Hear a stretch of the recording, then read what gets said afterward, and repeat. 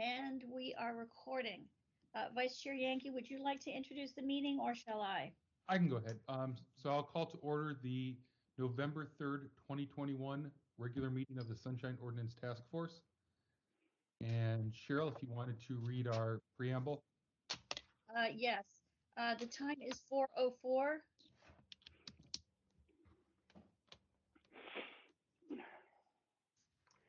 Sunshine Task Force remote regular meeting, listen, public call-in phone number, 415-906-4659. Meeting identification, 392-048-610#. If you wish to make a statement during general public comment, please press *6 and unmute your telephone to speak. Please press *6 to mute your telephone once you are done with your statement. Remote access to information and participation. In accordance with Governor Newsom's Executive Order N-3320, declaring a state of emergency regarding the COVID-19 outbreak, and Mayor London and Breed's proclamation declaring a local emergency issued on February 25, 2020, including the guidance for gatherings issued by the San Francisco Department of Public Health officer, aggressive directives were issued to reduce the spread of COVID-19. On March 17, 2020, the Board of Supervisors authorized their board and committee meetings to convene remotely via Microsoft Teams and will allow remote public comment via teleconference. Members of the public may participate by phone or may submit their comments by email to cheryl.leger@sfgov.org. That's CHERYL.LEGER@sfgov.org. All comments received will be made a part of the official record. Sunshine Ordinance Task Force agendas and their associated documents are available at sfbos.org/sunshine. As the COVID-19 disease progresses, please visit the Sunshine Ordinance Task Force website regularly to be updated on the current situation as it affects the legislative process. Vice Chair, do you want to read meeting decorum? Go ahead. Meeting decorum. Any member of the Sunshine Ordinance Task Force may call for decorum due to disorderly conduct of meeting participants. Persons who engage in threatening and or menacing behavior may be asked to leave. Thank you, Cheryl. And if you want to go ahead and call item number 1. Item number 1, call to order, roll call, and agenda changes. We'll begin with roll call. Chair Wolf, absent. Member Neighbors. Present. Member Neighbors present. Member Highland. Here. Member Highland present. Member Stein. Present. Member Stein present. Member Wong. Present. Member Wong present. Member Padmanabhan. Here.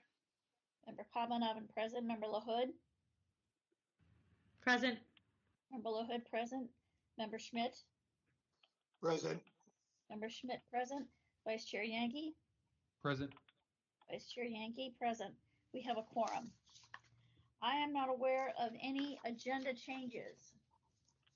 Is anyone? And I would just quickly, Cheryl, I just wanted to note as part of the roll call that seat 10 is now vacant as well. So there are only 9 sitting members, but however, quorum still remains the 6 members. Thank you for that update. Shall I read item 1A? Yes, let's proceed to that. Findings to allow teleconference meetings under California Government Code Section 54953, (E). Task Force is expected to consider a motion setting forth findings required under Assembly Bill 361 that would allow the committee to hold the meeting remotely according to the modified Brown Act teleconferencing set forth in Assembly Bill 361. Okay, thank you, Cheryl. And Yes? I believe attached is the, I was just saying thank you. And I believe attached is the motion that. Yes, that's it. It's, yeah, we do it monthly, as you know. Did any members have any comments on the attached motion? Questions? I had one, Cheryl, at the bottom of P4, the final paragraph where it says further resolved that the Cheryl Leger, I believe we talked about not using your name and instead wanted to use Sunshine Administrator or designated staff just in case you weren't available. So if we could make that revision.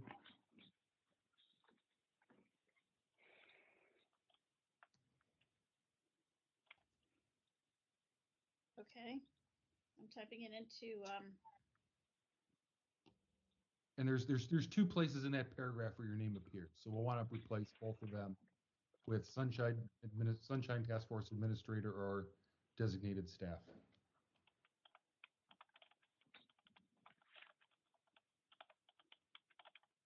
okay, I've made a note to myself to take care of that. Okay, thank you.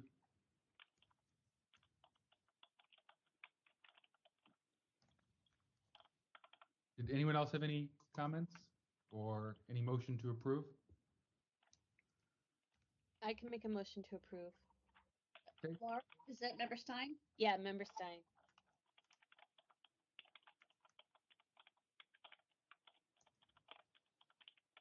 Member Highland will second.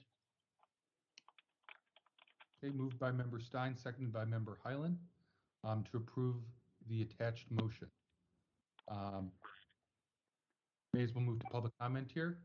So if you have a public comment on this item, please let us know. And if you need to unmute yourself, you can do so by pressing *6.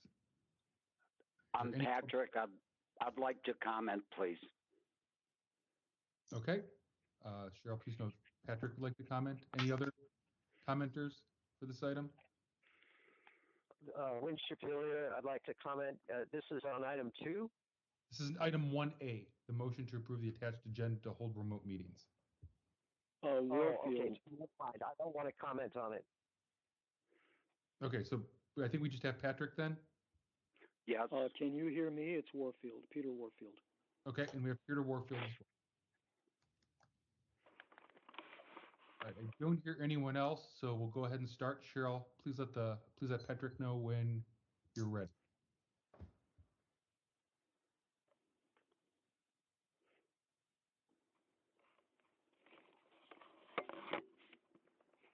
Mr. Manette, are you ready? Yes, ma'am. Go ahead, sir. I support this motion because it's essentially a pro forma requirement that you do so. However, if you would back up to the portion of this agenda item on whether there are agenda changes, may I respectfully request that you change the agenda to remove the chair's report at the end of the meeting, since Chair Wolf is not present. To me, that makes a lot of sense. Thank you.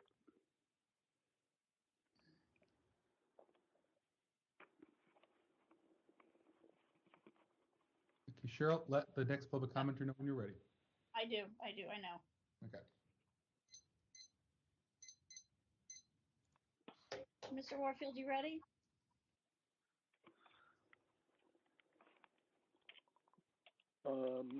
Yes, is there going to be any response to the comment from the previous speaker? Well, you're ready. This is about your public comment, sir. So if you want to make public comment, this is the time to do it. Sure, I'm ready. Let me know when to start. All right. Go ahead, sir. This is Peter Warfield, Executive Director of Library Users Association, Library Users 2004 at yahoo.com, and also P.O. Box 170544, San Francisco, California 94117-0544. I certainly agree with the previous public commenter about making the change to the agenda as early as possible, since that makes sense as the item on the chair's report. The question about whether you're going to allow teleconference meetings, I think that you should carefully consider this, particularly since you are the lead group in the city, presumably, who is looking at and considering and enforcing sunshine. A lot of places all over California and in San Francisco are opening up. It seems to me that there ought to be serious consideration about whether and how you will be able to open up to have real meetings, or even a kind of hybrid where you might have what I believe the Brown Act allows, which is that if there's a remote location, that basically the Brown Act wants there to be a location where anybody can go with no prerequisites of equipment, of phones, or of computers, where they can go. Presumably there would be somebody from the task force there participating, but also there to enable public participation by means of both listening and, when desired, making public comment.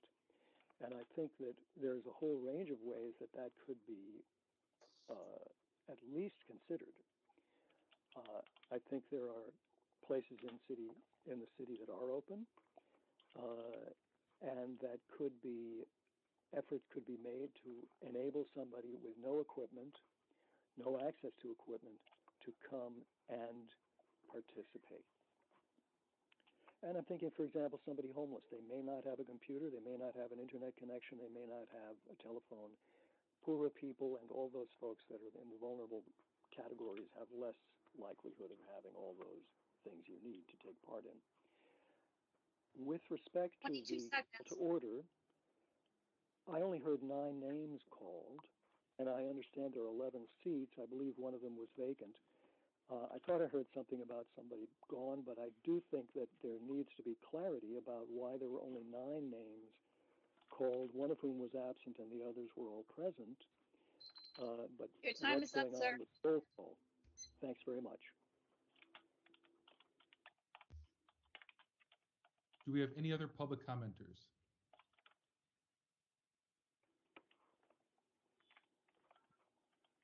Okay, hearing none, we'll go ahead and close public comment. We have a motion on the floor, but just to address 2 of the issues that were raised. We can get to agenda changes after this if we want to remove that. I would just note that Chair Wolf has a plane flight that arrives back in the Bay Area at 5:30 p.m. I don't know if he will make any portion of the latter part of this meeting or not. He may or may not. I'm not sure. So we can discuss that after we vote on this motion. But I would just note that. And then Mr. Warfield, you may have missed it at the beginning. I noted that seat 10 is now vacant and seat 3 obviously has been vacant for some time now. So we are down to 9 filled seats. Any other discussion before we vote on this motion? Seeing none, go ahead, Cheryl, and call the roll. Member Stein? Present, or aye, sorry. Member Stein, aye. Member Highland? Aye. Member Highland, aye. Member Neighbors? Aye. Member Neighbors, aye. Member Wong? Aye. Member Wong, aye. Member Padmanabhan? Aye. Member Padmanabhan, aye. Member LaHood?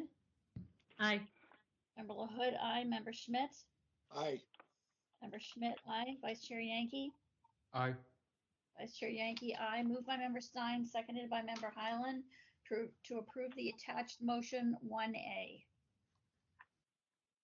Thank you, Cheryl. Okay, before we close out item number 1 here, did any members want to consider the agenda change for the chair's report? We could either go ahead and remove that now, or we could see how it comes when we get to it, and either Chair Wolf is here and he can deliver it, or we can continue it again if and when we get to it. This is Member LaHood. I think that's a good plan. I think we should leave it on the agenda, and if he's not able to join us, we can choose to continue it then. Okay. Hearing no other objections, we'll go ahead and move on to item number 2. Go ahead, Cheryl.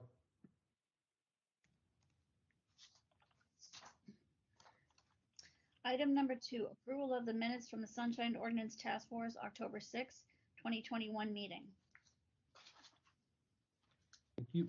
Members, any changes to the meeting minutes?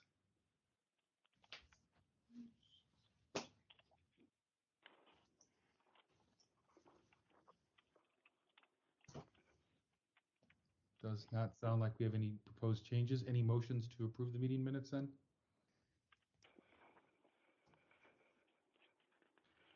This is Member Wong. I will make a motion to approve the minutes from October 6th. Okay, moved by Member Wong. Do we have a second? Yes, this is Member Padmanabhan. I second that motion. Okay, so moved by Member Wong, seconded by Member Padmanabhan. Go ahead and open it up for public comment at this point on item number 2. I'm Patrick. I'd like to comment. Okay, so we have Patrick. Any other public comment? Lynn Shapilier would like to comment. Okay, Lynn Shapilier. And Peter Warfield. Okay, sounds like Peter Warfield. So we have 3 public commenters at this point. You can unmute yourself with *6 if you would like to add yourself to the queue. And David Pilpel. Okay, we have David Pilpel. Any others? All right, hearing none, I'll let Cheryl take over and let each speaker know when they're ready. Mr. Manette Shaw, are you ready? Yes, ma'am. Go ahead, sir. I submitted a request to Ms. Leger to amend the October 6th meeting minutes to add to the motion on my complaint number 21054 to include that Chair Wolf had recommended adding to the motion introduced on my case should be submitted to the Compliance Committee for follow-up on compliance. It's important to correct these meeting minutes now so that the Compliance Committee follow-up amendment makes it into the eventual order of determination, which, by the way, I haven't received for over a month, so that it's in the OD as part and parcel of the complete record of this complaint. Please be sure, Ms. Leger, to add the correction to the minutes that I submitted to you. Thank you.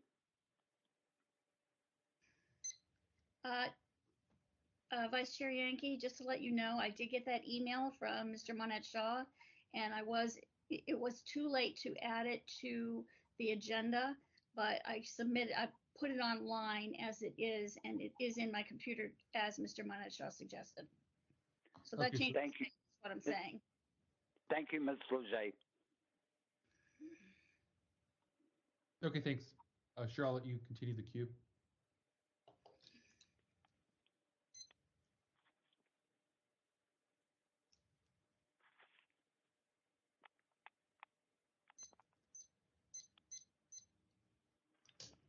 I believe the next speaker is Mr. Hillier. Sir, are you ready? Yes, I am. Go ahead, sir. Okay, thank you. I don't need a warning because I'm timing myself. With respect to item number 7, there are some errors. It began with a motion to combine file numbers 20143 and 20100, and the vote shows that committee member Wong voted aye. That's incorrect. Member Wong arrived right before the vote or shortly before the vote, and Chair Wolf asked her to leave the meeting because she had not been present for the discussion on it, and she did leave the meeting, and she was absent when the roll was called for the vote, so she should be listed as absent. My presentation is summarized incorrectly. It says I requested the committee to find a violation. Well, I don't think so. I was talking to the task force. I would have requested that the task force find a violation. It says that I stated at the July 15, 2020 Behavioral Health Commission meeting there were only 3 committee members present. Well, that would have been incorrect. It would have been 3 commissioners present. And then it says when there should have been 9 members present. I did not take the position that there should have been 9 members present. I did take the position that the 3 members present would have been a majority of the members present under my theory. It says Mr. Hilliard defined the word member to mean office, vacancy, or seat, and stated that an unbeatable argument alleging that quorum was met. I've never taken the position that the word member in Charter Section 4.104 means position, office, vacancy, or seat. It does not mean that. That's been the SOTF's position. I'm against it. Okay, so that's the exact opposite of what I said. And I did not say that I had an unbeatable argument alleging that quorum was not met. I said that I had an unbeatable argument that Charter Section 4.104 did not apply to the commission. And finally, further on down under the next action item, it says Stephen Banuelo, Commissioner. That misspelling of his name, it's spelled with only one N, only one L, and an S at the end. Back to you, Mr. Chair.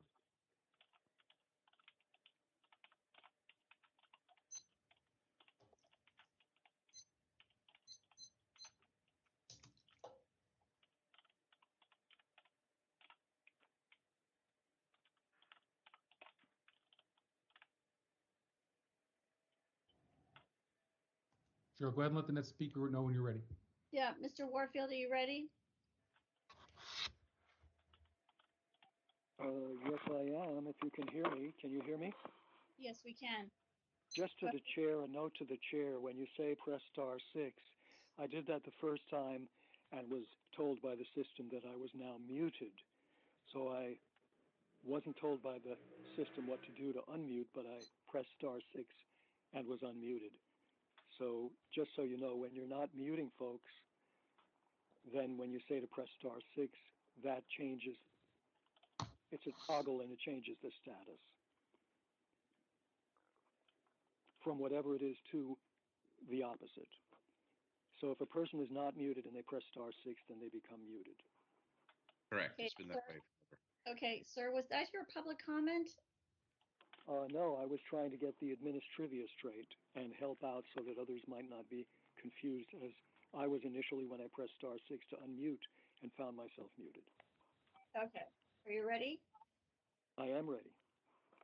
Go ahead, sir. Let me know when to start. Go ahead. Thanks very much. Peter Warfield, Executive Director of Library Users Association, Library Users 2004 at yahoo.com, and P.O. Box 170544, San Francisco, California, 94117-0544. I have basically 3 brief, I think, comments. First of all, I'd like to suggest, as you have done in the past, very helpfully, that you include in all of the minutes the timing of the start of each item, or even preferably, as you have also done, the start and the end of each item, so that a person knows if I want to listen to this, it's 10 minutes, it's 2 hours, whatever. But they'll know exactly where to find it in case they are particularly interested in hearing the recording, or perhaps reviewing minutes. Second, I'm very concerned that I'm noticing what looks like a substitution of 150-word summaries within the minutes or people's public comment, and apparently the substitution for that as a substitute for your body's obligation to summarize public comment. And so I think that the body, through its administrator drafting and the body approving, needs to provide what's legally mandated, which is a summary of the public comment. The provision of a 150-word summary is presumably an extra, an optional extra for the public.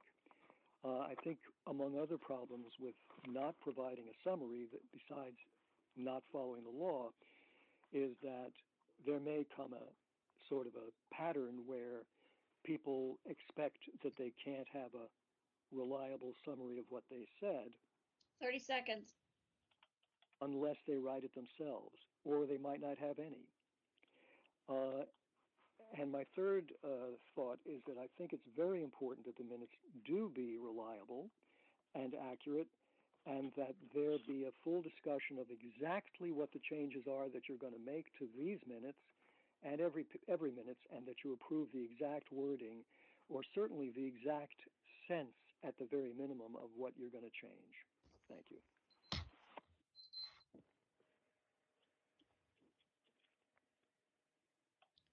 David Pilpel, are you ready? I am. Go ahead, sir. Thank you. So on the minutes, and I'm sorry I haven't had a chance to communicate these suggestions to Cheryl, but I'm happy to do so after the meeting. In several instances, there's reference to Chair B. Wolf, and then in other cases, it's just Chair Wolf. I'm not sure that I care which, but I think it should be consistent. On item 1, page 16 of the numbered packet, second paragraph, the committee discussed the agenda. I think it should read the task force. Same thing below it, the task force, or maybe some member, but it's not a committee. This is actually the task force. If, and I wasn't paying attention at the time, but if the motion under item 1 actually continued items 6 and 12 to the call of the chair, then later on in the minutes, it's correct on page 5 of the minutes, page 20 of the numbered packet, see above motion, although it could say see item 1 for action to continue the matter to the call of the chair. But on item 12 on page 11 of the minutes, 26 of the packet, there's an additional motion to continue the matter to the call of the chair. And if that happened, that would be duplicative. And if it didn't happen, then maybe that was just copying something from above from item 11. Anyway, I'm just not clear on when action was taken on item 12 to continue. I had some other incredibly minor league things. If I look through here, I could find them, but I can't find them right this second. Anyway, as I say, I'm happy to convey those to Cheryl after the meeting. Nothing else comes to mind as being substantive. There were a few things towards the end. It was very late. It was after midnight. For example, on page 12, on my public comment about 361, I think should read about AB 361 and things like that. So perhaps if you choose to approve the minutes today, which is fine, you might grant some limited discretion to Administrator Lachey to make minor non-substantive edits consistent with comments that I and others may make. I hope that helps. Thanks.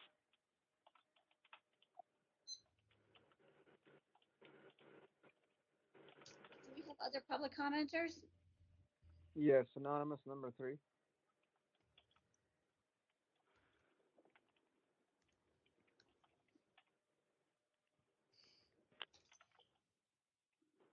Can anyone hear me?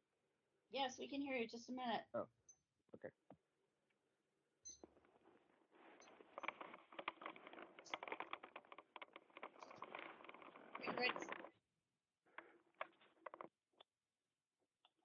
There's a lot of background noise. Can I ask you to press *6 if you're not speaking, please?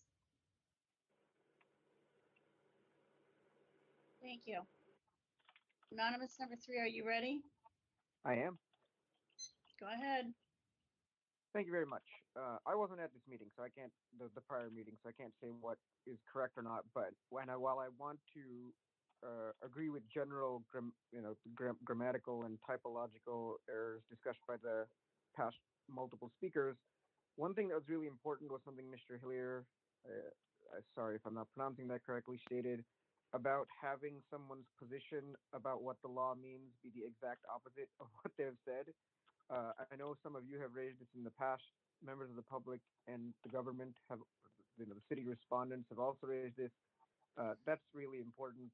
I'm not sure what could be done systematically to ensure that that doesn't keep happening, but it does happen where the member of the public is saying something is not applicable under a particular law, or is not exempt, for example, under the law, and it'll be written exactly as the opposite. Or when the city cites a certain legal provision and it's cited as that's a reason for disclosure as opposed to, say, a reason against disclosure. That's all. Thank you.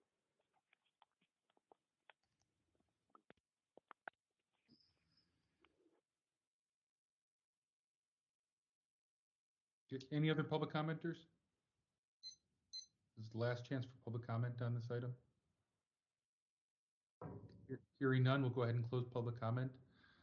Members, did we want to propose any amendments to this motion to approve based on the feedback that we've received? With amended changes? That's correct, yes. Did anyone want to outline what amended changes we might want to make?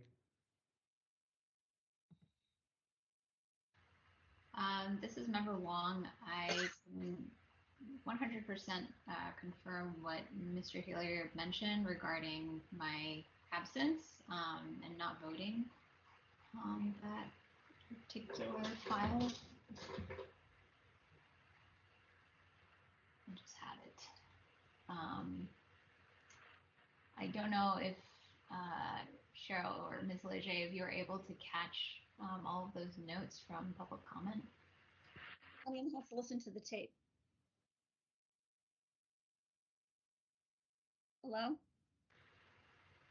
Yes, still here.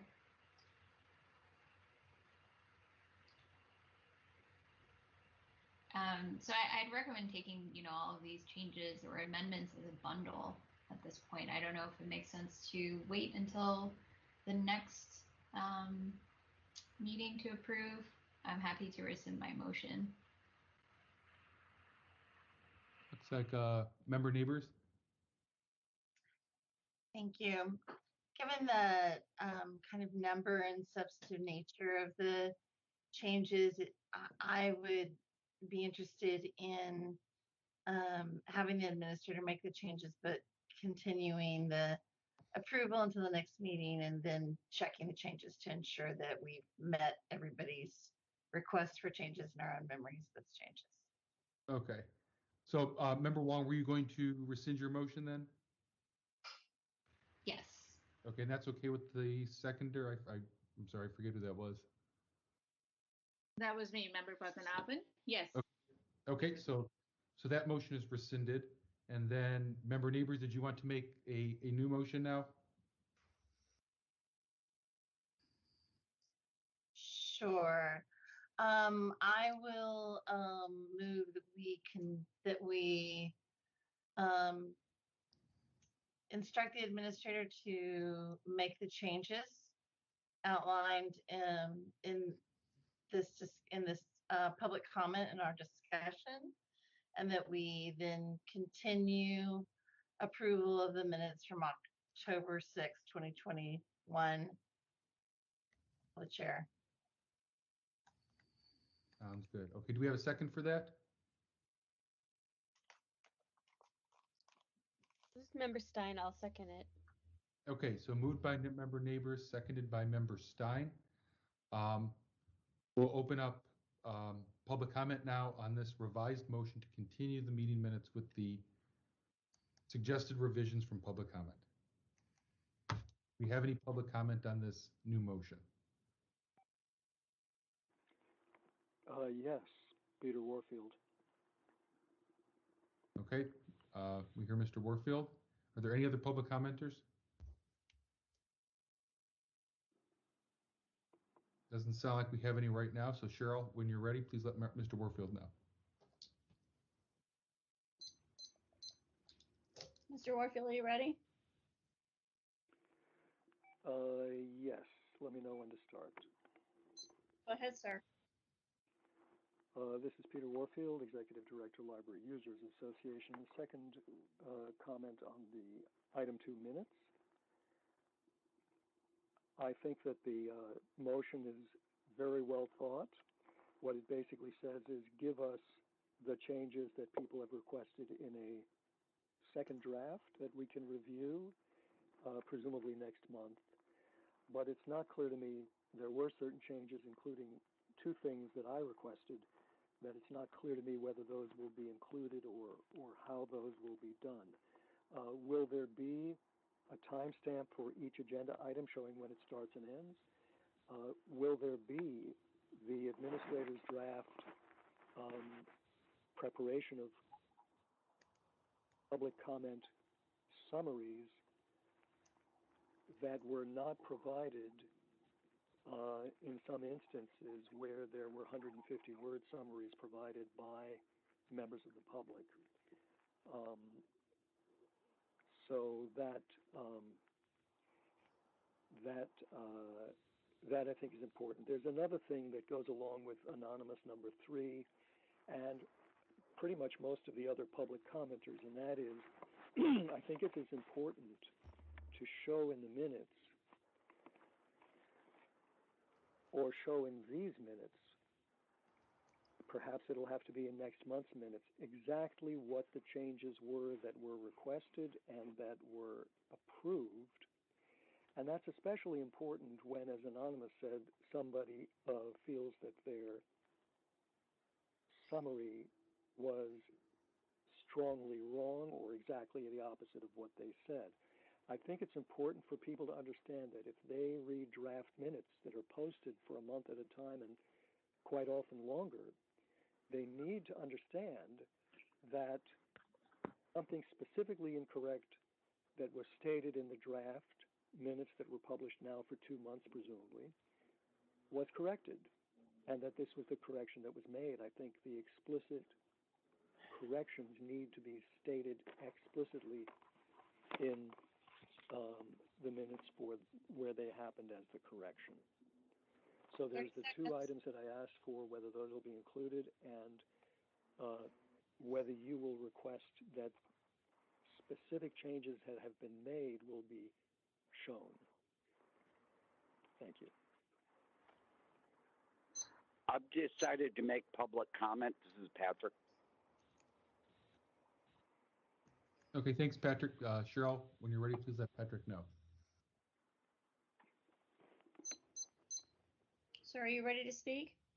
Yes. Go ahead. I'm just hoping that the delayed meeting minutes will not affect the language in the order of determination on my complaint 21054 by another month's delay in finalizing the October 6th meeting minutes. And briefly, I want to commend Mr. Warfield for his restraint and not repeating his contact information in the second round of public comments on the meeting minutes. We all know how to reach you, Peter, and your restraint today, saving time, is greatly appreciated, at least by me. Thank you. Thank you. Any other public comment? Again, if you're already on mute, you can press *6 to unmute yourself if you're on mute. Okay, hearing none, we'll go ahead and close public comment. Members, is there any last-minute discussion before we move to a vote? Okay, seeing none, go ahead and call the roll, please, Cheryl.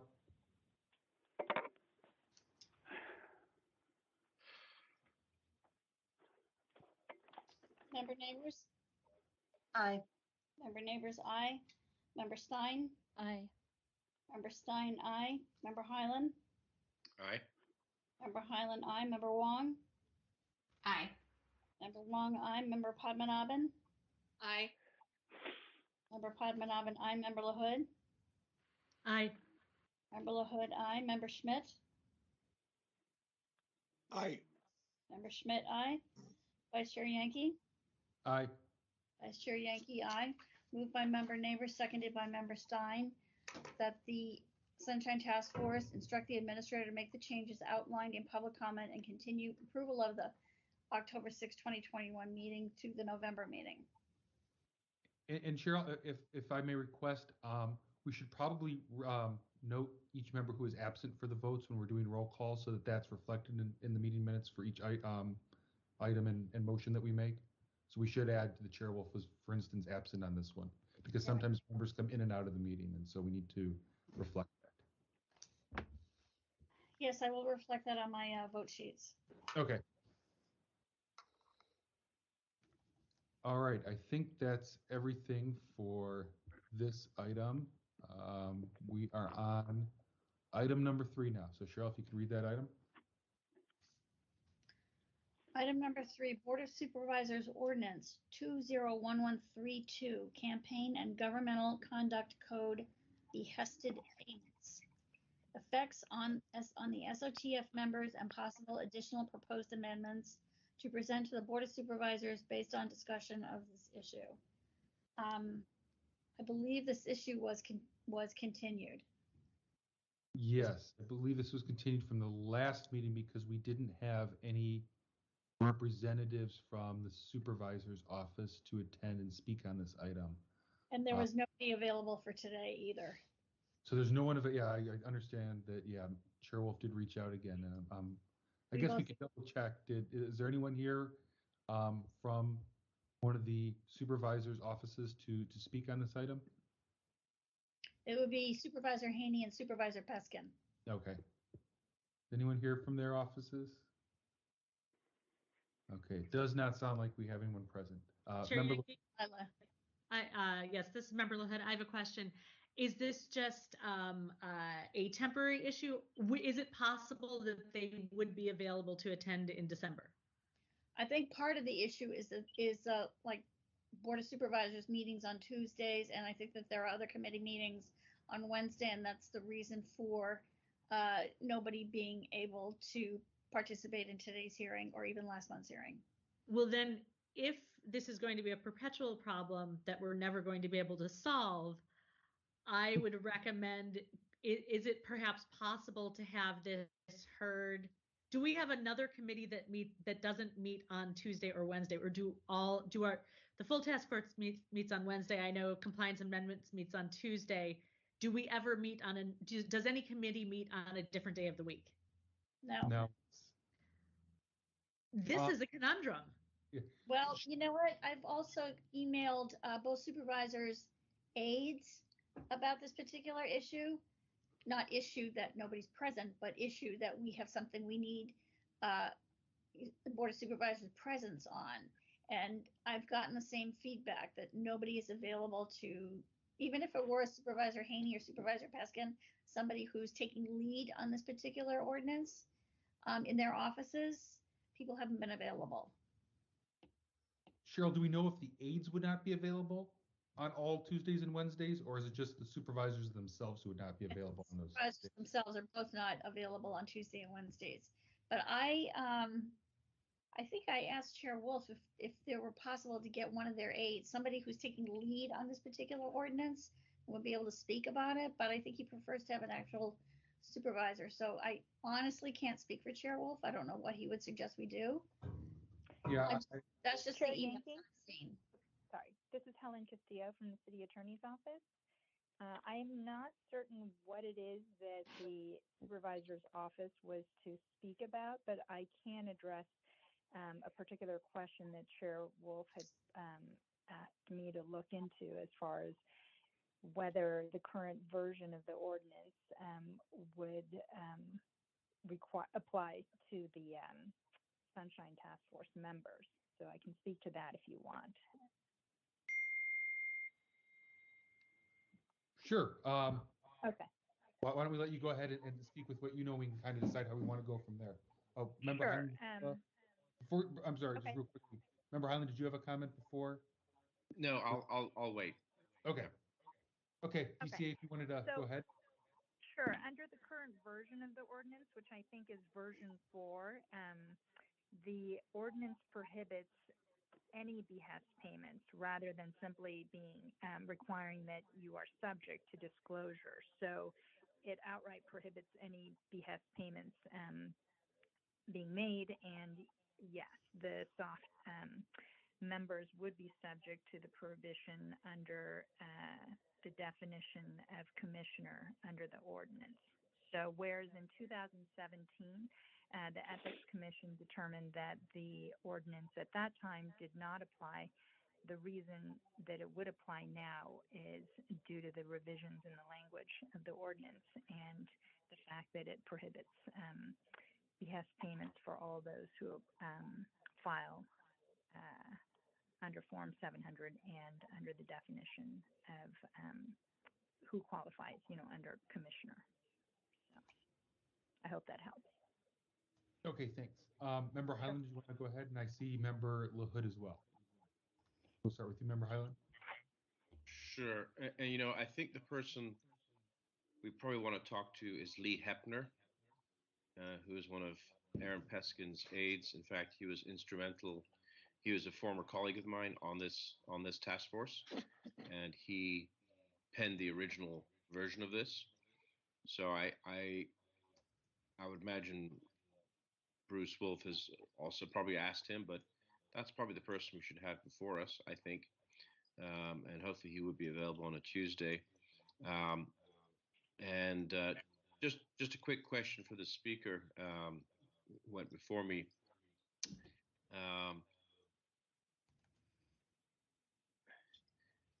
Yes, it looks like that definition has changed, and technically we're task force members.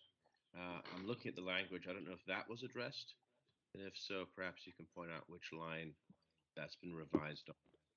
Thank you. Sure. Let me look up the actual language.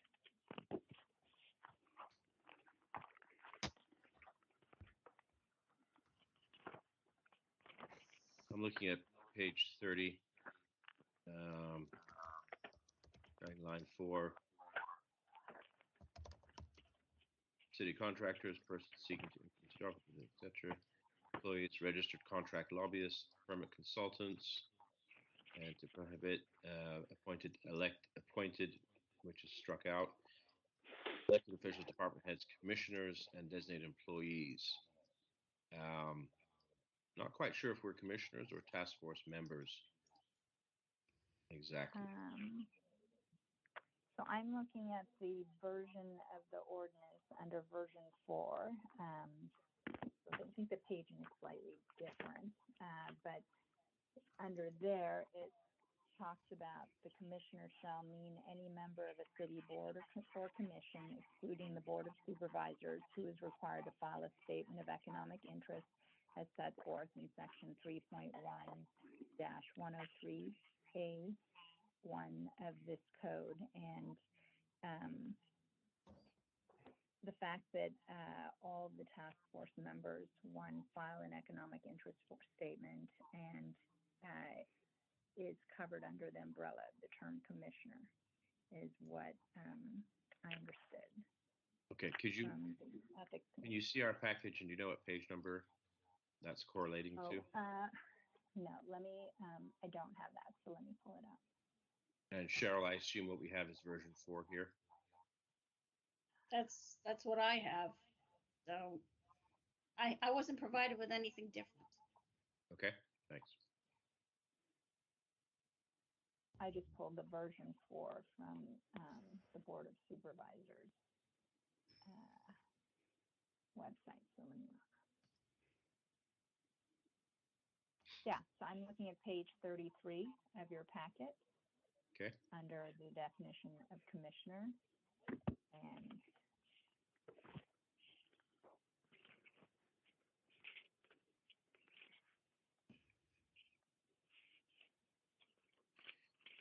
And that was a change in the definition. And the change really is capturing those who file statement of economic interest, which Bruce confirmed that all of you do. So. Right, but I don't read that language as inclusive. I read it differently. Now, if it just said anyone that files a 700, that's one thing, but it's not quite saying that, is it?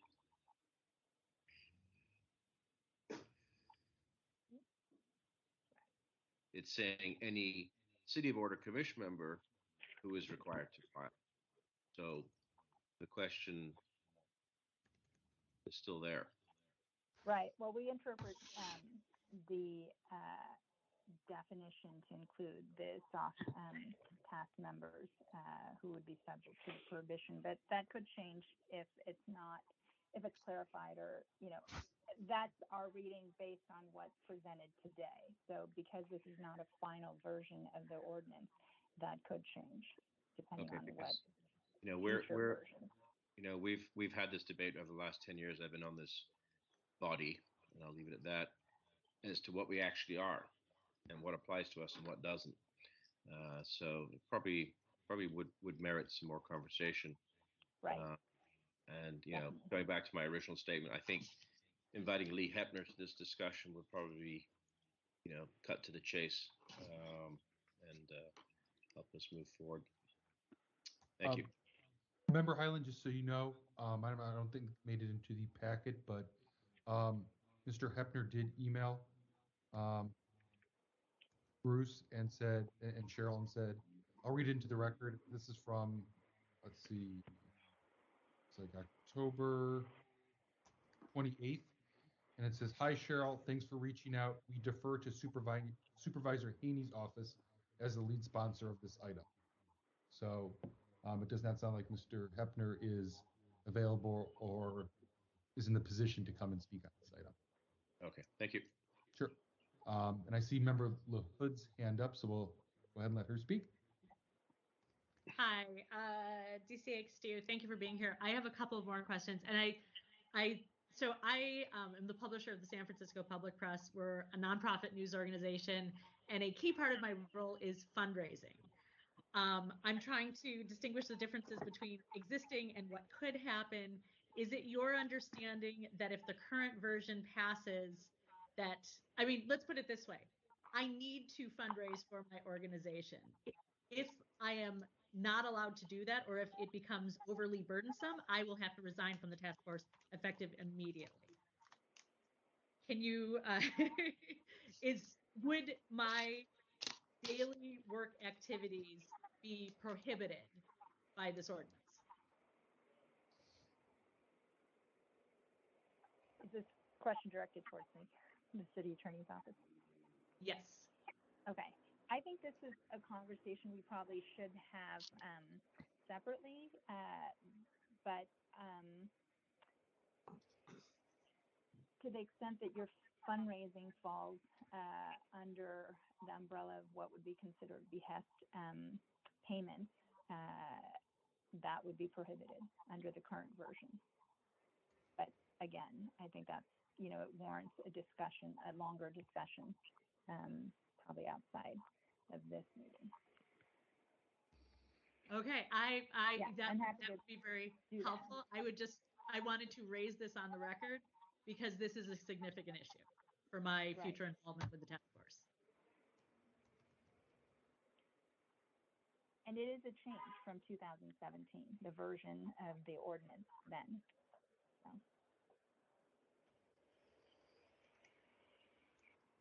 Thank you. Were you all set, Member Hood? I mean, for now. All right, I see Member Schmidt's hand up, so we'll go ahead and hand it over to him. Yeah, I just wanted to, going back to Member Highland's comments, I wanted to concur in sort of the concern about the language. It does feel ambiguous as to whether the people here are encompassed within that. It seems unclear. And so it's possible that it could be something that we could deal with at a hearing where people are present. Yeah, that's all I wanted to say. Next. Okay, thanks. I see Member LaHood's hand still up. Did you have another comment? Okay, so didn't want to skip anyone.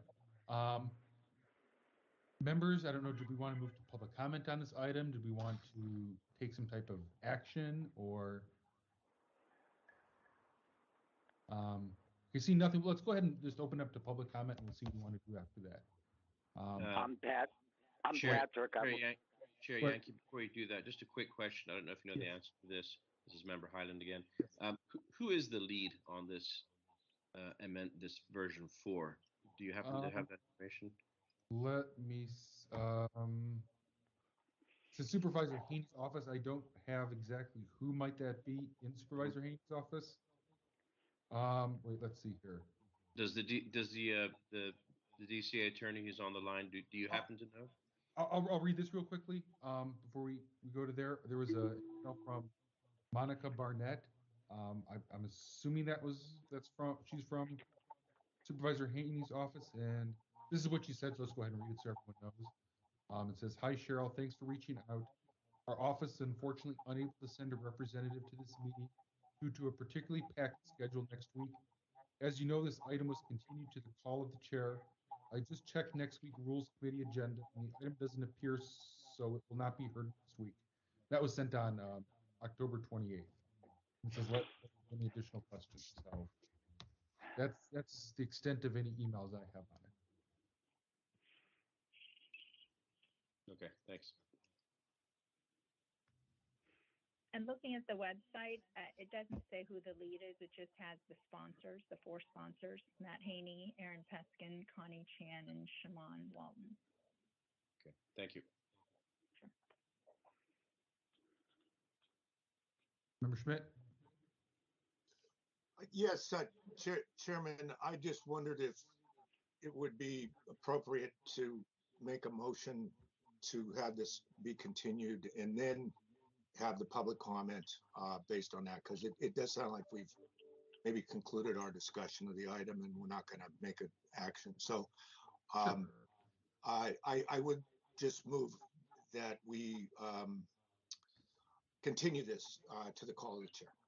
And Member Highland, I'll second that. Okay, so moved by Member Schmidt, seconded by Member Highland to continue the matter to the call of the chair. Okay, so go ahead and open up to public comment now at this point. Please let Cheryl know. Okay. This is Patrick. I'd like to comment. Okay. For those of you not speaking during public comment, please mute yourself by pressing *6. I'm hearing some background noise. Can you put David Pilpel on the list, please? Just a moment. Thank you. Peter Warfield would like to be on the list, please.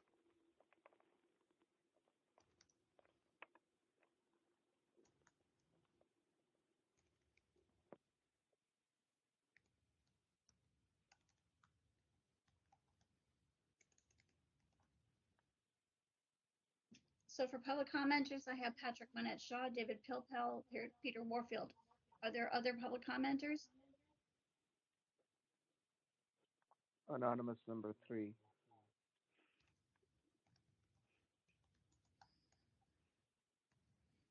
Okay.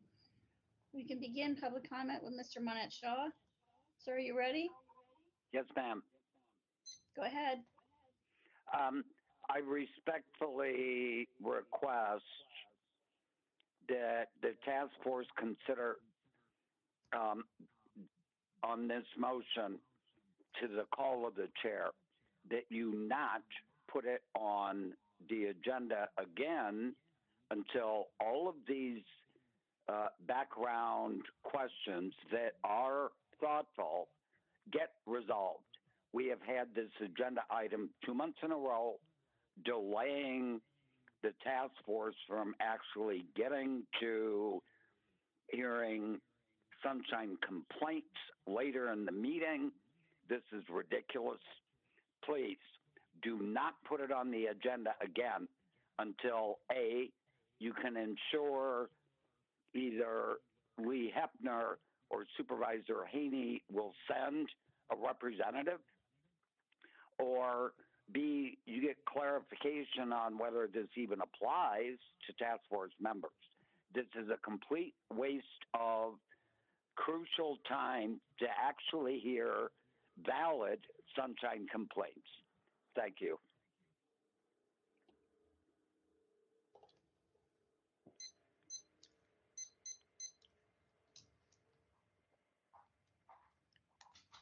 David Pilpel, are you ready to speak? Yes, Go ahead, please. thanks.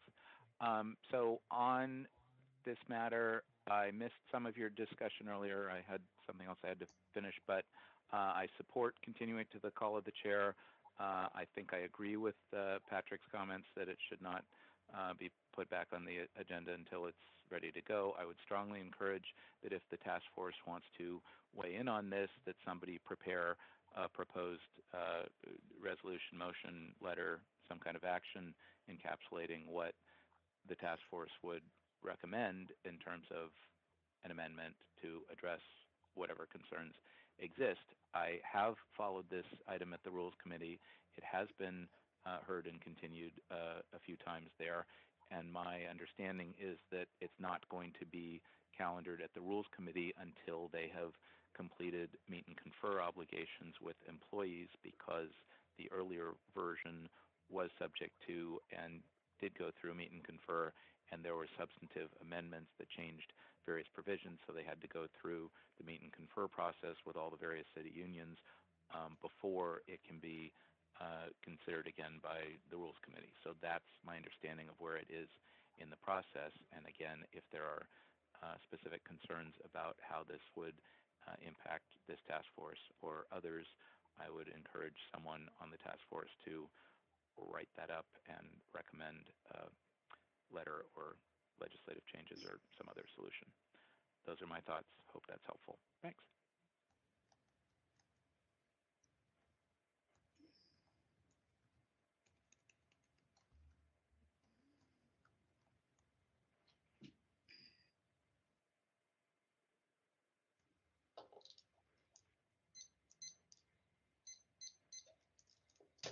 Mr. Warfield, are you ready to speak? Yes, I am. Let me know when to start. Go ahead, sir. Peter Warfield here, Executive Director, Library Users Association, Library Users 2004 at yahoo.com, and also P.O. Box 170544, San Francisco, California 94117-05. Oh, brother. I believe that the matter of this larger issue has been up and down quite a number of times, actually over the years. It would be helpful, first of all, to know what is it that is the action that's proposed. Presumably somebody on the task force has put this on the agenda, presumably the chair. For a reason, it seems to be limited to discussion and action on effects on SOTF members and possible additional proposed amendments to present to the Board of Supervisors. I think it should be perhaps made a little more clear what the contemplated action is and maybe why it's significant or important at this time with this legislation. I think it is really hard to follow what's going on here. First of all, we're hearing about versions. I don't see any indication of version on the agenda nor on the explanatory document that's provided. I'm not sure how anybody would know what version we're talking about here.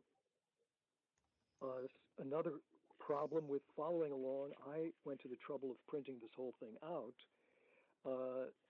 and Member Highland referenced page 30, when it looked like the first page of the legislation that I have is page 32, and it seemed he was reading from the first paragraph of the text. So that was another confusion, is where are we in the text? And especially when you're on the phone and you can't see what's going on, if in fact anybody is showing anything, there needs to be a little assistance for folks on the phone who are trying to follow along. So those are some main concerns. What is it that's being proposed? How about being specific about it? What version are we talking? What page number are we talking? Get some clarity about that, and an indication on the agenda packet and maybe on the legislation, what version we're talking about. And I would also think that just in plain English, the significance of the legislation and the significance to the task force would be useful to lay out explicitly and clearly for the public, so that there's some information provided. For example, today, with respect to having the supervisors, they can come if they want. They have 3, possibly 4 aides they can send.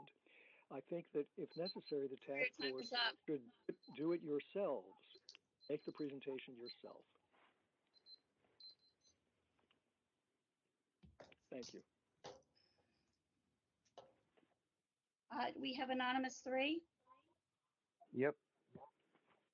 Go ahead, sir. Thank you very much. This is anonymous number 3. I just want to stick to the substance of, I think, the main issue here, which was raised by a few of the task force members, which is line 8 of page 33, the definition of commissioner, saying it includes a member of a city board or commission, ... who is required to file one of those statements of interest.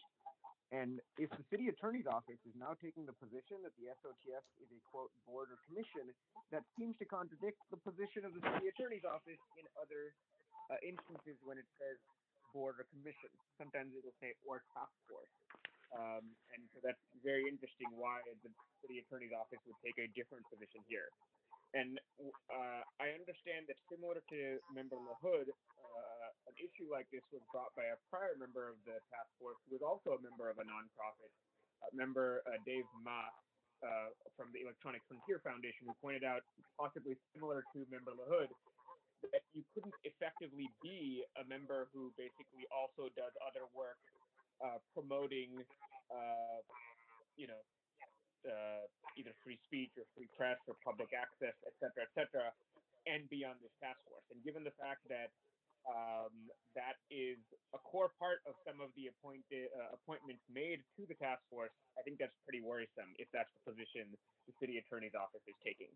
So I do think that instead of waiting for supervisors or something, one or you, maybe the ones who have a concern, could just go to the rules committee itself when it's there and talk as an individual member and not as the task force as a whole. Instead of having to wait for more agenda items and presentations, you could just go there and ask and discuss it with them in an open public meeting. And I think it's worth having that discussion to know what is their intent. Is their intent to cover SOTF, and how do you handle people who work with nonprofits? Thank you very much.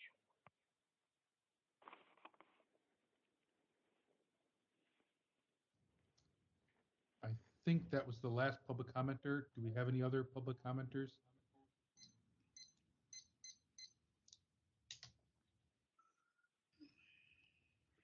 Last call for public comment. All right, hearing none, we'll go ahead and close public comment. Is there any other discussion, members, before we vote on this item? Okay, seeing none. Cheryl, can you call the roll on the motion to continue to the call of the chair?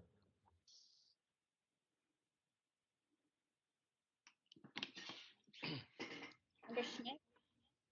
Aye. Member Schmidt, aye. Member Highland? Aye. Member Highland, aye. Member Neighbors? Aye.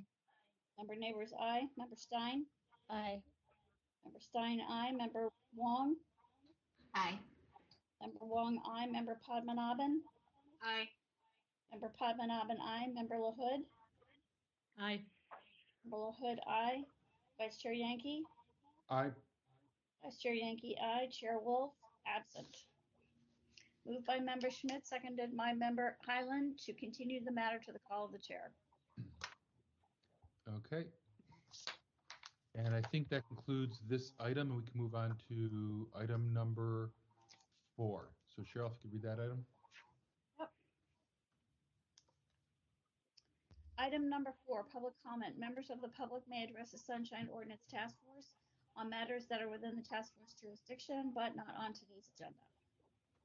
Okay, so this is the portion where members of the public can provide public comment for items not on the agenda. So if you'd like to speak on this item, please speak up. And if you're on mute, you can unmute yourself by pressing *6. So I'm Patrick. I'm I'm Patrick. I'd like to speak. Okay, so we have Patrick. Yes. David Pilpel. We have David Pilpel. Thank you. Wayne Shapilier. All right, Win Shapilier. Warfield. Can we have Mr. Warfield? Anonymous 3. And anonymous number 3? Sullivan. And Mr. Sullivan? Did I hear Mr. Warfield say he wanted to make public comment? Yes, he did, Shaw. Okay, so I have the following public commenters lined up: Patrick Manette Shaw, David Pilpel, anonymous number 3, Mark Sullivan, Peter Warfield. Did I miss anyone? I thought I was number 3. Mr. Warfield, I have you down. You'll be able to make your public comment. Okay, general public comments. We'll start with Mr. Manette Shaw. Are you ready to begin, sir? Yes, ma'am. Go ahead. I want to remind the task force that during debate on my complaint 21054 on October 6th, Chair Wolf assured me my concern that it would take months to issue an order of determination was incorrect. Despite Chair Wolf's reassurance, I have not received an OD on complaint 21054. I remind the task force that 2 of my complaints against the city attorney's office, number 20010 and 20062, were both heard by the full task force on February 3rd, 2021, but it took 4 months until I received both ODs in the middle of June 2021. That's completely unacceptable. This matters precisely because Administrator Young stepped in and claimed the 5-day response time for DPH to produce the requested records had to be issued in the OD. The upshot is the 5-day clock has not yet started ticking and won't until the OD is issued. That means DPH essentially got a get out of jail free card to not have to produce the records within 5 days after you determined they had to produce the records. Will it take another month for the OD to be written and signed? Will DPH get a longer get out of jail free card? I think the task force should do 2 things. 1, direct that the 5-day period start ticking on the same date of the hearing is held and the motion is adopted, not the date DOD is issued. And 2, make a new rule that the task force must issue the ODs within 5 to 10 days following the date of the hearing. The ODs should not take 1 to 4 months or longer to be issued. Delaying the start of a 5-day period in which respondents must call up the records requested is simply wrong and lets the respondent departments get away with, if you will, 20 seconds. Lets the respondent departments get away with bloody murder. I want my OD soon. Thank you.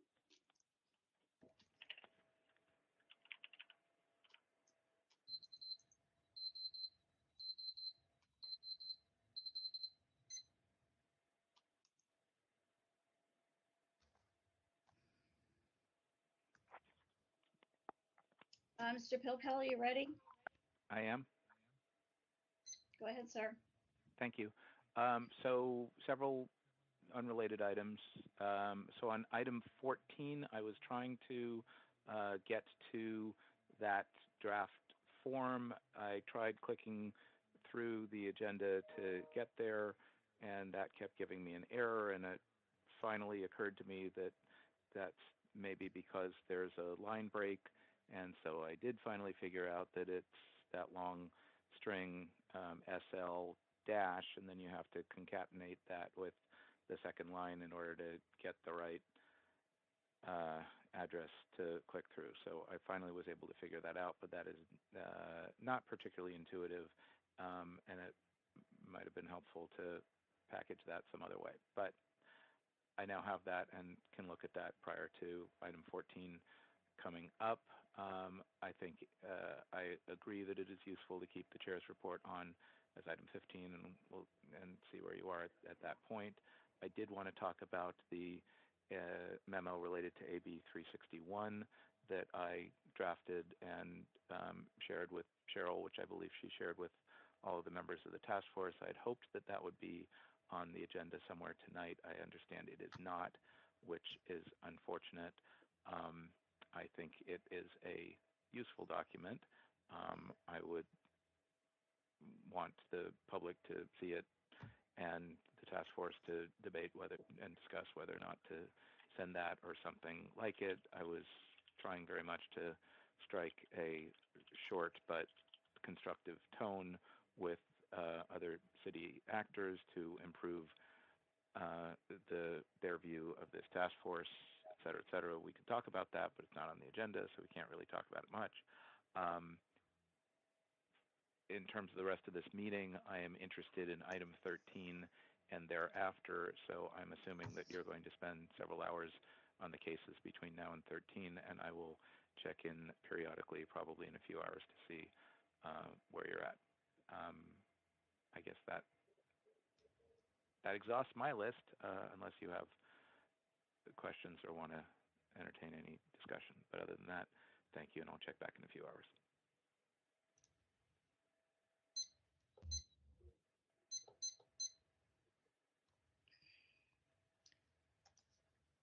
Anonymous number 3. Yes. You may begin. Thank you very much. I would agree with the first speaker, I think, about the time it takes for orders of determination. I think I have some that are now 5 months that haven't been issued. And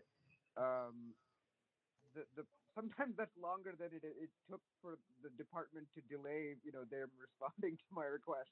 And I think that if you look at that scale, that can show the damage that not issuing an order of determination causes, because some departments take the position that they only have to comply when you issue that order and not when you make the motion. I'm not sure about that. I'm not sure if that's ever been challenged in one way or another, but some departments take that position. And it's very hard for your compliance committee to do any work without an order of determination to look at. It happened recently where you guys were reviewing something for compliance, but there was no OD. I think it is the Hooper cases. And regardless of whether you believe the law says they should be complying immediately after you make the motion versus the OD, it's just helpful to have a written version of exactly what you want them to do, no matter what. And so I don't know why it is that it takes so long to make orders of determination. Sometimes it takes 1 month. It happens right after the minutes are approved. Sometimes it takes many, many, many, many months. And I hope this can be made consistent, and there's some process to follow. Last time someone spoke about this, someone mentioned at one of these meetings that it's because I think you guys are trying to create a new template for how orders of determination look like. I'm not completely clear on that. But I would say there is a reason I believe that you guys wait at least 1 month. And it's because unless the minutes are approved, the wording might just be wrong, because the orders of determination copy the approved minutes, I believe, from the committee meeting and the full task force meeting, and the motions and the wording, as we discussed earlier today, have to be right. Otherwise, the OD might be completely wrong. So I do understand why you have to wait 1 month, but I think after that, after the minutes are approved, it seems like the ODs should be able to issue as soon as possible right after that. Thank you very much.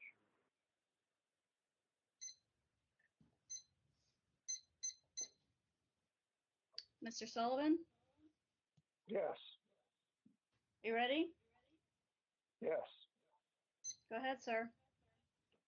Nowhere in the Sunshine Ordinance or the California Public Record Act does it limit the amount of records produced by a record request. 67.25B even uses the word voluminous nature of information requested. CPRA 653C 2, voluminous amount of separate and distinct records. Neither Public Record Acts use the term keywords or requires a requester to narrow their request. CPRA 6257.5. This chapter does not allow limitation on access to public records based upon the purpose for which the record is being requested, if the record is otherwise subject to disclosure. Any ask of the requester for keyword search terms to narrow their request is asking for purpose and limiting access to public record that would otherwise be made available. Focused and effective request. Purpose is not to limit public record access. It is to increase public record access where there would be none. CPRA 6253.1a. In order to assist members of the public make a focused and effective request that reasonably describes an identifiable record or records shall do the following, followed by a list. Jumping to CPRA 62531B. Important. Requirements of paragraph 1 of subdivision A shall be deemed to have been satisfied if the public agency is unable to identify the requested information after making a reasonable effort to elicit additional clarifying information from the requester that will help identify the records for records. This says unable to identify the requested information, not that the agency has identified too many records. CPRA says reasonably described, not reasonable request or overly broad. CPRA 6253A, upon a request for a copy of records that reasonably describes an identifiable records or records. This use is reasonably described as in finding a record or records instead of none. Under Sunshine Ordinance, a whole category of public information can be requested and is required to be produced. Sunshine Ordinance Section 67.25D. 30 seconds. In response to a request for information describing any category of non-exempt public information, when so requested, the city and county shall produce. Thank you for your time.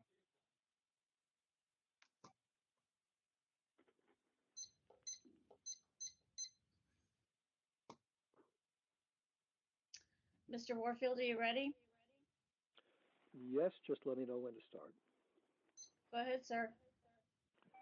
Peter Warfield, Executive Director, Library Users Association, Library Users 2004 at yahoo.com, P.O. Box 170544, San Francisco, California, 94117-0544. There is a serious problem, I think, with the Sunshine Ordinance being strict and understanding its role as essentially an enforcement agency of the law.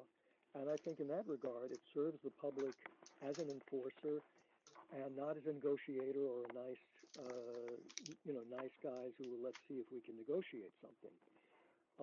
And all of the comments that have gone before, or most of them, I think are very significant. We also waited for quite some time for our order of determination after the June hearing that gave us an order of determination. That's one example. Let me say that the law, 67.21D, which I'll read if I have time in a little bit, says you have to provide a determination within 45 days of getting the complaint, and then if there isn't compliance within 5 days, send it to further offices. There isn't months and months and months of subsequent discussions. I was very disappointed recently at a Compliance and Amendments Committee. There were some things that were very good, but there were also things that were, I think, quite problematic. With respect to the basic enforcement and the basic respect that the committee should expect itself to be treated with which it should be treated. In the September meeting, the committee set specific objectives for the library to satisfy, to look into specific things that would improve public comment for its own meeting and as a template for any other. Then they were supposed to provide a status report in writing and to give it to the committee and to Library Users Association. They didn't do any of that. They gave a bare bones mention to the committee that there was some change to the instructions in the agenda packet, and they sent nothing at all to Library Users Association. They certainly didn't speak to the issues that the committee had raised. I think that lowers the respect that people hold for the participants, and I think it also lowers the effectiveness, clearly. Section 67.21D, which I think urgently needs to be read, gives a 45-day limit on how long it may take you to come to a decision on an order of determination, and 5 days for compliance. And at that point, boom, it's supposed to go out under 67.21D. Look at that. Thank you.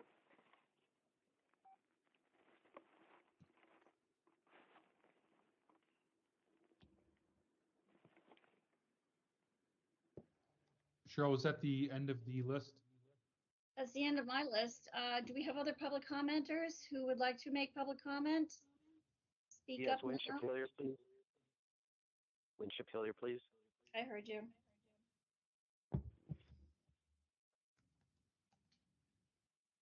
Are you ready, sir? I'm ready. Go ahead. Okay, thank you, Mr. Chair. Task force members, thank you very much. I'm very glad you're here doing the work that you're doing, and I very much appreciate it. And I've struggled with myself about whether to even give this public comment, because I know it's delaying important work that you have to do in a very long agenda. But I also didn't want to come away from this meeting hating myself the next day for not having spoken up. The complaints that you determined at the last meeting, one of them is now 15 months old, and I told Committee Chair Highland at the October 12th meeting of the EOTC that, I didn't want an order of determination to come out because there were still jurisdictional issues that needed to be decided on that complaint, and those have been postponed at the call of the chair with reference to the Office of the City Attorney. And I'm just concerned because last year, in November, at the November 10th special meeting, one of the three jurisdictional issues was referred to the Compliance Amendments Committee, and the Office of the District Attorney Representative Price Wolf said that he would look into the issue. It never came up in committee, and we never heard back from Price Wolf. And I'm just concerned. That was a year ago. And I'm just concerned. I don't want another year to go by. These are important issues that prevent the commission, the Behavioral Health Commission, from functioning, because they deal with who counts as a member and how many members there are on the commission, and therefore whether a quorum is present at any meeting and whether a majority of the members are present at any meeting.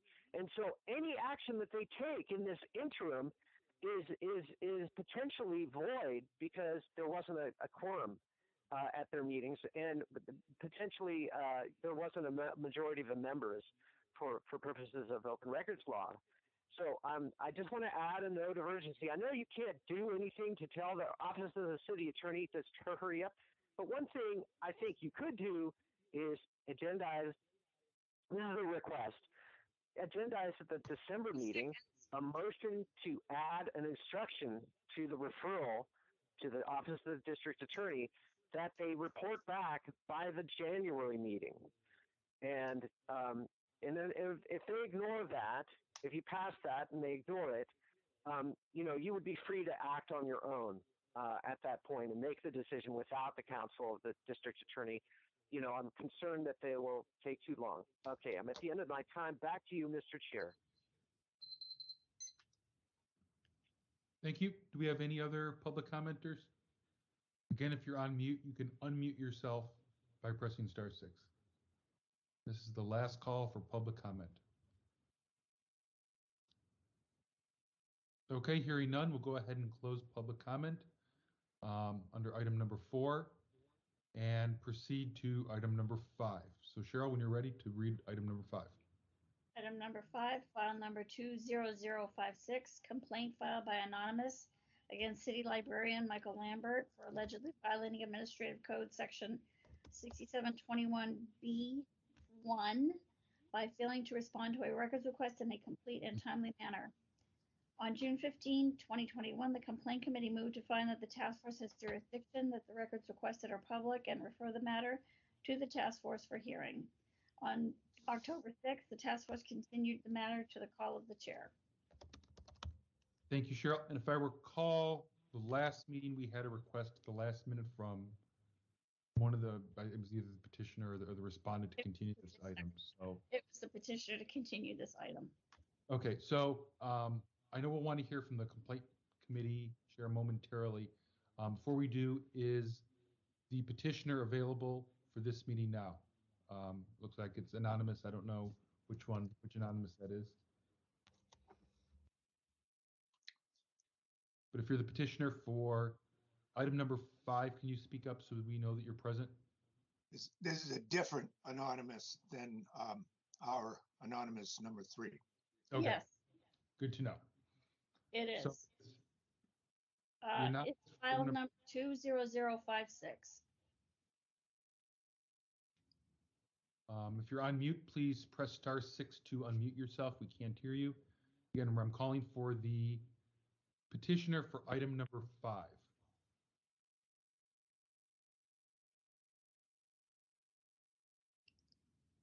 Okay, I'm not hearing anything. Do we happen to have the respondent available?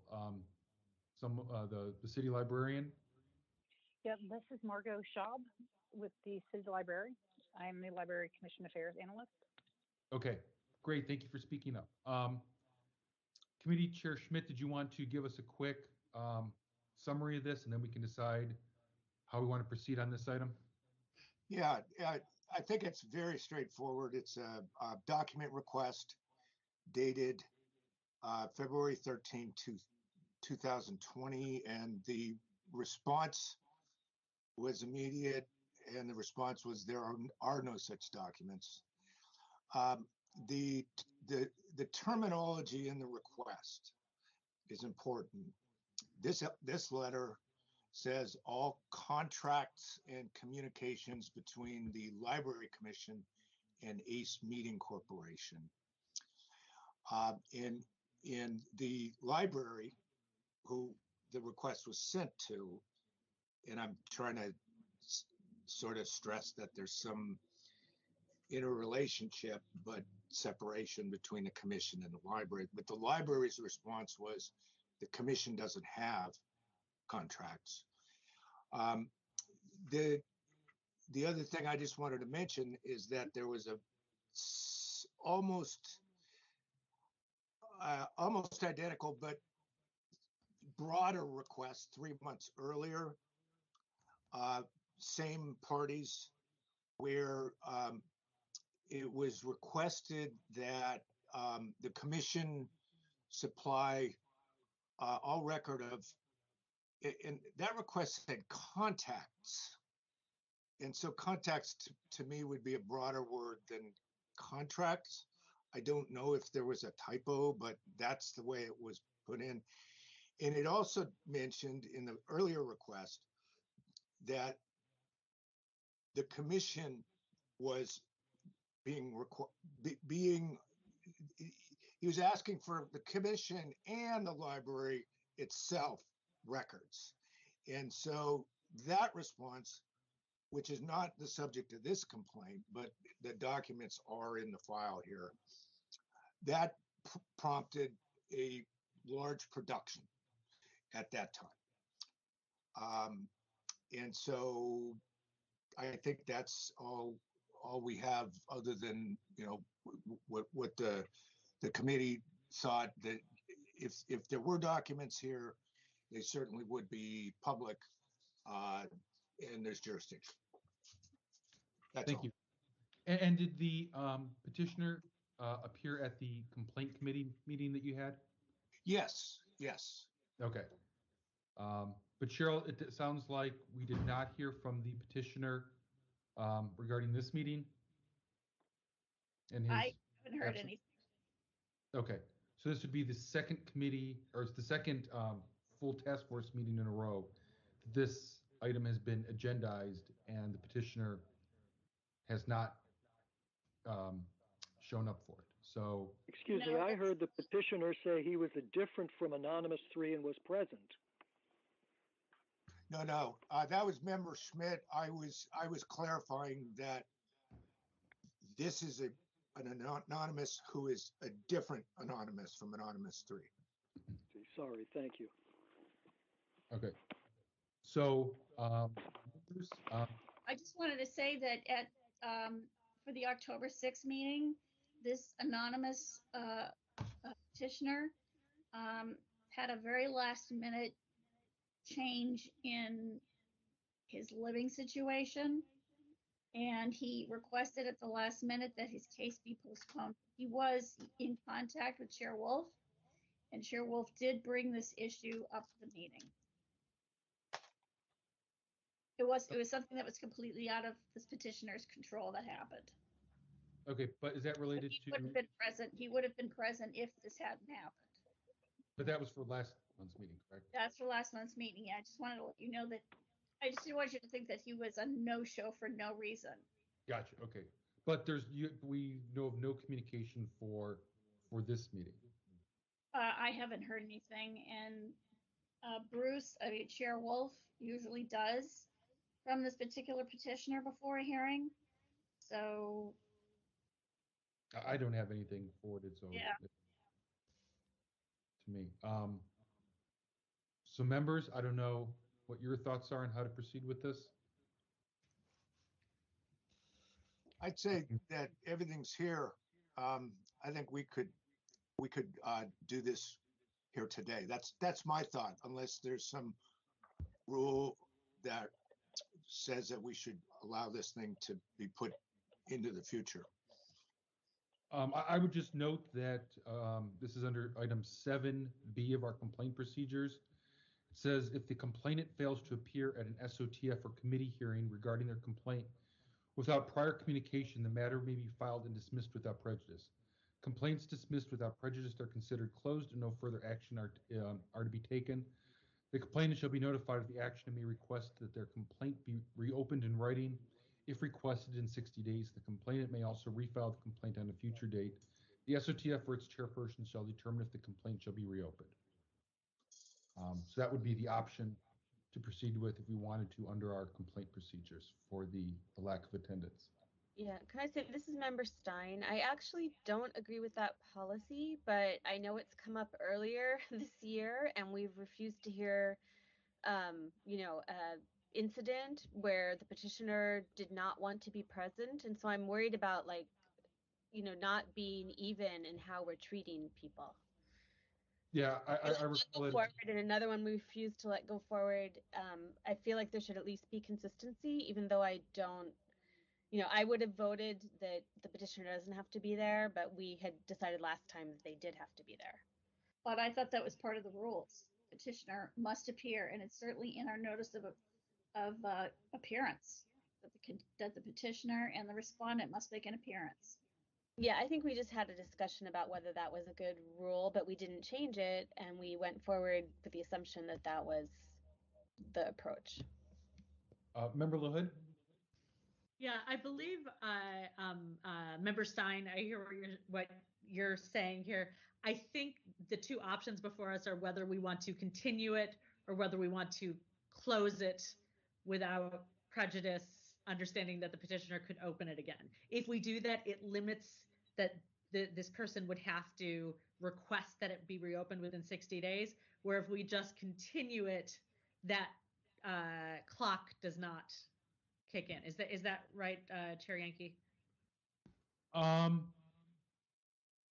Yes. I mean, we could continue to the call of the chair. I mean, I thought actually Member Schmidt was proposing that we actually proceed with the hearing. But I mean, personally, I would agree with Member Stein that we haven't allowed that in the past, and I would have concerns with the consistent application of that rule. We could certainly continue it to a future meeting again if we wanted to, or we could, like we said, close the file, and then, like you said, Member LaHood, we would have that 60-day clock start. That they could either ask it to be reopened, or if the 60 days goes beyond, they would just have to refile the complaint. So those are some of the options before us. Member Schmidt? Yes, yeah, my suggestion is that we go ahead and make a decision. And I understand that the chair read section 9B, and it could be a reasonable reading of that it's exclusive, and those are the only two options. But I just want to note that it uses permissive language. It says can do one or two. So I don't know if the only reading of that would be that excludes the idea of going ahead with the hearing. So I just want to note that, and that's one reason I thought, why don't we go ahead in this situation? Partly because we've seen this happen before, and it's going to come up again. But that's all. Member LaHood? So I hear what Member Schmidt is suggesting. I would disagree with that.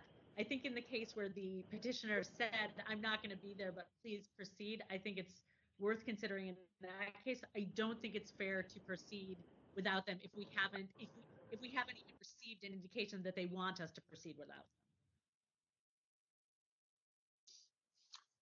them. And I'm certainly fine with the dismissal without prejudice in this case.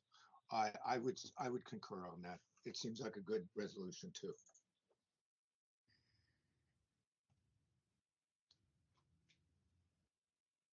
Any other discussion on this item?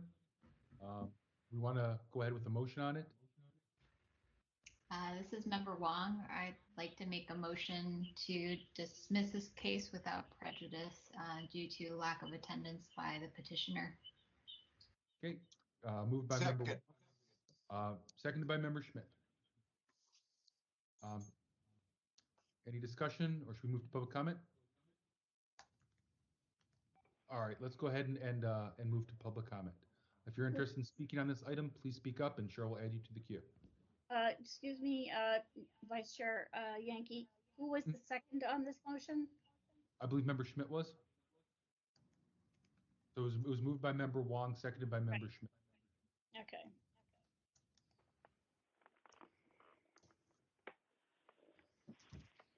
Anonymous number 3. Peter Warfield would also like to make public comment.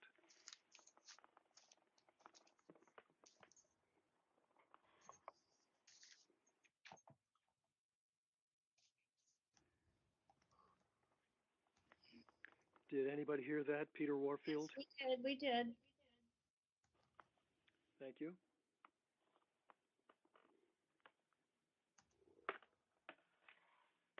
Anonymous number 3, are you ready? I am. Go ahead, sir. Thank you very much. Obviously, this is the right call according to your rules. I would just say that I think the fact that this, I believe from your minutes, this was up last time. It was continued to call the chair because the person didn't show up, and brought up here. I think one of your committees suggested that you get affirmative confirmation from a petitioner before you give them an agenda slot. And I think, as this task force has seen in the last few months, all of you and all of the public would save an enormous amount of time if that was something that was done. And when you do continue because the petitioner doesn't show up, perhaps just as a kind of a custom, you would put those complaints at the end, because it's, it's possible that once someone hasn't shown up once, that they might just not be interested in the complaint. It's possible. I'm not saying that happened in this case, but having those complaints that are continued because of the petitioner's choice be at the top kind of pushes everyone else at the end. Thank you.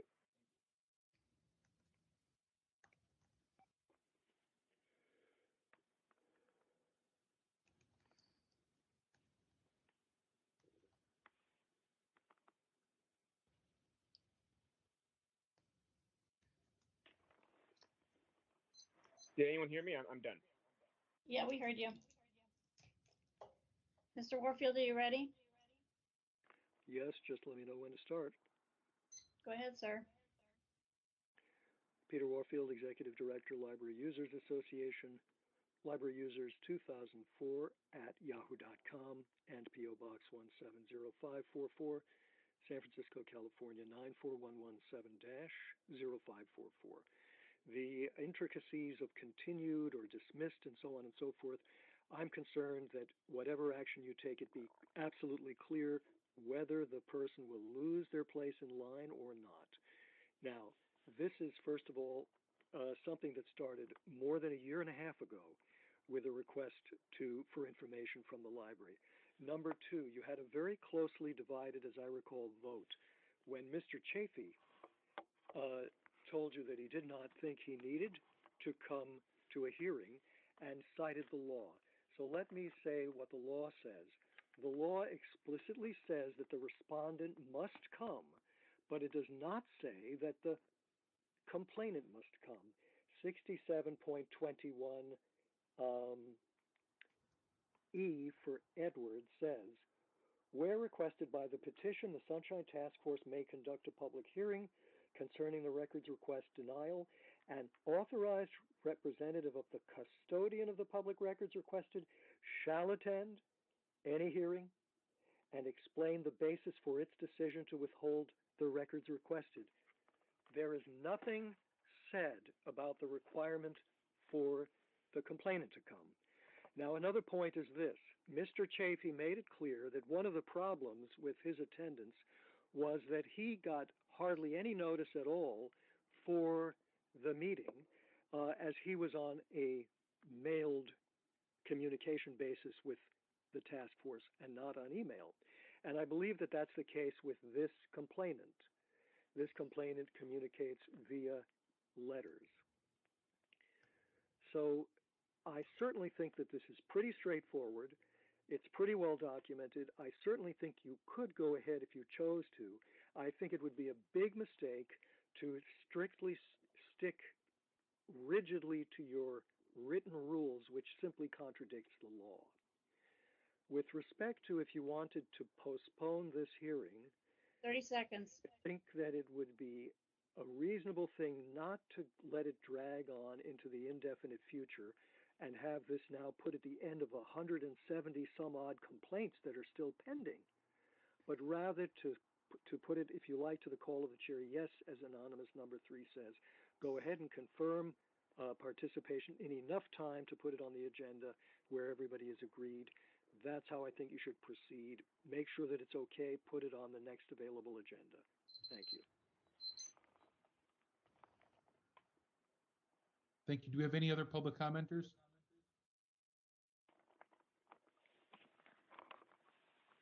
Last call for public comment. Okay, hearing none, we'll go ahead and close public comment. Members, are there any last words before we vote on this?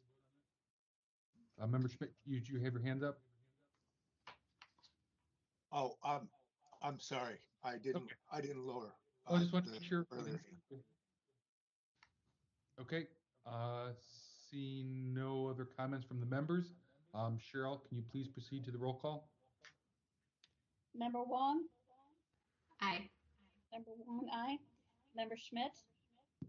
Aye. Member Schmidt, aye. Member Neighbors? Aye.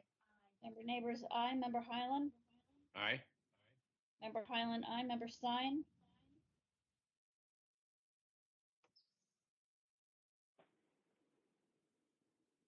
Aye. Member Stein, aye. Member Padmanabhan? Aye. Member Padmanabhan, aye. Member LaHood? Aye. Member LaHood, aye. Vice Chair Yankee? Aye. Vice Chair Yankee, aye. Chair Wolf, not present. Moved by Member Wong, seconded by Member Schmidt to move to dismiss the matter without prejudice due to lack of attendance by the petitioner. Okay, thank you. And it looks like it's time for item number 6. So, Cheryl, if you could read that item. Just a second.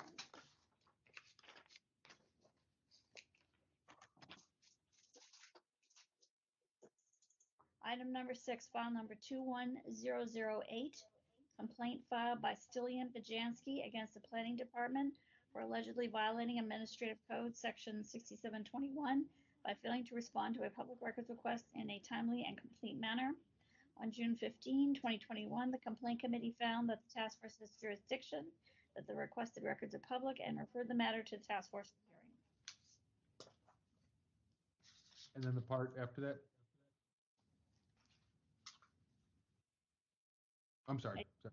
You got it. No, I'm sorry. That's okay. So let's do this.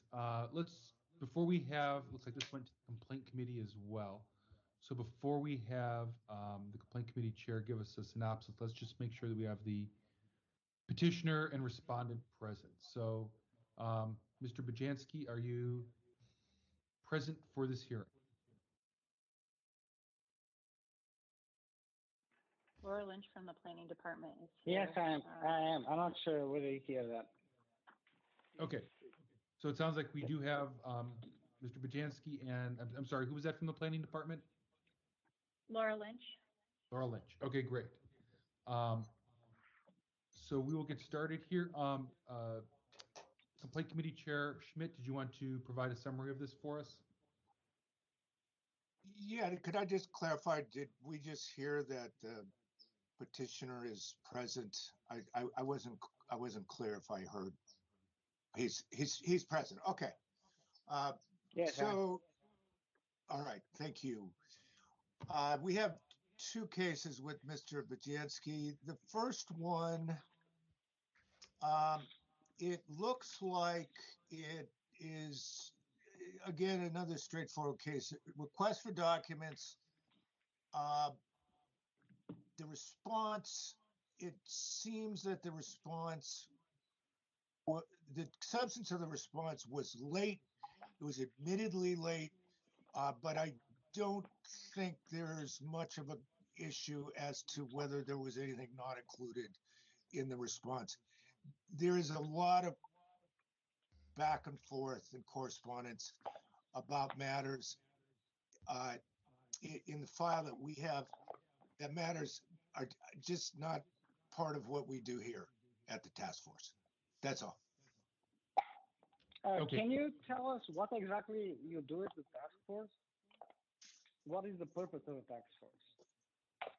Okay, so Mr. Bajanski, the way this will work is that we're here. Okay. So we're going to, we can hear matters about whether the public records were turned over, whether they were turned over timely, anything that's covered by the specific Sunshine Ordinance. So the way that this hearing will work is that you'll have 5 minutes to present your case. The respondent will have 5 minutes to present their case. We'll have some period of question and answer if members of the task force need points of clarification. Then at the end, we'll move to a rebuttal period, which will give some time to the respondent to rebut for final comments, and then we'll have a final rebuttal period as well. Okay, I'm ready. Okay, so I'll let Cheryl let you know when she's ready for your 5 minutes to begin.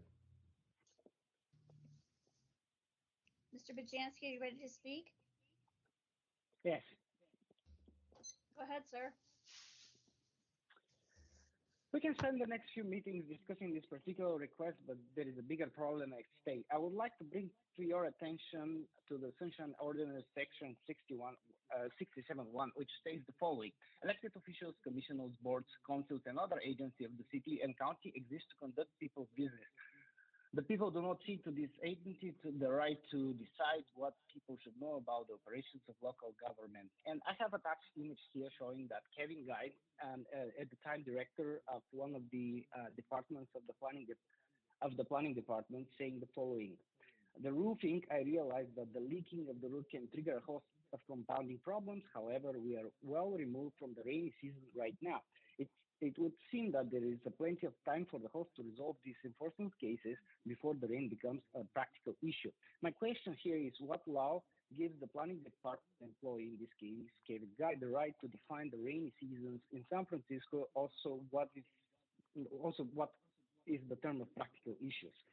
And section 67.1 states the following: the right of the people to know what their government and those acting on behalf of their government are doing is fundamental to democracy. And with a few exceptions, that right supersedes any other policy interest in the government official may use to prevent public access to information.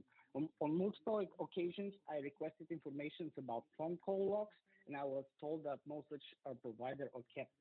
And also on multiple occasions, I had a concern that the department is fabricating complaints, and I didn't receive an adequate answer either. I believe that democracy demands answers and not silence. As Tony Benn, the British left-wing Labour politician, once suggested, we should constantly ask those who govern us 5 questions. And here they are: what power have you got? Where did you get it from? In whose interest do you exercise this? To whom are you accountable? And how can we get rid of you? If I may ask the planning department to answer those questions, that would be greatly appreciated. Thank you. That's the end of the comment. Okay, thank you. And the respondent, are you ready? Yes, I am. Okay, great. Cheryl will let you know when you can begin. Okay. Ma'am, are you ready? Yes, I am. You may begin. Thank you. Good evening, members of the Sunshine Ordinance Task Force. This is Laura Lynch from the Planning Department staff. I'm not going to get into any specifics related to any enforcement or short-term rental questions that Mr. Bajanski has. There are separate processes outlined within the Planning Department on how these could be appealed or brought to a higher body. That's not what the intent of this meeting is today, so I will not be answering any questions on that behalf. The item before you is related to a record request dated January 5th, 2021, as detailed in the memo dated August 25th, 2021 from the Planning Department to the Sunshine Ordinance Task Force. The department acknowledges that we are in violation of Code Section 67.21B in that we provided records past the 10-day time period. The department did invoke an extension. However, this was not done until after the original 10-day timeline lapsed. At this time, all responsive records have been provided and made available to the requesters. There are no other records to provide. And this concludes my presentation, and I am available for questions. Thank you. Thank you. And I had failed to ask before we had you speak, so I'll ask for both sides here. If there's any people here to provide facts or evidence on behalf of either the petitioner or the respondent as a party to the case. None for the respondent. Okay. And not hearing any for the petitioner as well. Okay. So members, this is your portion now to ask questions and getting additional clarifying information you might need.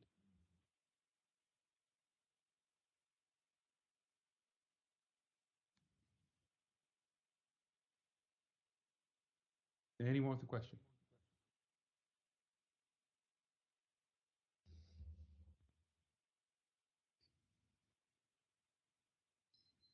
Wow, were we ready to move to rebuttals already? Okay, let's do that then. I think it's what, 3 minutes, Cheryl, for the rebuttals? Yep, it is. Okay, so we go in the opposite order this time. So Ms. Lynch, you'll go first with your rebuttal. You have up to 3 minutes, and then we'll have Mr. Bajanski provide his rebuttal. So Cheryl, please let the respondent know when you're ready. Ms. Lynch, are you ready to begin? Yes. Go ahead, please. Thank you. At this time, the department does not have any further information to share about this item. Again, I am available for any further questions. Thank you. Thank you. And then Mr. Bajanski, Cheryl will let you know when you can begin your rebuttal. Sure. Mr. Bajanski, are you ready to speak? Yes, I'm ready. Go ahead, sir. Sure. So, in terms of this request, I'm not quite sure what exactly it is, but there are a lot of things that the planning didn't provide, and they just keep silent. So I'm not quite sure about this particular request, but there are many still pending.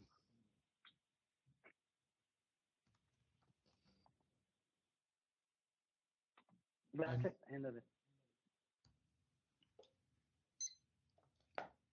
Was Okay. that the end of your statement, sir? Mr. Bajanski, was that the end of your statement? Yes. All right, thank you.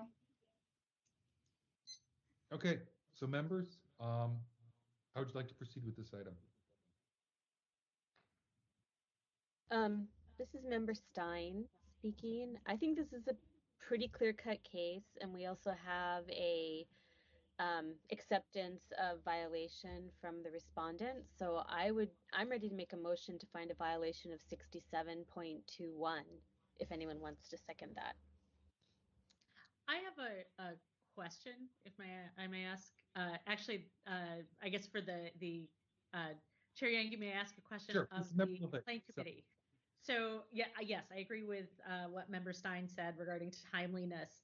As far as Mr. Bajanski saying that he still has not received documents, do you have a clear sense of what he has and has not received? And is this going to require monitoring by compliance, or has he received what exists based on your understanding? Yeah, based on my understanding, he's received what exists. Thank you. It sounds to me that- Yeah, it sounds to me that Mr. Bajanski may have had maybe pending items in a separate request that he's made. I see, because there's another even on the agenda today. Yes, Yeah, it thank sounds like he's made multiple requests, and so I think this one sounded like it was fulfilled. Yes. This is Laura. This is Laura Lynch. I don't know if you want me to respond Sure, Ms. based on Lynch. this request or not. We have provided everything regarding this request. It was a pretty voluminous request, and all documents have been provided. We are not withholding anything regarding this request or any of the requests that we have on this calendar for today. I know he's mentioned phone logs and other types of complaint tracking. We have provided him everything in our possession. There's nothing else that we can provide. Thank you. I'd like to second Member Stein's motion. Let's have her formalize it first, I think. Okay. Yeah. I propose that we find a violation of section 67.21. I'd like to make a motion.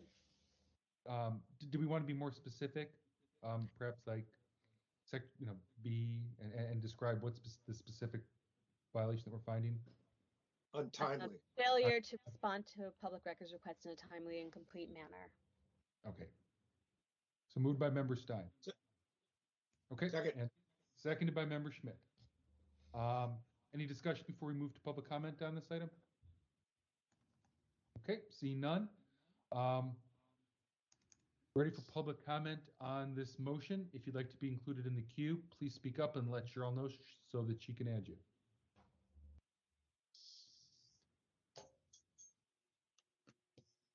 Again, this is public comment for the motion on item number 6.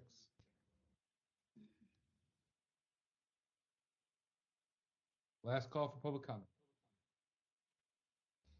Okay, hearing none, we'll go ahead and close public comment on this item. Any last words before we take a vote? Okay, seeing none, Cheryl, when you're ready, please call the roll.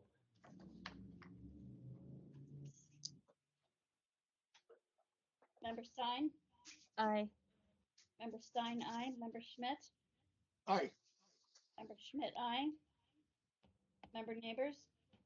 Aye. Member Neighbors, aye. Member Highland? Aye. Member Highland, aye. Member Wong?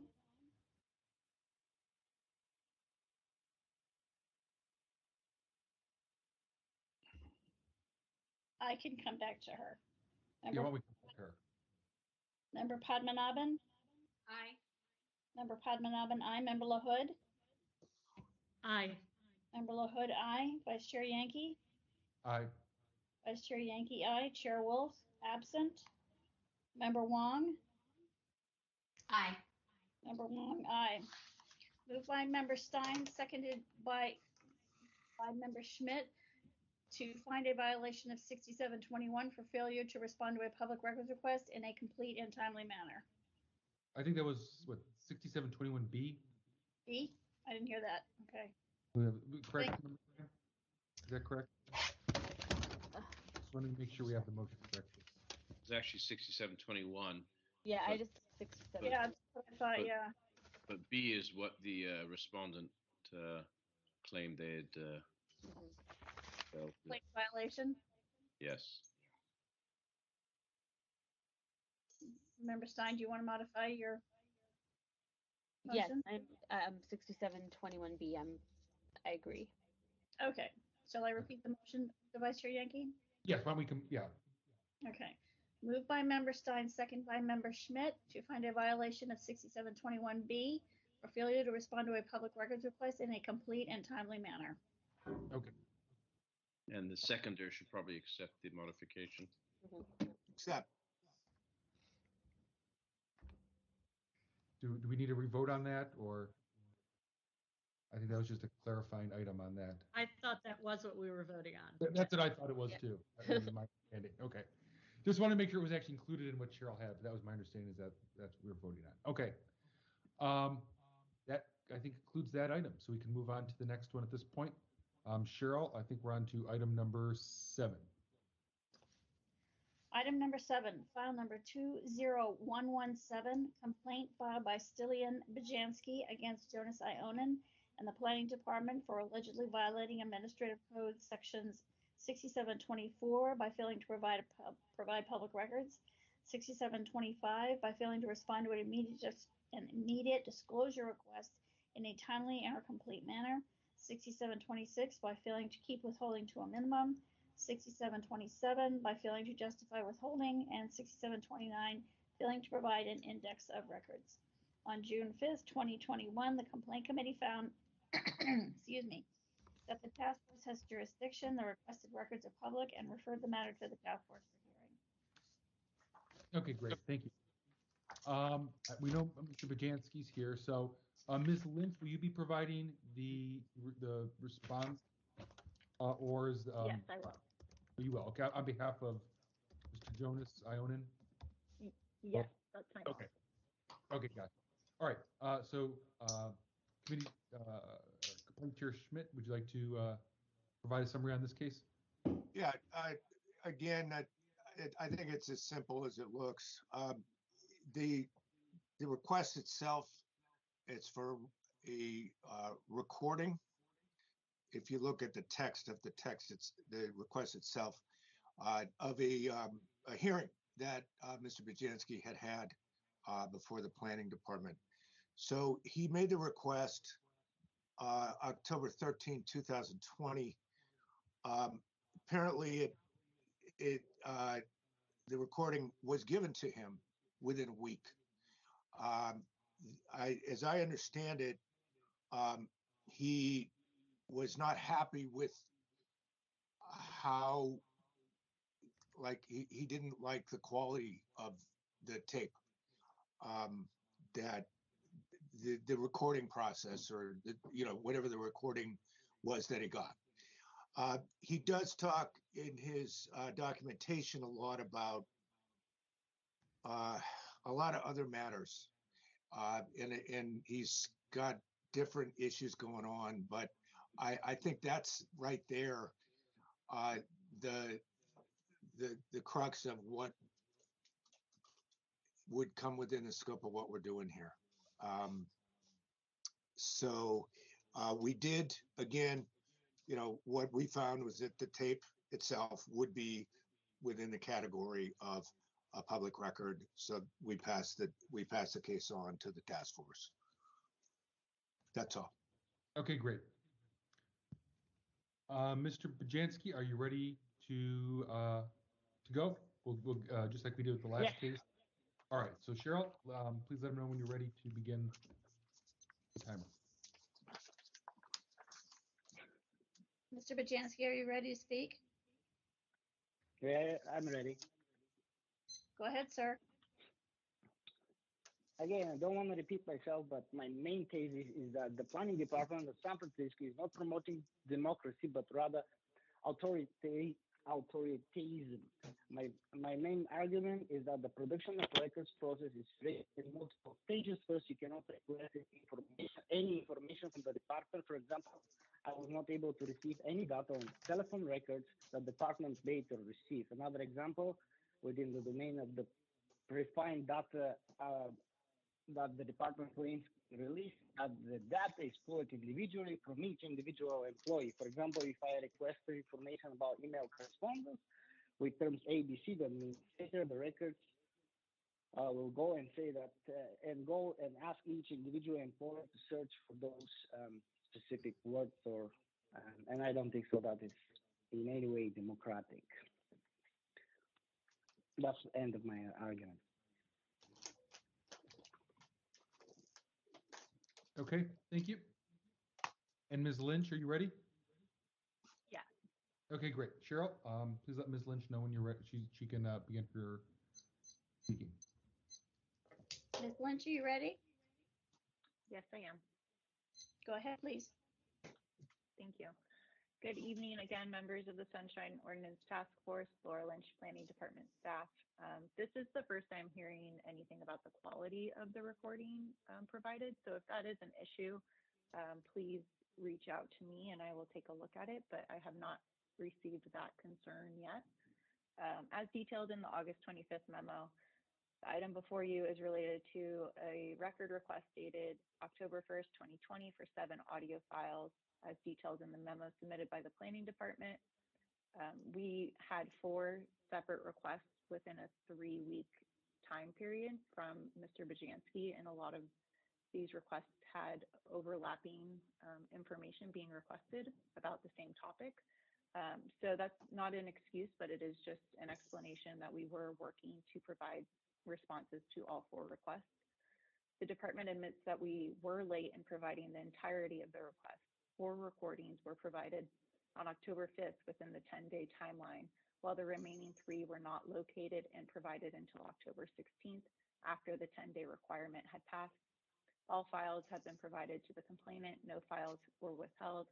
That being said, the department admits that we are once again in violation of Admin Code 67.21b, but respectfully disagree with the appellant that we are in violation of Administrative Code Section 67.26, 67.27, and 67.29.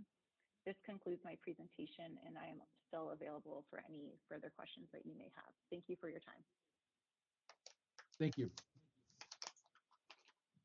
And again, I guess I missed it again. So anyone who has facts or evidence on behalf of either the petitioner or the respondent as a party to the case, you can speak up now.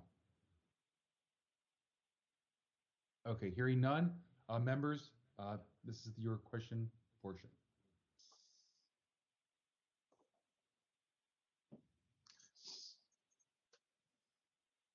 All right, I guess I'll begin. For Mr. Bajanski, was this, I'm reading in the summary here for the file number that it was an immediate disclosure request. Was this an immediate disclosure request? And can you point us to which page the request was on in the file?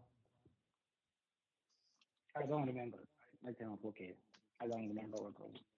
53. It was. Is it 53? Oh, I'm sorry. Wrong. This is Laura Lynch from the San Francisco Planning Department. It was not an immediate disclosure request. It was a request just for the recordings themselves.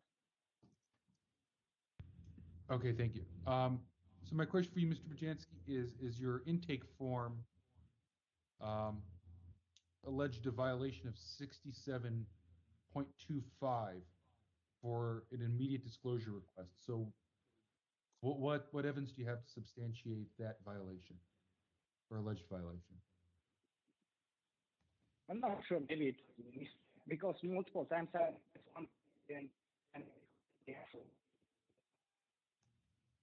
I'm sorry, I didn't catch that.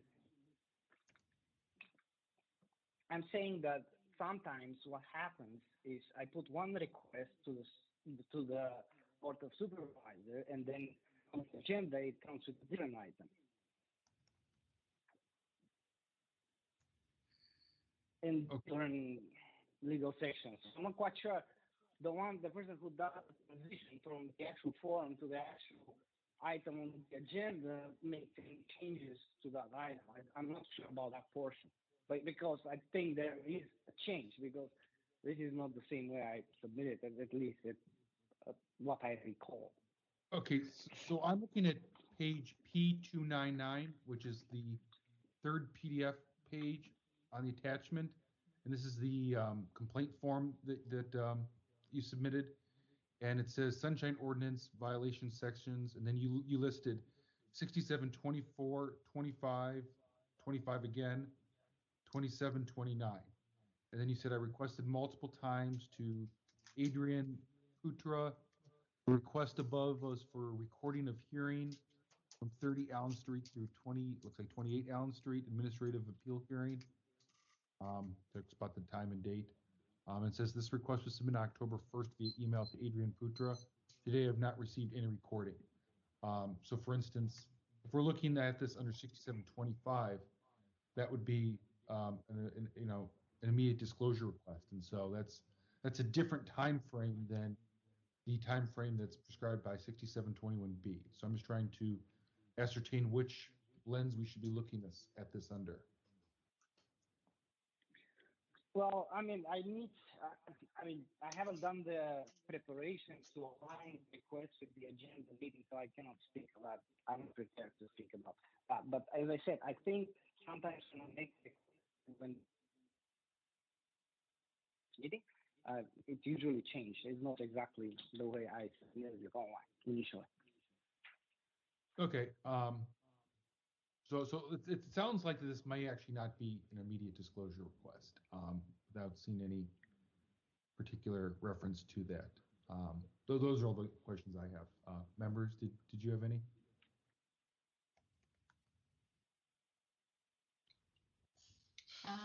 This is Member Wong.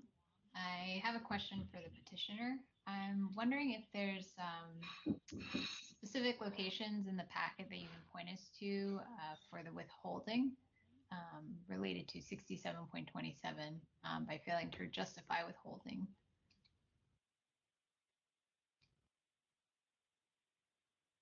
Any section that it was immediate request? Is that what you're saying?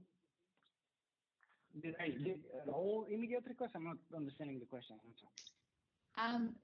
The question is if you have locations in the packet that you can point to where the planning department either withheld documents or redacted documents.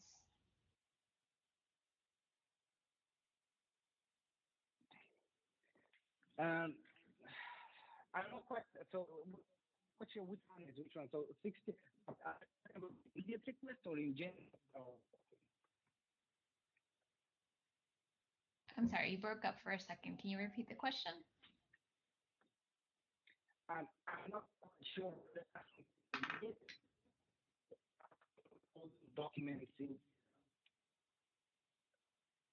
are you asking questions for the time period whether they withhold documents or whether they withhold documents and never received?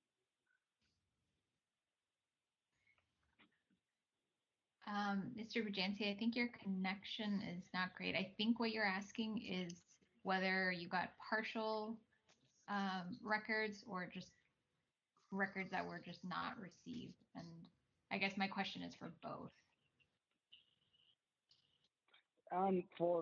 Yes, they said multiple times I mentioned they said they will not release, for example, telephone records, which I requested. So other than that, I'm not quite sure whether they are or no. I mean, they're not other documents that I have requested that were not released. I cannot. I mean, yeah.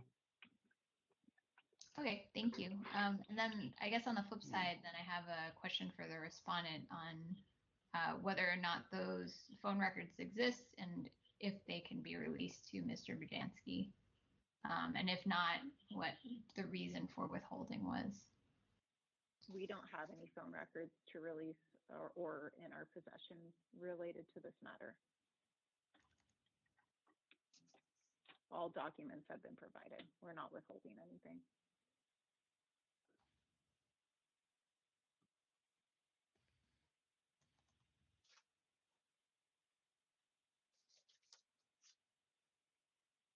Do you have any other questions, Member Wong? Okay, I did have a question. Actually, this is for Cheryl. On this one, I'm looking at the intake form, and it says identify the city officials or employees against whom the complaint's being made, and it lists Chanbori Sun and Adrian Putra, and I'm just wondering how Jonas Ionin ended up on the file number, the summary of the file number in the agenda, because I don't see that on the intake.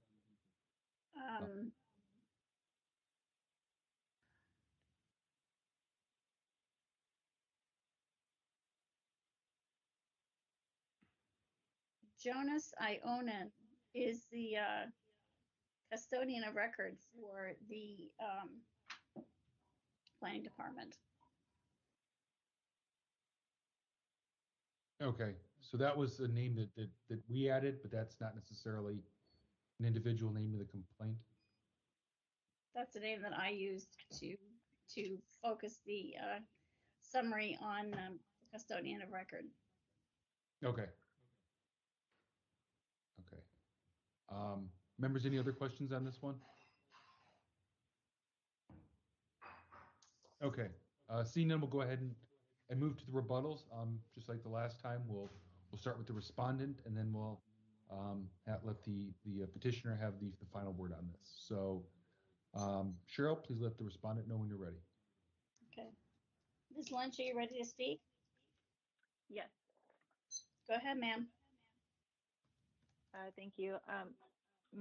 Members of the Sunshine Ordinance Task Force, I just would like to point you to page P471 of your packet. That does include the original request the department received on October 1st.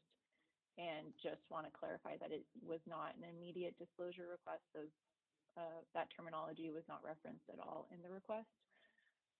Again, we have provided all records, including all 7 recordings which were requested, as a bigger picture on everything else requested for the other requests from the complainant. We have provided all files. The only thing that has been withheld is attorney-client privileged communication, and that has been outlined and explained to the complainant with every response. There are no phone logs that are being withheld and no other documents being withheld. That concludes my time. I'm available for any questions if you may have some. Thank you. Okay, thank you. And Cheryl, when you're ready for the petitioner, please let us know.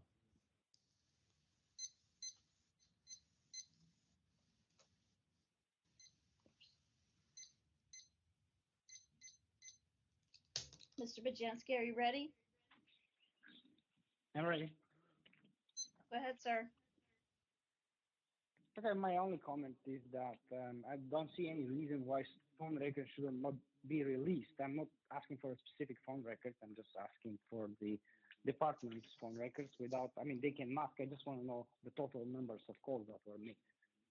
I don't really know, want to know the specifics. Thank you.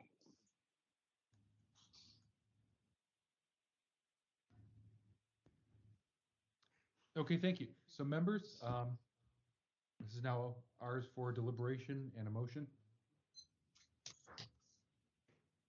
Well, having seen this a couple times, I know there's talk about other recordings, but it's my understanding that there was a request for a recording.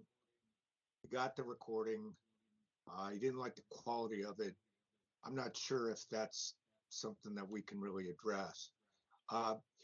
There were other recordings, but those were not included in this complaint, and that was pursuant to sort of other discussions that they had.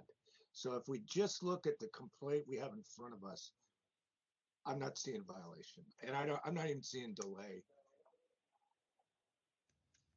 So I would be inclined to not see, to just dismiss a case with no violation. Okay. I thought I heard the respondent acknowledge that some of them may have been turned over late. Do we know the time period for all these files? Yeah.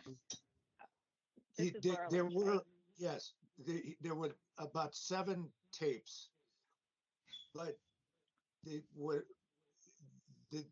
complaint is about a tape, which is the first tape.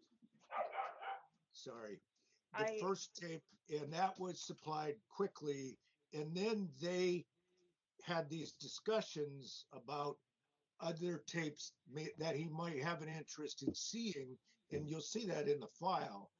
But that's not what he's complaining about. He's just complaining about the first tape. Oh, but those other tapes, they've said, oh yeah, maybe we were late because he wanted those. So yeah, but those are kind of a different story, I guess. Yeah, this is Laura Lynch from the San Francisco Planning Department. I apologize. I'm also getting a little confused with all the requested tapes. But the first tape that was requested, we provided that, I think, within 2 or 3 days. And then the second request that came in for 7 additional recordings. How many? I don't know if you can hear me. Yeah, we can. Okay, there's a lot of background noise. So yes. So I the just say one thing here. I'm sorry to interrupt you, Ms. Lynch.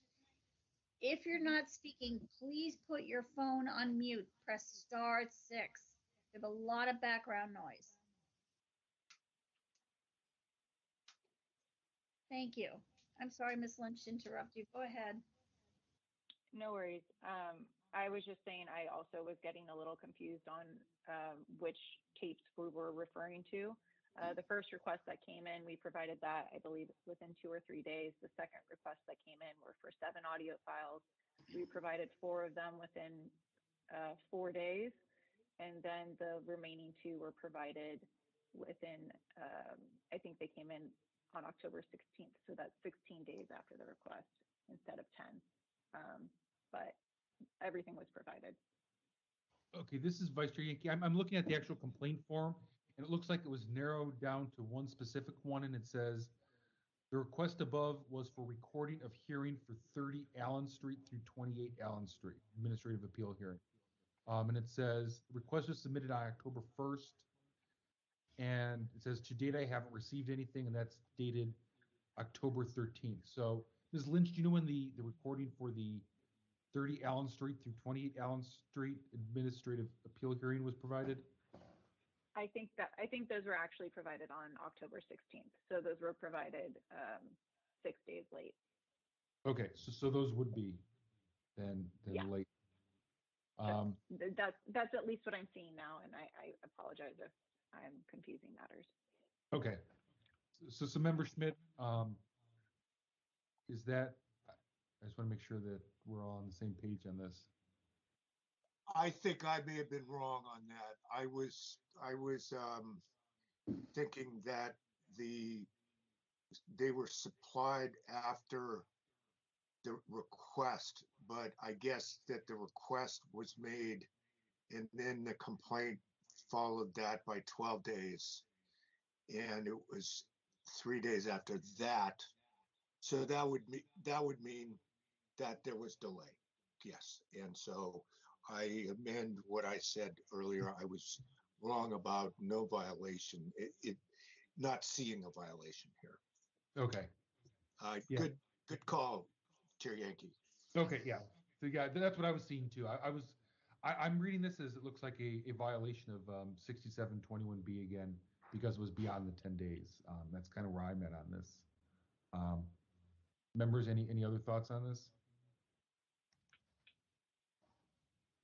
Did someone want to make a motion?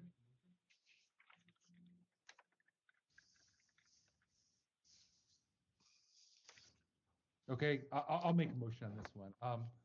I will move to find a violation of Admin Code 6721B for an untimely response to the requested record. For the requested records. For the requested record. This is Member Stein. I'll second that motion. Okay.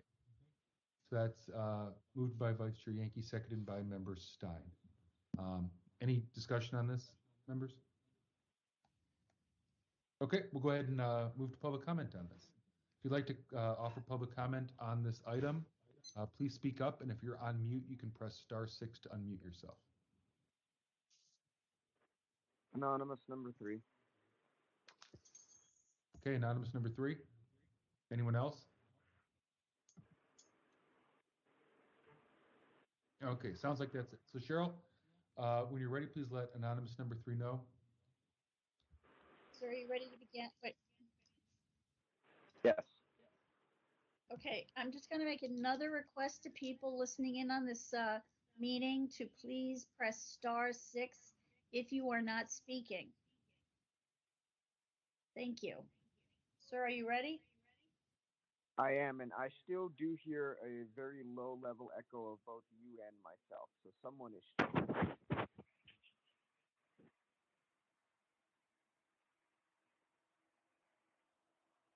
I think that's a lot better.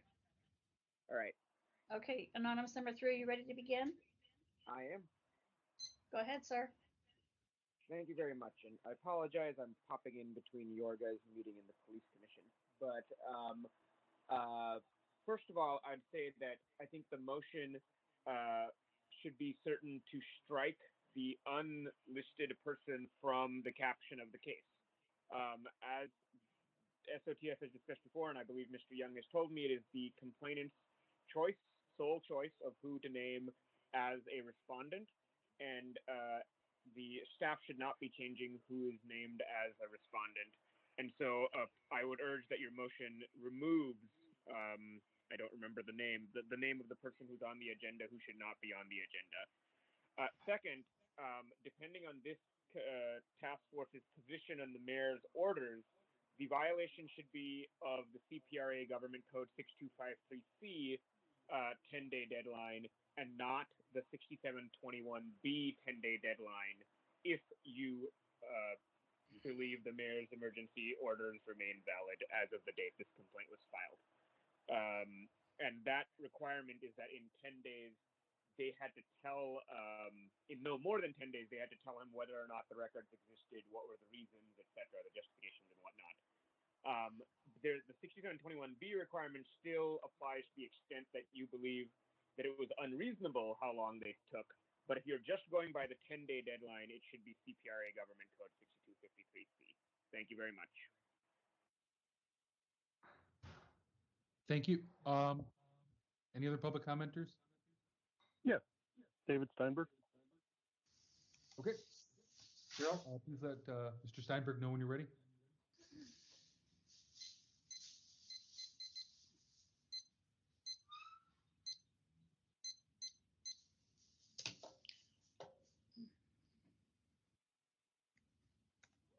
Are you ready, David? I am. Go ahead, sir. Hi, my name is David Steinberg. I'm custodian of record for San Francisco Public Works. And here, I'll say something you probably haven't heard me say much before. I agree with Anonymous 3 to the degree that the 10-day requirement that documents be turned over were suspended by the mayor. So again, he's correct. If the respondent told the requester that there were documents within that 10 days but didn't actually get the records to the person, then there can't be a violation because even under the California Public Records Act, as long as if a notification was given, I don't know, I'm not a party to this, but if a notification acknowledgement was given that they had records, then there is no violation because of the mayor's emergency proclamation. Thank you.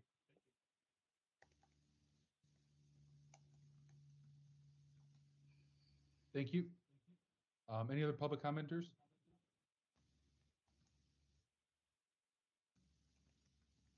Okay, hearing none, we'll go ahead and close public comment.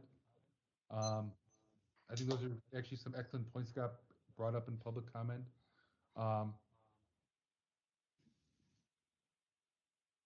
I'd like to rescind my motion on this because I think we need to make it a little bit differently based on the feedback that we had. If that's okay with the seconder. Okay, sounds good. So then I had a question for Ms. Lynch. Did you confirm the records for this particular audio recording within the 10 days and just not provide it until October 16th? Or did any discussion about this particular recording not take place until it was provided on the 16th of October?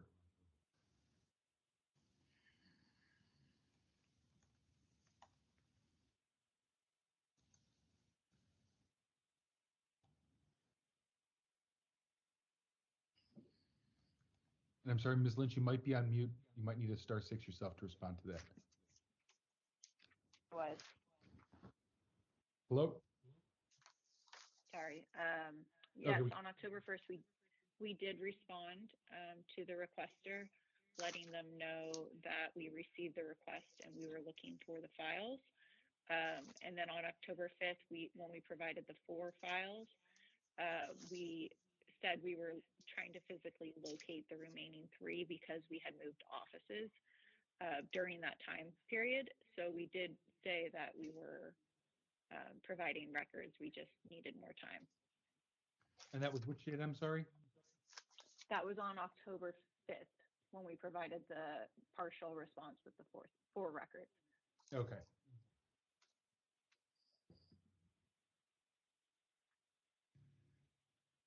Got it.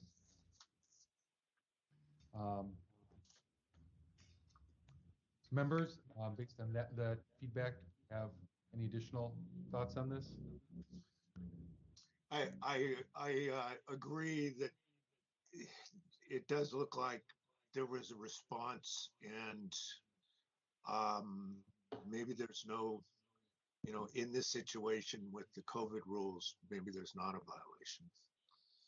Yeah, that's kind of where I'm at too. I think we're finally starting to get into our agendas now, where we're hearing some of these cases that popped up during some of the executive orders, and that kind of changes things from a lot of the past cases we've seen in the normal application of the ordinance. And yeah, I'm kind of in the same place. I'm really not seeing how this would have violated that particular section of the CPRA, because it looks like a timely response was provided, even if the files weren't provided until later. There was at least, ongoing communication, which is what's required under 6253C.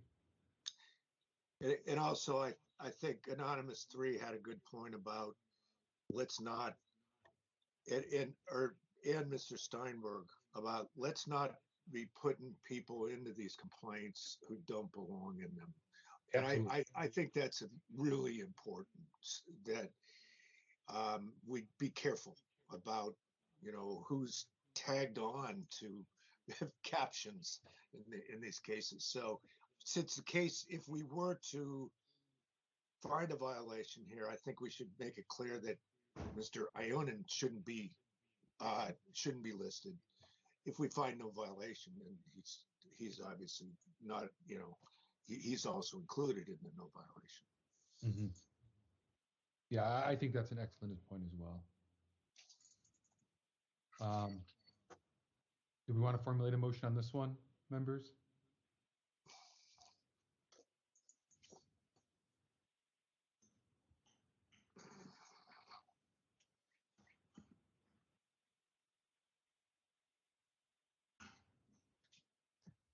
This is Member Stein. I suppose we could say that in light of the mayor's emergency proclamation being in effect, that we don't find any violations in this case. Is that a motion? Yes. Okay. Is that for dismissal? So it'd be to find no violation, and yeah, it's no violation. Is that, I don't know the.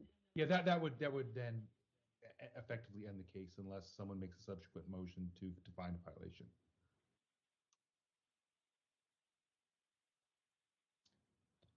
So I'll go ahead and second that then. This is Vice Chair Yankee. So that's moved by Member Stein, seconded by Vice Chair Yankee to find no violation of the Sunshine Ordinance due to the application of the mayor's executive orders. Any discussion, members, on that motion?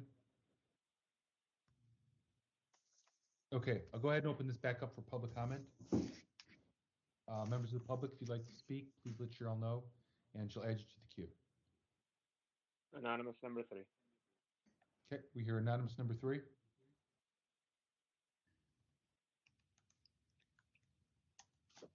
Anyone else? Okay, sounds like just anonymous number 3. So Cheryl, when you're ready.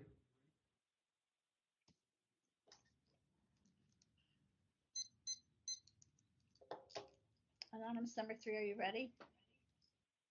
I am. Go ahead.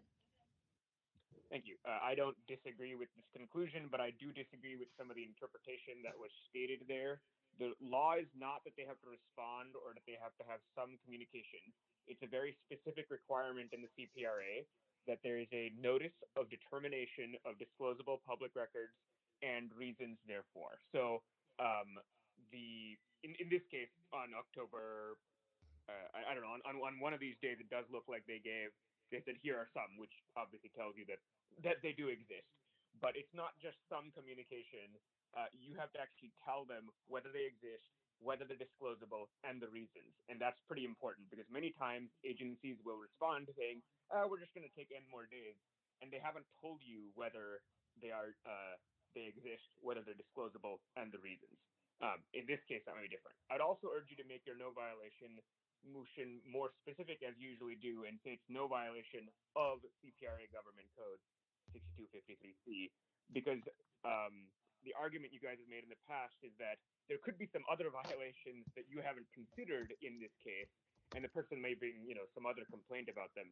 But I understand you're only finding no violation of that deadline. Thank you very much.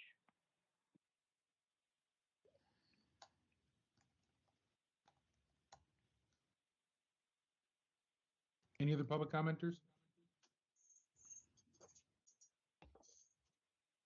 Okay, seeing none, we'll go ahead and close public comment. Member Stein, you think we'd said?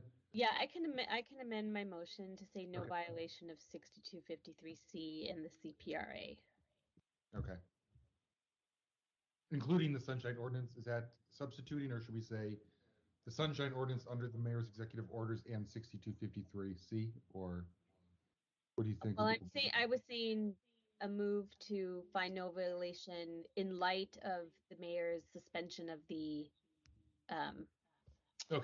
6721 in the B in the Sunshine Ordinance.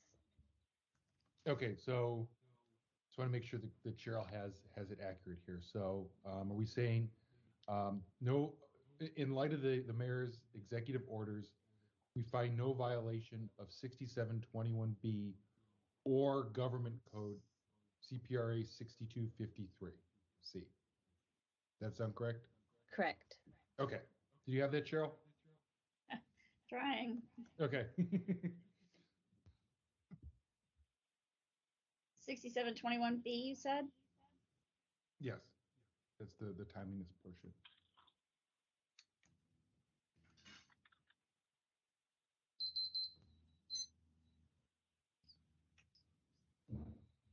And then 6253C of the Government Code for the CPRA.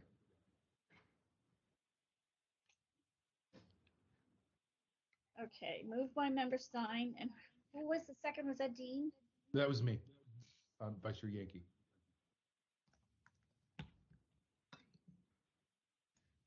Moved by Member Stein, second by Vice Chair Yankee to find no violation in light of the mayor's proclamation, and that the Sunshine Task Force does not find a violation of 6721B and California Public Records Act 6253 due to the application. Oh, where is that? Yeah. Okay, I think we're good. Yeah. And I'll accept that as a secondary. Any concerns, questions from the task force here? since it was a somewhat substantive change, I'll just to be open and transparent, we'll go ahead and reopen it to public comment on that change. If you'd like to make public comment, please let us know. Sure, anonymous number 3. Okay, anonymous number 3. Anyone else? Okay, hearing none. Anonymous number 3, she'll let you know when she's ready. Are you ready, sir? I am. Go ahead. Thank you very much. I believe, just to be clear, it's 6253C only. I don't know if you guys have the C in it, but I don't think you've considered the potential violations of the rest of the CPRA's requirements under 6253. And finally, it's not that 6721B altogether is suspended. It's only to the extent that it requires a full production within 10 days. Even the city attorney's memo, which I don't necessarily agree with, but if you were to agree with that, states that unreasonable delay is always illegal because it's illegal under the CPRA as well. So I'm not saying that in this case there was an unreasonable delay, but it's not that there's no limitation on how long it can take to produce the actual records, but only a reasonable amount of time can be taken, and you would have to judge that. Thank you. Okay, thank you. Cheryl, do you have the C as part of the government code? Do you have a 6253C? You do? Okay. Yep, I do. Okay, any other public commenters?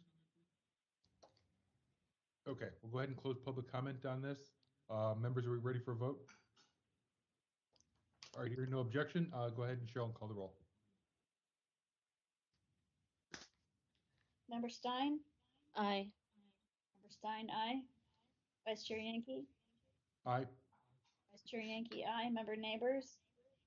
Aye. Member Neighbors, aye. Member Highland? Aye. Member Highland, aye. Member Wong? Aye. Member Wong, aye. Member Padmanabhan? Aye. Member Padmanabhan, aye. Member LaHood? Aye. Member LaHood, aye. Member Schmidt? Aye.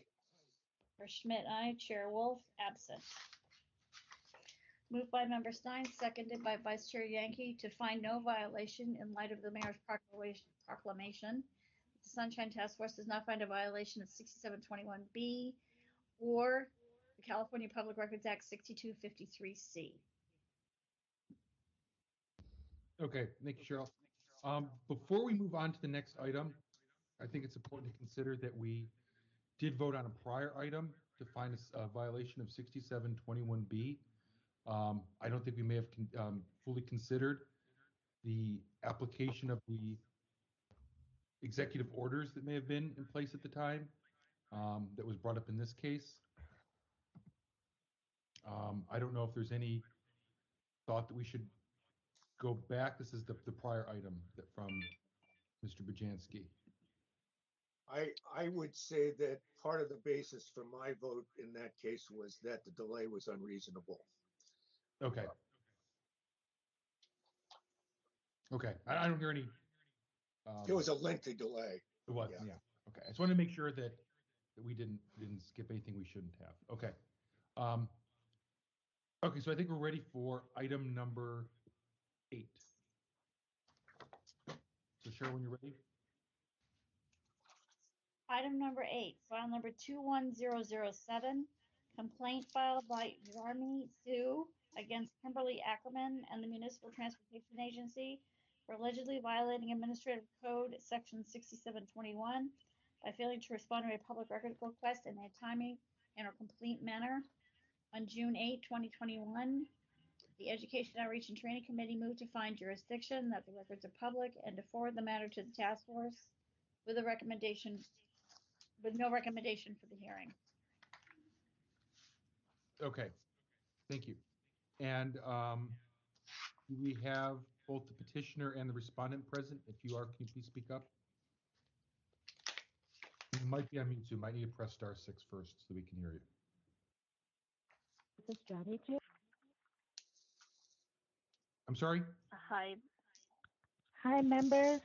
This is Johnny too. I'm present. Okay, great. And then do we have Kimberly Ackerman or someone from the MTA?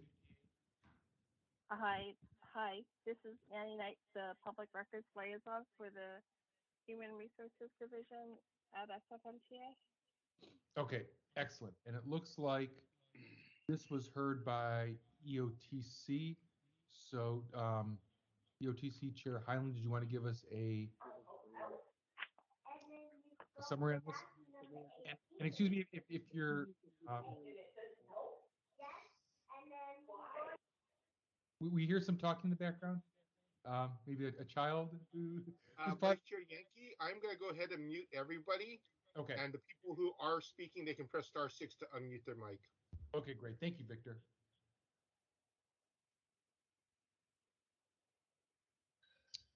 So yes, Chair Yankee, I'll be happy to give a quick summary if you like.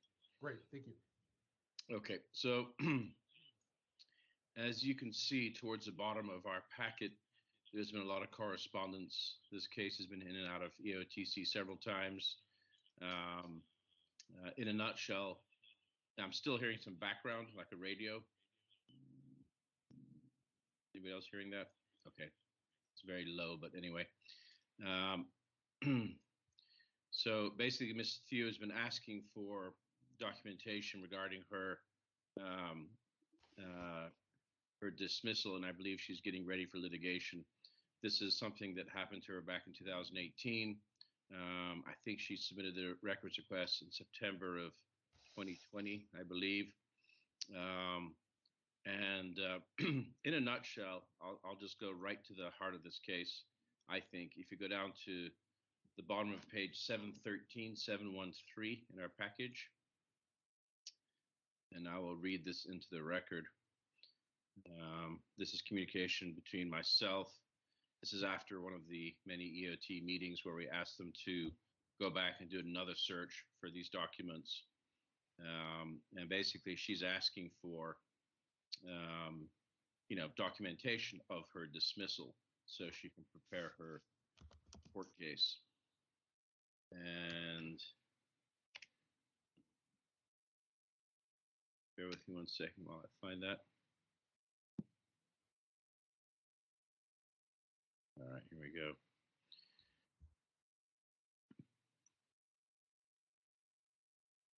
So the respondent who is here tonight, Ms. Knight, says, I was told that you were dismissed orally. Period. That doesn't sit right with me, nor does it sit right with Chair Bruce Wolf. However, they're stating that they've provided all responsive documents. So that's something I think we should definitely get into. And she even says, I was told you were dismissed orally. So I want to find out who it was that told her that to get to the heart of this matter. But that I think is a good summary. And if you guys look at that last paragraph on page 713, you will see those comments. I think that about sums it up. Okay, great. Thank you very much. So we'll start with the petitioner again. So petitioner, are you ready? You may need to press *6 to unmute yourself. I think everyone was muted, so *6 will unmute yourself. Hello? Yes, we can hear you. Hey, good evening, members. Okay, just one moment. I just want to make sure. That's all right. That's all right, Matthew. I got it. Okay, you got it. Okay, go ahead. I'm sorry. Good evening, member of the Sunshine Task Force. Yes, as of today, November 3rd, I am still waiting for some of the documents that I have requested as of September of last year. During the hearing in June, this past couple months, Chair Highland specifically requested Ms. Knight to do a search, because when I initially requested the documents, I was told, or I was, in those emails, it's in the documents, we don't have records. I have asked for records from the HR director, Mr. Allison, and all the documents, and if you could see in those emails correspondence, no records found. They were no longer with the agency. No records found. Only after Chair Highland requested during the June hearing, MTA went back to do a search, and I received some of the emails. It's in 4 folders, but still there is, I find it very troubling. There's no personnel record about my dismissal received. And then there are some documents that, like, for example, how MTA notified my previous agency that I was dismissed to revert to my previous position, and also how MTA HR corresponded with the HR about my dismissal. There's no records found. So I'm very puzzled. Where are those records? How do they keep their records? How their record keeping system works? And then I have been waiting for those records for almost a year, over a year now. So something needs to be happened. That I'm asking for assistance.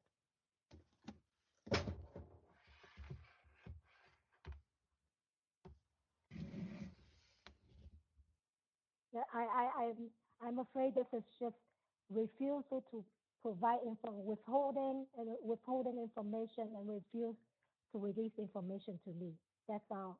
And I'm just waiting for those documents to be sent to me. That's all I'm asking.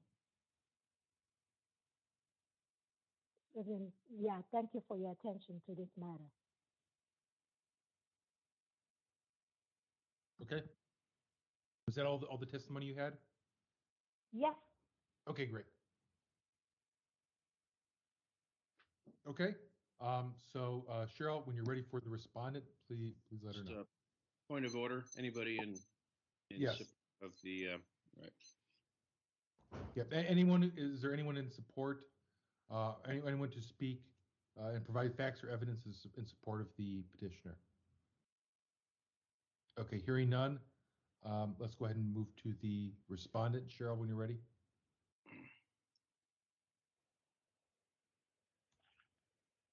Hello? Yeah, Ms. Knight, are you ready to begin? Yeah. Go ahead. Let's see what I have here. This is, oh, sorry. Good evening, members of the Ordinance Sunshine Task Force. My name is Annie Knight, Public Records Liaison for the Human Resources Division at the SFMTA. At the last meeting, Member Harlan requested that I contact our IT department and request that an email search with the keywords JARMY2. Search with the keywords JARMY2. The search came up with 5,765 emails. Of the emails I reviewed, there were approximately 5,575 emails that were sent to or from JARMY2 that contained sensitive or confidential information, such as scanned copies of bus drivers' licenses, scheduling of medical exams, bus drivers returning to work, etc. These emails were exempt from disclosure because they contained personnel, medical, or similar information about these SFMTA employees, the disclosure of which would have constituted an unwarranted invasion of privacy. In total, approximately 188 emails were sent to JARMY2.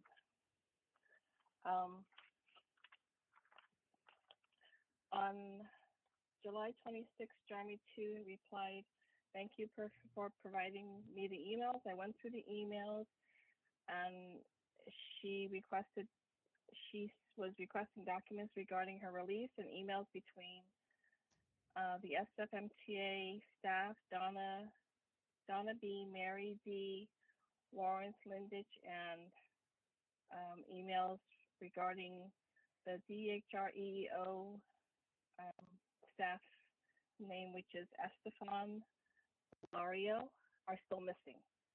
Let's see here.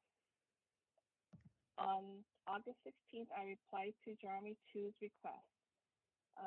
In regards to documents on her release and emails between SFMTA staff. I reached out to staff. In a final follow-up with staff, I was told by staff that your release was done orally. All responsive documents to her request have been provided to her. There were no additional documents. At Vice Chair Highland's request, our IT department performed a broader email search with the keywords of Jeremy 2, which did produce additional emails. We provided all responsive, non-exempt, or I provided all responsive, non-exempt emails to you.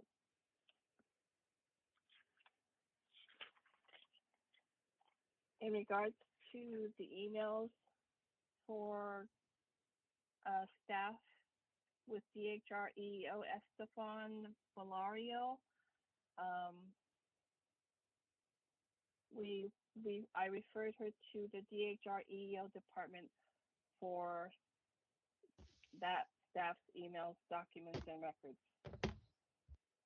The SFMTA has provided Jeremy 2 with all emails, documents, and records in response to her request.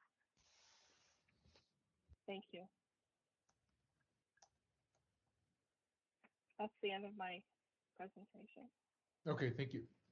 And is there anyone present to provide supporting facts or evidence in support of the respondent? Okay, hearing none. Members, this is time for our Q&A. So any questions? Hello? Okay.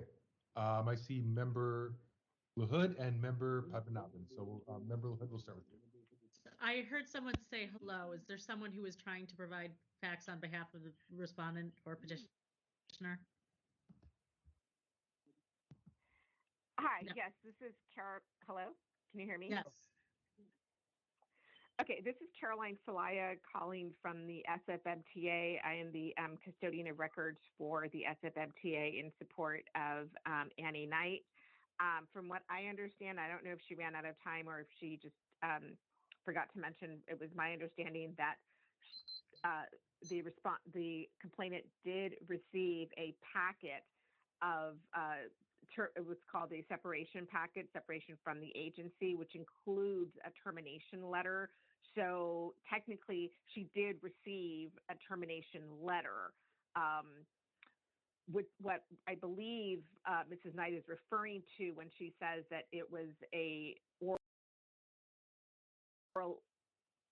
orally done is the decision to make the termination. I think there were two supervisors, and that decision, there was a discussion, a meeting where no notes were taken, but it was an oral decision, and then the paperwork ensued. So the paperwork, the termination paperwork, has been provided, and it would certainly seem to me our policy is that this would be done in paper, that termination has to be done in paper, in written. And I just wanted to clarify that that paperwork has been provided, to the best of my understanding, to the complainant. And that's all I have. Thank you. Thank you. And thank you, Member Hood, for catching that. I didn't hear that. So I do have a question for the respondent. Ms. Knight, are you available to answer a question? I can try. Okay, so based on what you said, something jumped out at me right away when you were talking about the number of emails that returned the high number. It was above 5,000 of responsive emails, and you said, and a very high number of those were not shared because they contain sensitive information. Can you give us a reason why you did not just redact the personal information and provide those responsive documents? Member LaHood, let me jump in here. This is Member Highland. I believe Ms. Thew is in communications or an analyst. So a lot of those emails is the body of her work to other employees of SFMTA. That's why in the end, there's actually only 190 emails that didn't fall in that in that pool that they did provide. So yes, it might have been owners sorting out those emails, but what was provided was only 190 emails. Got it. So the committee did not. I thank you for clarifying that. I have no more questions on that topic then. Okay, I believe I have that. Thank you. Right. Sorry. And let me ask Ms. Chu, did you receive this dismissal letter? And if so, Ms. Chu, when did you receive it? Was it in the mail? Was it email? Can you expand upon that? Yes, I can. I did receive it in an email form as well as via U.S. mail. This is not what I requested. If you look at my initial request dated back in September 2020, I requested the process leading to my dismissal. There are paperwork involved when they send it to when MTA has to notify my previous agency, has to notify DHR regarding my reversion. Those was not given to me. And if you look at my initial request, I request those emails, like communication between so and so person, Linders with Allison, my Donna Bellaier with Allison, or Mary Donovan with Allison. Those emails, my initial request, 9/7 until even October 6th, there was no email. It was flatly said, stating in those response, though no record exists.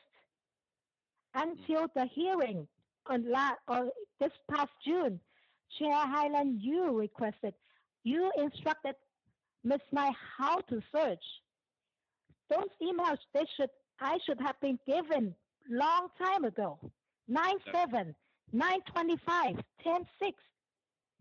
Absolutely, I agree. Okay, so a question for Ms. Knight and Ms. Salea. Why is Ms. Ackerman not here this evening?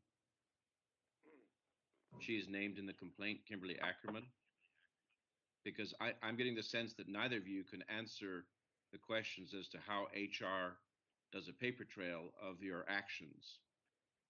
Can you explain to me why there is no documentation and there's just a discussion between supervisors? Would anyone like to field that question? Well, this is Annie Knight.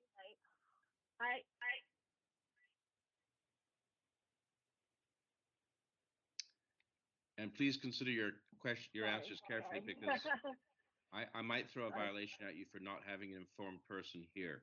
That's where I am with this case. This has been going on far too long. So, either one of you take a stab at answering this, please.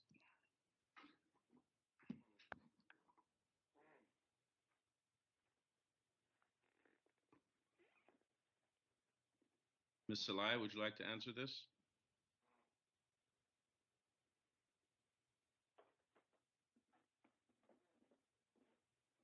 Can anyone describe to us what your paper process is for HR actions, terminations, suspensions, etc. at your department? Sorry, this is Annie. I was muted for some reason. I could. Okay. Would you like to repeat the question, or you got it? No. I realized when I was talking that I was muted, so I had to. I was being texted that they couldn't hear me. So I work in HR, and the staff who were probably involved in this. That's what I was trying to say. The staff who were probably involved with this have offices that are like right next to each other, and I see sometimes that when versus trying to send an email, or they walk into like right next door to to have a discussion with their colleagues. That's what. Well, I just wanted to share that. So you're going on record saying Kimberly that Act. Sorry, I'm sorry. Carry on. Go ahead. I was going to say that Kimberly Ackerman.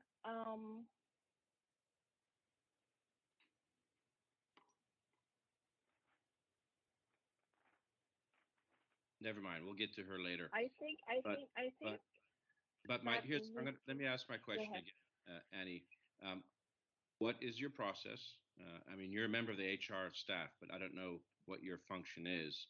And without Ms. Ackerman here, I'm trying to get an answer out of you or Ms. Celaya as to when you do a termination, a dismissal, a suspension, is there not a paper trail? Are there not forms that have to be dotted and signed and and put into the system? It seems very odd to me that a termination, which is a substantive HR action, can take place based on a conversation with no record. Is that what you're trying to tell us? That happens on a regular basis because people sit next to each other in queues?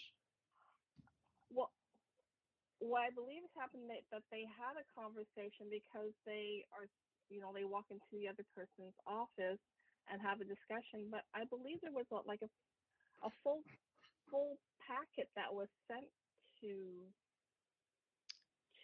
Jarmy on her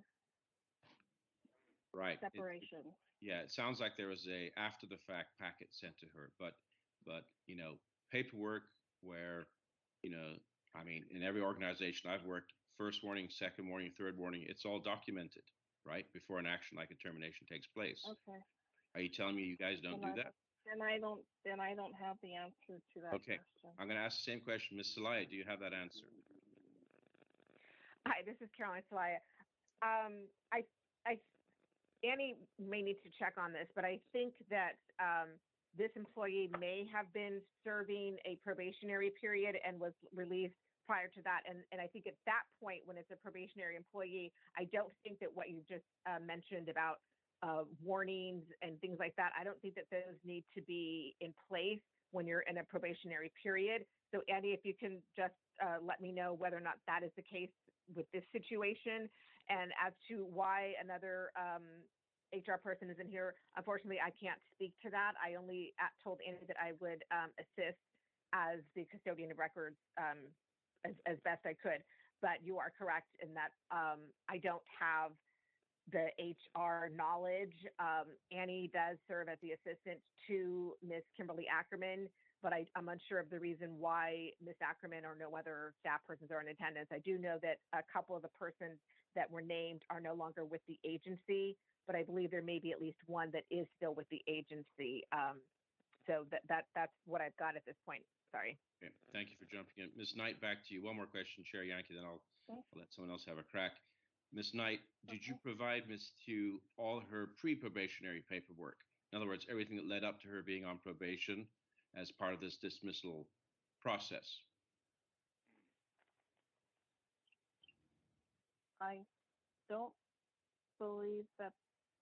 I would have to double check, but I don't think there was pre-probation paperwork. Pre-probation. Like, yeah, what got her to her employee file would have been when she. I think all that would be at her current location of where she works, which I believe is Human Services. I think everything got followed her to where she works now. And the separation report was the only thing that was sent to her. From your department. Exactly. I only received that one. And I have requested other records. And like as okay, excuse me. We're not going to have back and forth discussion between the petitioner and the respondent. Yeah, Ms. Chu, hold on. We'll get to you. Yeah. We'll get to you. Thank you. Okay, so I think what you're saying, Ms. Knight, is she got to your department when she was already on probation. Is that what I'm hearing? No, I believe So I believe this is what happened. She was hired, she was on probation, and she was released before she finished probation. Okay.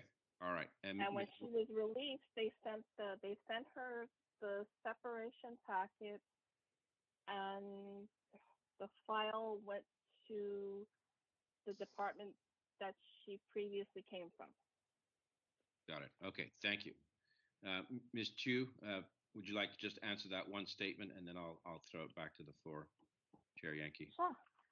Does that sound correct? So you joined SFMTA under what, like a 90-day probation or something? Yes, I was released during my probation period. However, as I said, there's no paper trail from SFMTA HR. I have only received the separation paperwork. And in any organization, like you stated before, there's Okay. a paperwork. Got it. Okay. All right. I think we have a clear picture of what transpired. Okay. That's it from me. Thank you. Okay, thanks. I think it was Member Padmanabhan next, and then we have Member Neighbors and then Member Schmidt. So, Member Padmanabhan, are you ready? Yes. Oh, This is a question for the respondent, Ms. Knight. Could you refer to the page number 598 in the packet, where there is a reference made to the person who handled the separation, and that person's name is Sangeeta Bali. And the email says that this person's email was deleted. And so there were no records because of that. Could you explain how long you keep an email after a person is deleted? I mean, after a person leaves the company? Oh, that's an IT question. Caroline, do you know?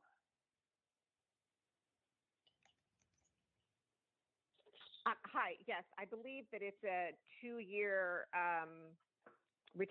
record retention policy for emails. And was this person's,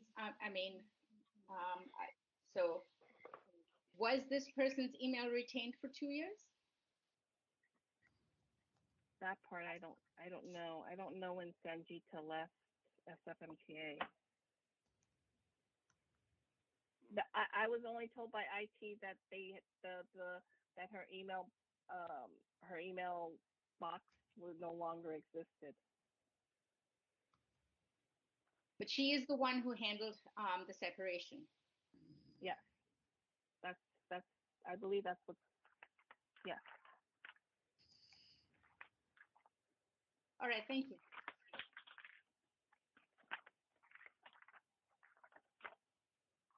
were those all your questions, Member Padmanabhan? Yes. Okay, great. So I think Member Neighbors, did you have a question? Yeah, I had a couple of questions for Ms. Knight. Along the same lines, I was wondering, I had noticed also that that same rationale was made for not meeting the request from emails from Dolores Blanding and Donald Ellison, that their mailboxes were deleted also. I was going to ask you the same question, because we do in the government have a standard for preservation of records, and I think it's going to be important to know what the policy is. Did you? So when did you check on those records as well? Those mailboxes for Dolores Blanding and Donald Ellison? Yes. And these were records that were for 12/18 to 1/19 and 2018. Yes, we did for Donald Ellison, and Dolores Blanding, I believe, was not an SFMTA employee. She was hired by the mayor, and I believe her mailbox came out of CHR. That's, I think. But they said they didn't have anything for her either. Did you ask your IT department if there's backup tape? Not just if the mailboxes are active now, but if there is a backup tape for some of these mailboxes that could be referred to? Or did you just ask if there were emails that could be searched that are the mailboxes are still active? Yeah, I asked them to check on emails, and there was only, well, I asked them to check on Donald Ellison's emails, and they only found one email that was sent. I believe it was sent to Jeremy. So were they the last time but they didn't pertain to what she was requesting. So they did conduct a search, not just they didn't stop saying that those email boxes do not exist. They looked for emails from these people: Sangeeta Bali, Dolores Blanding, and Donald Ellison. They did a system-wide search for those names with Jarmeen's name also. Yes. We did an email search for Jarmy, for specifically only Jarmy's name when member Highland asked me to, and nothing came. When I went through all those emails, nothing came up from any of those past employees that you are mentioning. Okay. The other question I had for you was, member LaHood mentioned earlier that when you talked about that something really struck her when you were giving your first comments, when you talked about the thousands of emails, the 5,000 whatever emails that you first got a return on when you searched the petitioner's name. And you said of the emails I reviewed when you were speaking about the attorney-client privilege, I just wanted to double check. Did you review all of the emails or a portion of the emails? No, I went through all of them. It took me about a month to go through all of them. And so, did you? I was trying to get an extension, but Jarmy wanted these emails gone through as fast as possible, so I focused on these emails. Okay. Well, yeah, she pushed for me to get these emails to go through these. I was trying to get an extension for at least another month, but that was all I focused on for a whole month. Okay, and then beyond the emails that disclosed personal information that in the course of her job that she was doing that wouldn't pertain to this, were there other emails besides not including those and returning? Were there other emails that you didn't include for other reasons? No, I gave her everything except for the ones that were private, that have to do with her job. Okay. Thank you. Those are the only ones. Okay, you're welcome. Was that all you had, member Neighbors? Okay, great. So I think member Schmidt is next, and it looks like back to member Padmanabhan. Go ahead, member Schmidt. Thank you. Yes, I'm going to direct a couple of questions to either of the representatives from the respondent. The first one is there a primary personnel file, as far as you know, for the complainant? And if so, where is it held at this time? At this time, it should be where where she works, which would be the Human Services Department. Okay. I believe that's where Okay. she went back to. Yes. When you did your responding to her request in this situation, you didn't access that personnel file because it had already gone to HSA, correct? Yes. Yes. Okay. Okay. And you didn't, your agency hadn't retained any type of portion of her personnel file? No. It's Okay. I think it's procedure for the personnel file to follow the employee. Okay. Okay. And do you know, while she was probationary, was the personnel file held within your agency? Yes. It was Okay. in our file room. We have a file room that has all Okay. the personnel files. Okay, thank you. The other subject I have is somebody had just mentioned a 2-year deletion policy, and this is for either of the witnesses. Could you tell me what is your knowledge of that policy and who imposed the policy? Hi, this is Caroline Salaya. Each division within our agency sets the policy according to the law, and our city attorney's office reviews that policy, and it's long been the practice to retain emails for 2 years. And then our board votes on that, which I believe they just did within this past year. So that's where that comes from. Okay, Now, so the board actually, the board approves that 2-year deletion policy, correct? They approve the entire policy. The 2 years for emails is within that policy. Okay. Is there a distinction between the 2 years of preservation and the shutting down of the mailbox?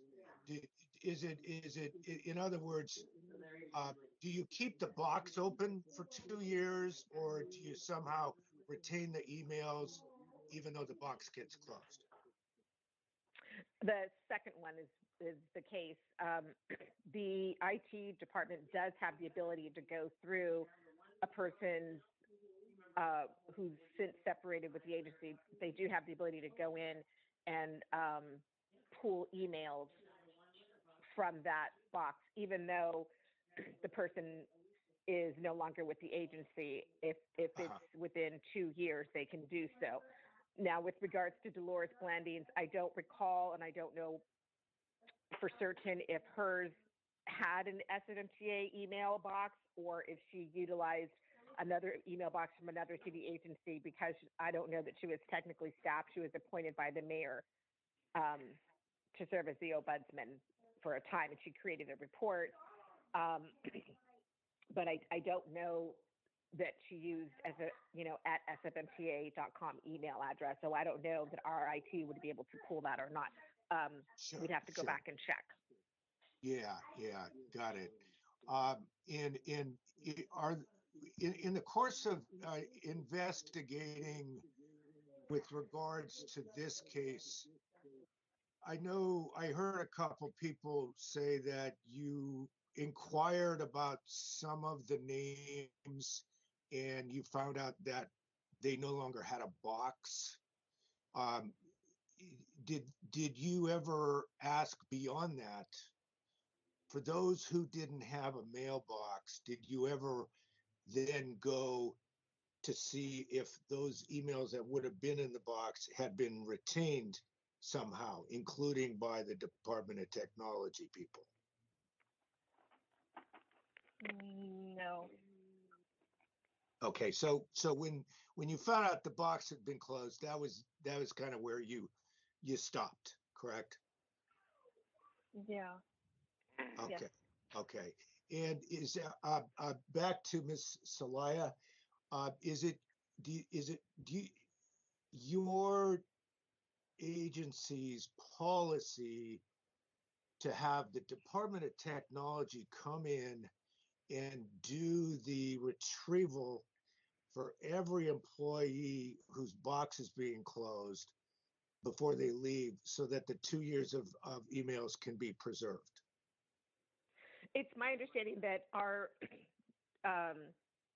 IT department stores that information. And I think when the employee is separated, the box shuts down so that it can no longer receive new emails, and the person who has been separated can't send emails from that box.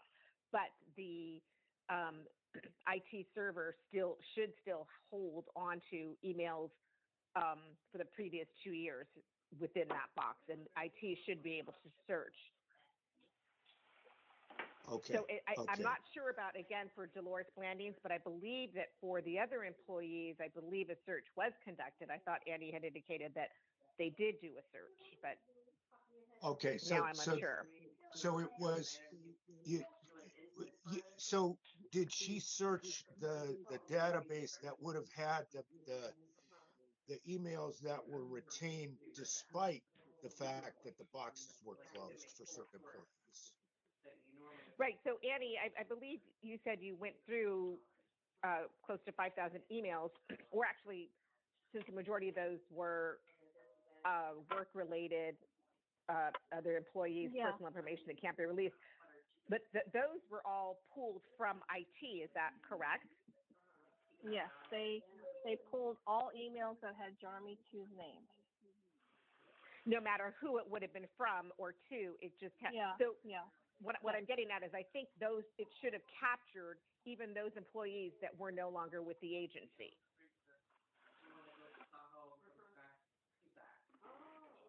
That makes sense. Okay. I thank you. I think that pretty much answers my inquiries on that. Okay, nothing further. Thank you. All right, thank you, Member Schmidt. I know we have Member Padmanabhan next, but I'm hearing a lot of background noise too. So if you're not one of the speakers, can you please press *6 to mute yourself? Sounds like there's some type of conversation going on in the background. Okay, Member Padmanabhan, it's for you to ask no questions. So I just want to go through the timeline with Ms. Tu, the petitioner, one more time regarding Ms. Bali, Ms. Sangeeta Bali. Yeah. So you were, your initial request was on September 7th, 20. Is that right? That's correct. That's correct. And you were released from employment on September 17th, 2018. That's correct. Okay. So that's close to 2 years, but not exactly. That's correct. This person must have left after me. And it cannot be that she left on the day that you were let go. That's correct. So I just wanted to verify the date, the timeline. Okay, good. All right, thank you.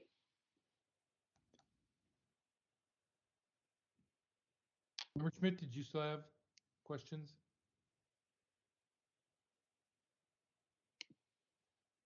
Okay. And you're all set, Member Padmanabhan too? Okay. Any other questions? Or should we move to rebuttals? Okay, seeing no questions, we'll go ahead and move to rebuttals. So in this portion, we'll have the respondent go first, and then we'll have the petitioner have the final word. And so Cheryl, when you're ready, please let the respondent know. Ms. Knight, will you be speaking? I'm sorry. Yeah. All right. Your time starts now. Go ahead. Actually,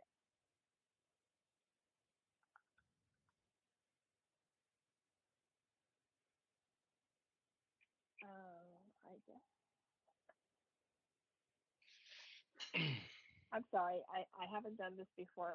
What am I supposed to be doing at this time? I'm supposed to be, Okay, Cheryl, can you stop the clock for a sec here, and I'll try to explain. So, Ms. Knight, this is your opportunity to. This is kind of like the end of the case. So this is your opportunity to offer. You have 3 minutes to offer any final rebuttals. After you present your final words on the matter, the petitioner will have 3 minutes as well to offer their final words, and then go back to the task force to deliberate and figure out how they want to conclude. I see. I see. Okay. I see. Thank you. So I'll have Cheryl reset the clock, and then Cheryl, please let Ms. Knight know when you're ready. Annie, are you ready? I am. Go ahead. I think that all I will say that is that I feel that I have responded to all of Johnny 2's requests in a timely manner and have provided her all the emails, documents, and records that she has requested for the SFMTA. And that's all. Thank you.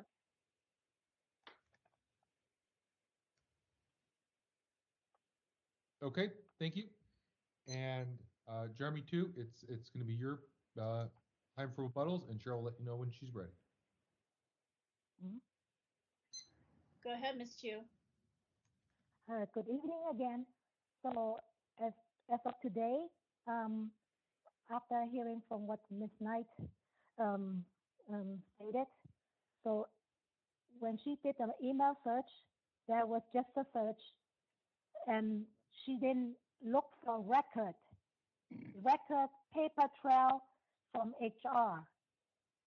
It sounds like when she indicated, they talked about cubicle, from cubicle to it's all oral. So I would like to see those paper trails, those records leading up to my termination. You know, there must be something, because I have requested from 9/7 on from last year, and this is nothing. And even them emails, this is just a search. Yeah, so it should have been provided to me last year, September 7th was my initial request, and there was no record found, no record found, no record found. So give you a very example, because even for payroll records, I should, when they separate me from MTA, they should have some kind of payroll record. Someone would have informed payroll, okay, from this date on, she's no longer with MTA. There's even no such thing. I would just want to give you an example. And as for my personnel file, sure, it will probably go with me to HSA, where I'm currently work, but they should have some kind of record there as well. I do not think there was an effort to even look into the personnel record to find anything. This is all my email requests, all my requests was just no record found. Yeah, some records was late, fine, that's not important, but I am going after the paper trail, the records that's leading up to my separation from dismissal from MTL. That's what I'm looking for. And then those emails, and for your information, Dolores Blending's email is smmta.com. That's what I have. And then I received a whole bunch of emails that I had to go through myself. Yes, there's a lot of folders, but this shouldn't be fall onto me. It should have been done last year. And then Ms. Chu, your time is up. Okay, sorry. Thank you. Thank you. Okay, members, so this is our deliberation period. and time to make a motion. Member Highland here. I just wanted to throw in one thing that I was researching, and it might need more time to take a look, but take a look at page 514 in our package. And I draw your attention there for a reason. I just took a look at the SFMTA records retention policy, which was refreshed on April 10th of 2021. In it, there's a clause that says if records are deemed to be needed for litigation, that period is extended indefinitely, and other departments involved are to be notified by SFMTA. And I'm sure this member Schmidt will find this interesting, but it looks like in that last letter that she wrote to Ms. Ackerman and Ms. Knight on October 16th, the day before the 2-year time was up, it's very clear. She says, I want to go before the Civil Service Commissioner. I need to do this, that, and the other, that she's pending, she's pursuing litigation here. That was pretty clear to me in my reading of it. So I think at that point, if they're following their new records retention policy, they have an obligation to retain those emails, to go back in archives to find that stuff. Interestingly, her original request was in 2020 before this new policy. So I'd be curious to see what the old policy was. Was it even longer than 2 years? Was it shorter? Was there no policy? That also needs some research. But I'm not convinced that the SFMTA did enough, helped her enough, directed her, or any of the above. That's kind of where I'm at with this. Okay, Member Padmanabhan.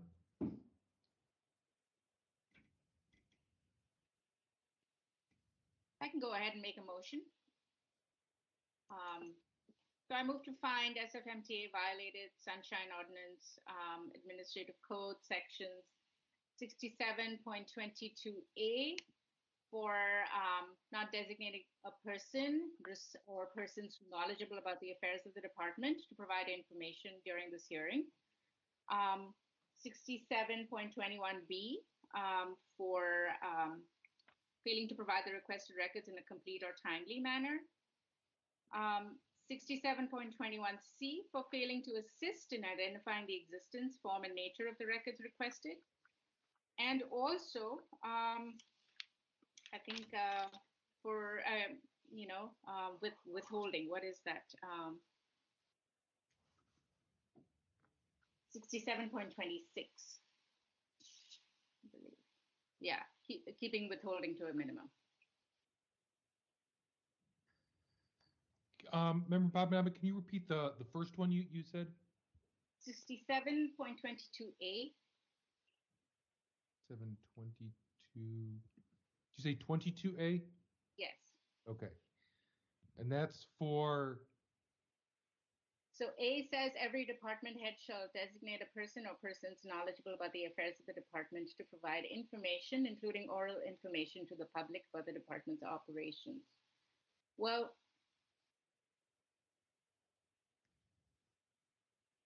so it may not be that. Were you talking about 6721E? 6721E.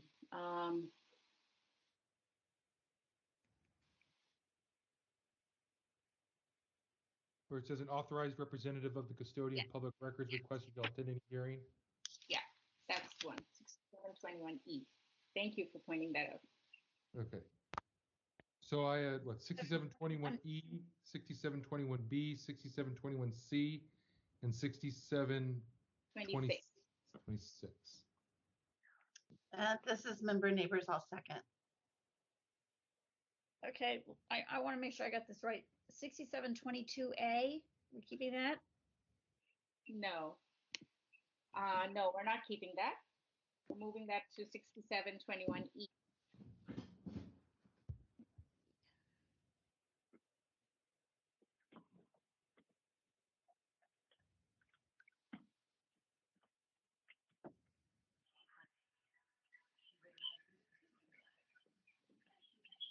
And Member Neighbors second? Yes. Cheryl, can you read back what we have just to make sure it's proper? Because there was a lot there to take in. Yeah. Moved by member Padmanabhan, second by member Neighbors, to find that the SFMTA violated 6721E for not designating a person knowledgeable to attend the hearing, 6721B for failing to provide records in a complete and or timely manner, 6721C for failing to assist in locating the records, 67.26 failing to keep withholding to a minimum. And just wanted to ask before we proceed, was that just the MTA, or were you including Kimberly Ackerman, who was looks like part of the complaint here at the top on the agenda? Yeah, we could add Kimberly Ackerman too. Yeah, because that looks like it's part of the complaint. So Cheryl, did you get that? It's the MTA and Kimberly Ackerman. Yeah, I'm putting it in there right now. Okay. Yeah.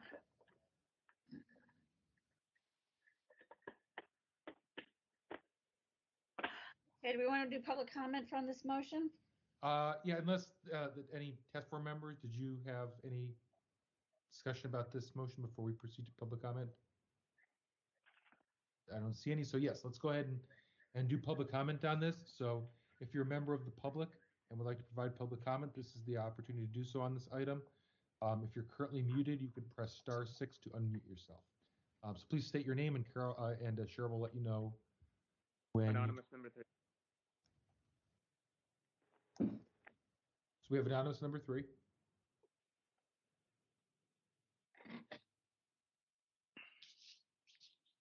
Sounds like just anonymous number 3 for now. So Cheryl, when you're ready. All right. Sir, are you ready to begin? I am. Go ahead, sir.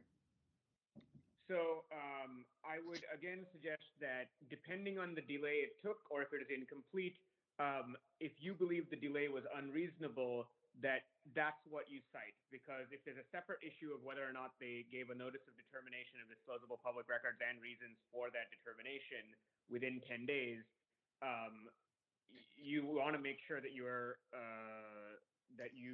if you agree with the mayor's orders are valid, are in compliance with those. So depending on whether you think the delay is unreasonable, I would have the word unreasonable delay in the motion. Second, there is an important point about the retention policy here. If the actual retention policy is, everything gets retained for 2 years, that may very well be reasonable. But whether they actually implemented that in this case or not, I don't know if you know or not. And if it wasn't the case, and they were deleting things immediately of anyone who left, who left that department, I want to be clear, I don't know what the answer is here. But if that is the case, I think you should consider a 6729-7A violation. I don't know if you have enough evidence to do that in this case, in addition to the violations you have here. But this is very important. You have an obligation to determine whether or not department heads are preserving and maintaining all documents and correspondence in a professional and business-like manner. The city attorney, I know, disagrees with this.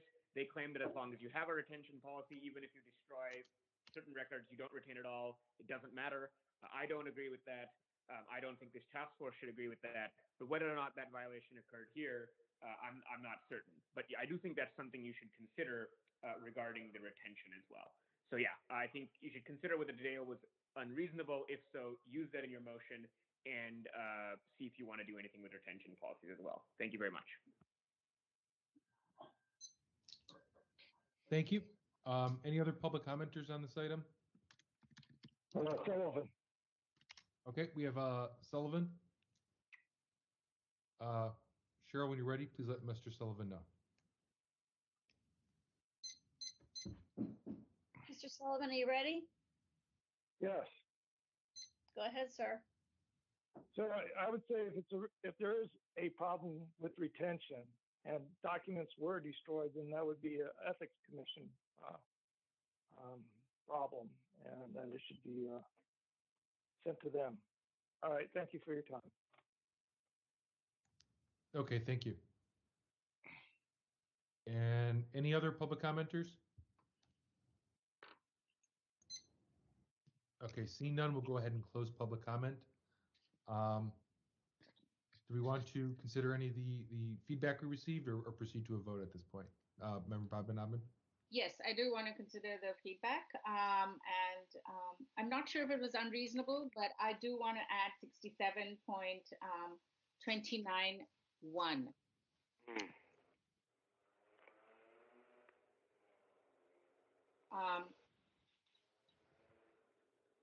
Yeah.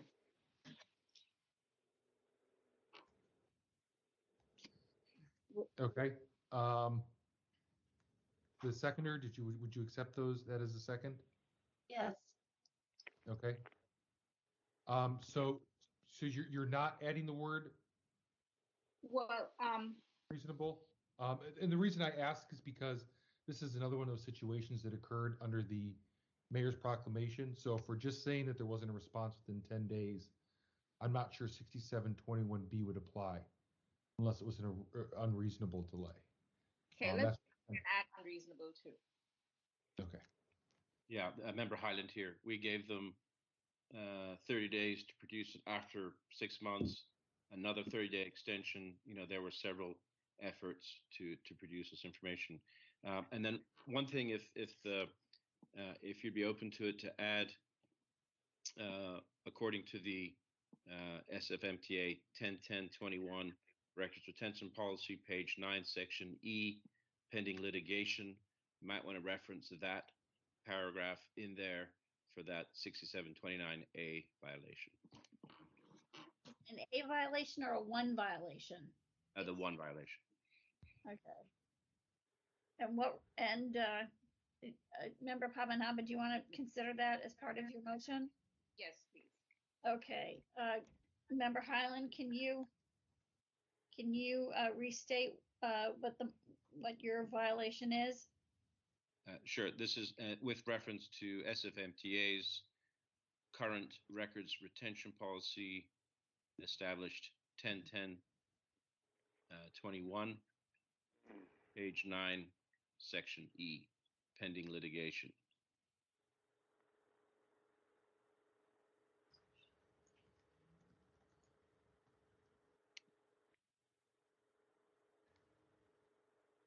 Regardless, it was within the 2 years, but pending litigation triggers an extension according to their own policy. Right.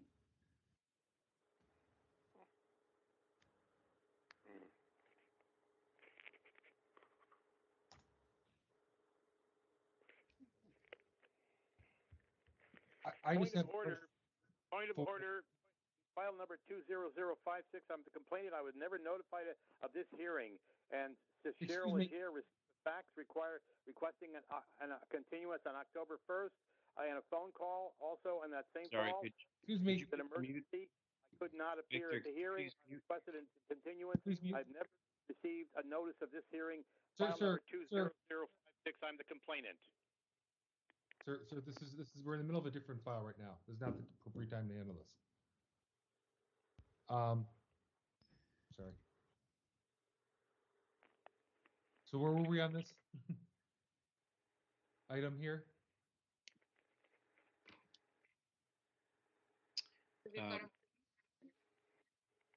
Was your part done, Member Highland? Yes, I was just going to insert that into that. Okay. Just some detail. Gotcha. Okay. All right. I just want to make sure it reads correctly. Yep. So Cheryl, could you read back the entirety of what you have now? Okay. Excuse me. Moved by Member Padmanabhan, second by Member Neighbors, to find that Kimberly Ackerman and the SFMTA violated Sunshine Ordinance Section 6721E for not designating a person knowledgeable to attend the hearing, 6721B for failing to provide the records in a complete and or timely manner, 6721C failing to assist in locating the records, 6726 by failing to keep withholding to a minimum.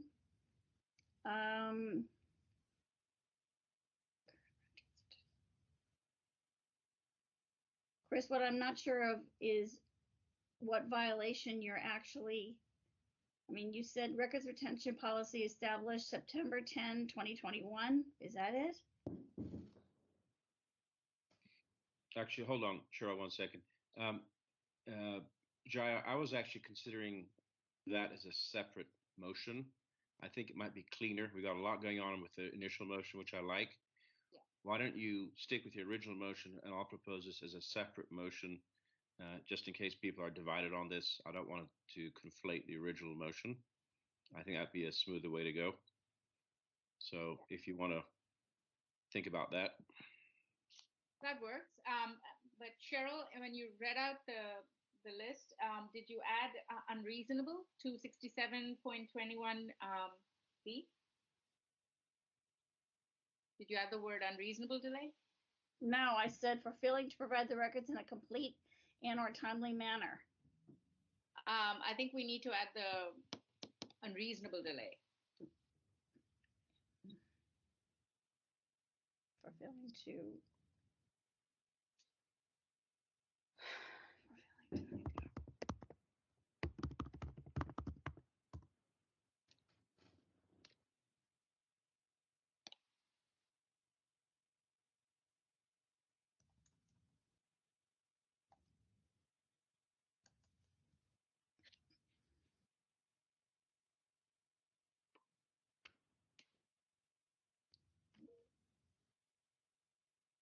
All right, 6721B for unreasonable delay in providing the records in a complete and or timely manner. Does that sound fine to you? That sounds good. Thank you. Okay. So I don't think we added any sections on that. So I think that was just kind of a clarifying statement on the original motion. So, right. So Chris so I think we need to dispose of this motion first here, Cheryl, before we move on to that one. So is there any other comment between us members on Member Padmanabhan's motion? Now let's take a vote on that, and we can talk about the second idea. Okay? Member Highlander, I think just for correctness, you need to roll back 6729 and take that out of your motion, and then both agree to that, and that's what we vote on. Okay. So if the maker, Jaya, and the seconder, I believe it was Lori, are okay with that, you might want to just state that for the record, and then we'll proceed with that. Right. Is that okay with the maker and the seconder? Members? Okay. And okay with you, member neighbors? Okay.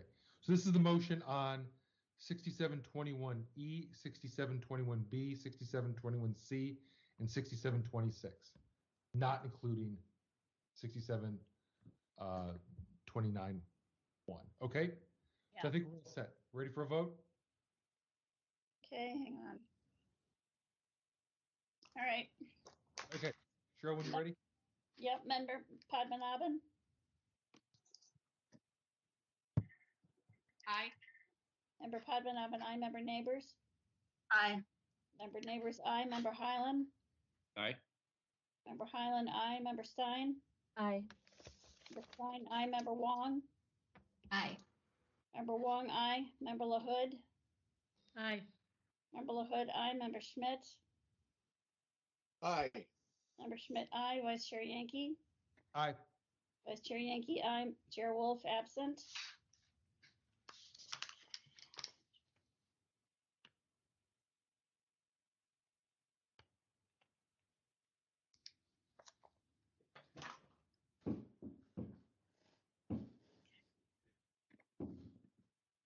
Okay. Okay, do you have the final vote with the motion there, Cheryl? Yeah. I'm sorry.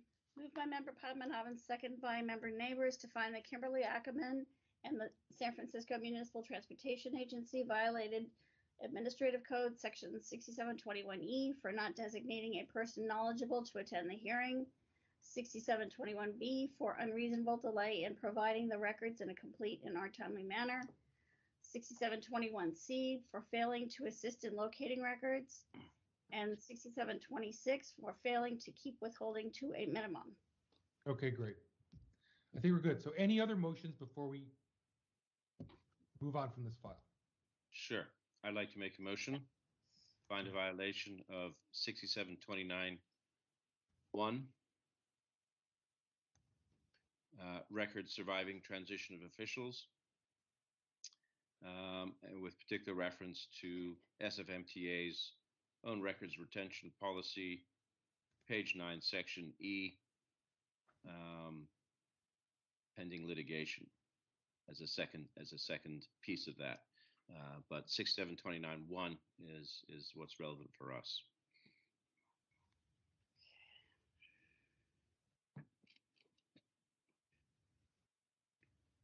Who wants to second that? This is member Neighbors. I'll second that. Also. Okay, so we have moved by member Highland, second by member Neighbors. All right. Any discussion on this item? Member Schmidt. Could I ask, could you explain what was done to violate? What are you saying was the violative action here? Basically, that they deleted, or they're claiming that emails of an employee that was within that 2-year period are no longer available. They can't have it both ways. Either they could have helped to find them, gone back to their records retention or their storage and dug it out, or if they're saying, well, they don't actually exist anymore, then we're going to get them on that count as well by saying, guess what, you didn't retain them. Okay. So I'm just want to. That's what I was thinking. And is that is 6729.1?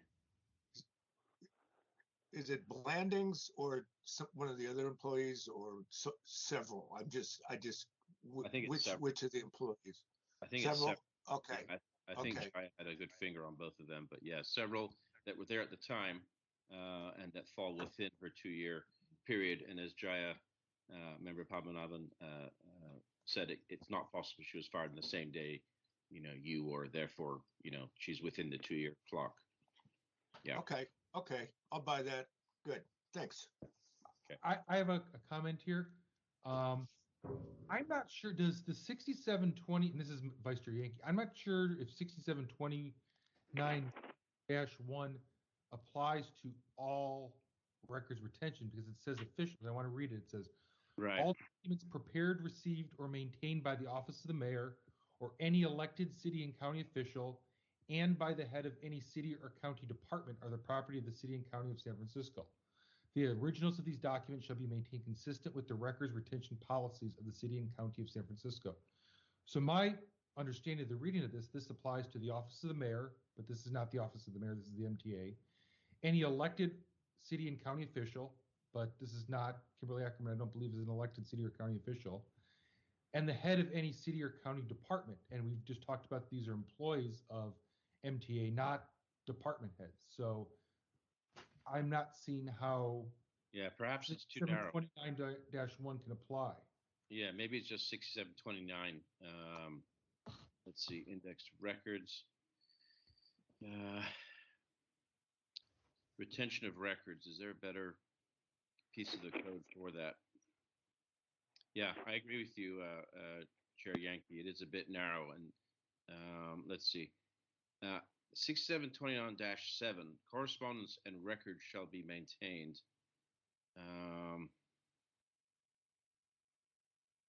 The mayor and all department heads shall maintain and preserve in a professional business-like manner all documents and correspondence, including but not limited to letters, emails, drafts, memos, invoices, reports and proposals, and shall disclose all such records in accordance with this ordinance. I think I like that better. I would agree with that, but again, are these employees department heads? I don't think we've established that. The department head's named in this, Kimberly Ackerman. I don't believe Kimberly Ackerman's the department head of MTA. Of HR. I'm not. I would. But so is the MTA named. So I mean, the buck stops with the department head, right? Well, but it's the department head. Perhaps I'm not sure. I think yeah, it's unclear. She's a department head within an agency. So is that a department head under this statute? I don't know. Before with Prop G calendars, and we've kind of interpreted department heads as like the assessor, the treasurer, tax collector, not like the head of contracts within something or something or something, right? So I get that. I just have a hard time saying that 6729-7 is some type of catch-all records retention policy thing that allows us to insert ourselves into all record retention policy issues. Not that I think it's, great what they did. I think there's a lot of suspicion here. I'm just not sure if this level of records retention type of policy is within our jurisdiction, because I'm just not seeing that apply to ordinary employees or typical IT cleanups of mailboxes. Right, but because SFMTA is named here, right? Isn't it de facto that department head? The buck stops with them. So even if they don't recognize Ms. Ackerman as the department head, the SFMTA and its department head is required to keep and preserve in a professional business-like manner all documents, correspondence, emails, etc. I mean, how else do we apply this? Or is there another piece of the code that's more a bit more general? I think that's all we have if we want to go down this road. I think that's making the jump that gives us full discretion to jump into records retention policy issues across the board. We could, and I'm not sure that's really our jurisdiction. I mean, I read that personally as being like the mayor can't go shred her own files in her own file cabinet, or the assessor can't go into the assessor's personal files that he or she has kept for her purposes, or the city administrator. But I don't see that as somehow the city administrator is responsible for every employee's records retention within the vast web of the city administrator's office, and that we can hold them accountable for some, clerk 2 position that had their email deleted early.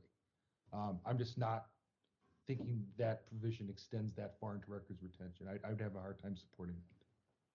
Okay. But others may and I'm not sure how directly what we do would dig into records that don't exist because they were shredded, destroyed. I mean, we're sort of like trying to find, okay, did person A make a request and get what existed? So I mean, it may come up that we'll deal with that, but I don't know if we're if we can really be reviewing these retention policies under any of our jurisdiction. Right, but just to play devil's advocate, the other side of the coin, this then will give any department they will just say, oh yeah, actually we just deleted all those records in violation of our own 2-year records retention policy. Well, that would be a total violation, but I don't know if we're the enforcers on that violation. That's all I'm saying. Maybe somehow we will be. I think with some of these emails, we may get it in a different direction, because we will be able to enforce under City of San Jose. But I'm not sure about the record retention policy thing. I don't know. That's kind of a novel direction that maybe we'll end up going in. But I'm not quite sure if I see it yet.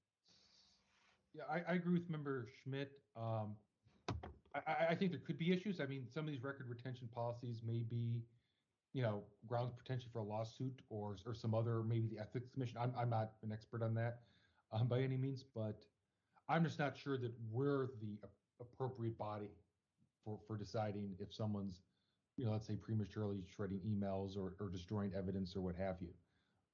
I just don't see that provision of the Sunshine Ordinance extending to that extent to all records retention issues. And I see Member Padmanabhan has her hand up too, and I don't want to miss that. So let me throw it over to her too. Yeah, I actually disagree with you, Vice Chair Yankee. I'm looking at that 67.29.1, and I think looking at where the comma is placed, and it says, and by the head of any city or county department. are the property of the city and county of San Francisco. So in that case, we could interpret the SFMTA as being a county department, and then the documents should be maintained consistent with the records retention policies of the city and county of San Francisco. So I think 67.29-1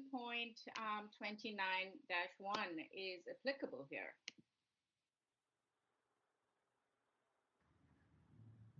I would think this, Vice Chair, I would think this would be the head of the MTA, but not sub-departments within the MTA. I would say, I would agree if this was in a case that was dealing with the director of the MTA, yes, I would agree. But these are not his or her email. I think it's a him. His or her emails that we're looking at, and see member Neighbors and member Wong. I see also. May I just say one more thing? I'm sorry. And it does not need to necessarily be emails that are pertain to just the county head. It could be those that are received or maintained by the county department, by the head of any county department. So there's some room for interpretation here. This is member Wong. I wonder if it's just worth allowing for folks to make a motion and then we can take a vote on it. Yeah, that might be the way to go. Member Neighbors, I see you also had your hand up.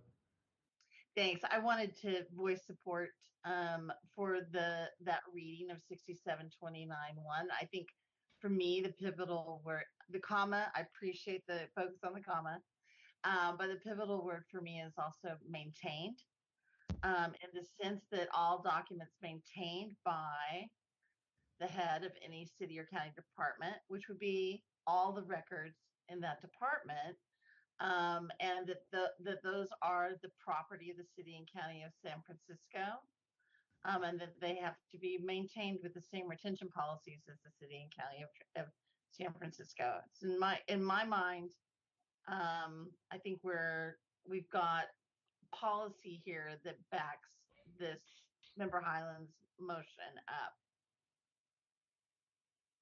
If he made a motion, I thought I heard one in the title. Yeah. Okay, so maybe just to wrap this up, I'll stick with my original motion of 6729-1. I think we've had enough discussion, guys. What do you think? We have some public comment and then a vote. Anyone else have anything else to add? Did we have a second on that, Member Highland? Yes, Member Neighbors, second. Okay, great. So moved by Member Highland, second by Member Neighbors, and I don't see anyone's hand, so I think we're good to go ahead and move to public comment on this. So any public comment on this motion, please speak up, and Cheryl will go ahead and add you to the queue.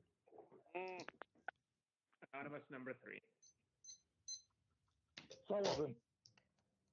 Okay, we have anonymous number 3 in Sullivan. And Cheryl, when you're ready, please let them know.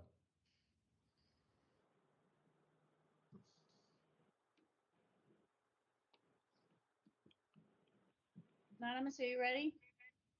Yes, I am. Go ahead. So I actually think that the right one is 6729-7 and not 6729-1. And I'm going to read from the Good Government Guide. The Good Government Guide is the official advice from the City Attorney's Office to all departments. I don't actually agree with the advice of the City Attorney's Office, but this is the minimum that they have been advised by the City Attorney that they have to do.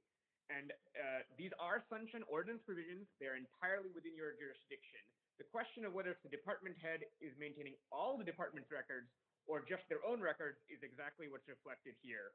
So this is section E1 of the Good Government Guide on page 131. The mayor and all department heads must maintain and preserve all documents and correspondence in a professional and business-like manner. Admin Code 6729-A. This does not mean a department that must retain all its records. Rather, institution of and compliance with the department's records retention policy satisfies this provision. In this case, the records retention policy was not satisfied by the department. The department head has the legal responsibility for implementing the Sunshine Ordinance within that department, and thus the violation, I believe, is 6729-7A. The next paragraph in the Good Government Guide discusses 6729-1, and that is about officials leaving the office. And that is only applies to the mayor, the elected officials, and department heads, which I do not believe the head of a subdivision of the MTA is a department head. So I believe the right violation here is 6729-7A, which is what I'd said in my last public comment, and not 6729-1, because the person whose records, actually, that's only if those emails were never received by the department head. We don't know the answer to that. But I think 6729-7A is a more slam dunk answer here because of the failure by the department to comply with its own records retention policy. And that's page 131 of the Good Government Guide. Thank you very much.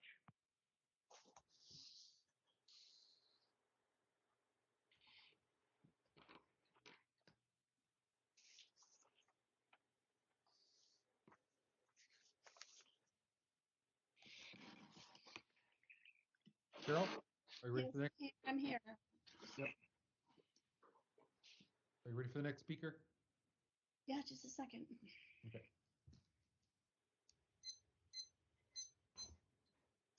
Mr. Sullivan, are you ready? Yes.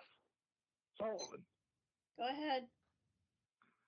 Yeah, I agree with anonymous number 3. He basically took all the words right out of my mouth. So I do agree it's 6729-7A. And it is the mayor and the department heads that are in charge of maintaining all the records. And it doesn't, in that, it says the mayor and all departments heads shall maintain and preserve in a professional and business-like manner all documents, correspondence, including but not limited to letters, emails. And it doesn't say their documents, it says all. So it's they're in charge of their departments, and they need to comply with the record retention policies of the county and government. All right, thank you for your time. Okay, any other public commenters? Point of order. I'm the complainant in 20056. I was never notified of this Sir, hearing. sir, this is not the appropriate time for this. This is not the time that we're hearing that. We'll have to deal with it as a separate part. You'll have to deal with the administrator. We're not on that item. Member Highland? Anonymous 3 has persuaded me that that is the correct portion of the code. So I'm gonna cite 6729-7A. I think that's the cleanest piece. So if the seconder would accept that change. Yeah, I also was convinced. Okay. Okay, that's a material revision, so I think we should go back for another round of public comment here on the revised motion. So I'll open it back up for public comment if anyone wants to comment on this revision. Anonymous number 3. Okay, anonymous number 3. All right. So I know some of you don't think retention. Oh, sorry. Apologies.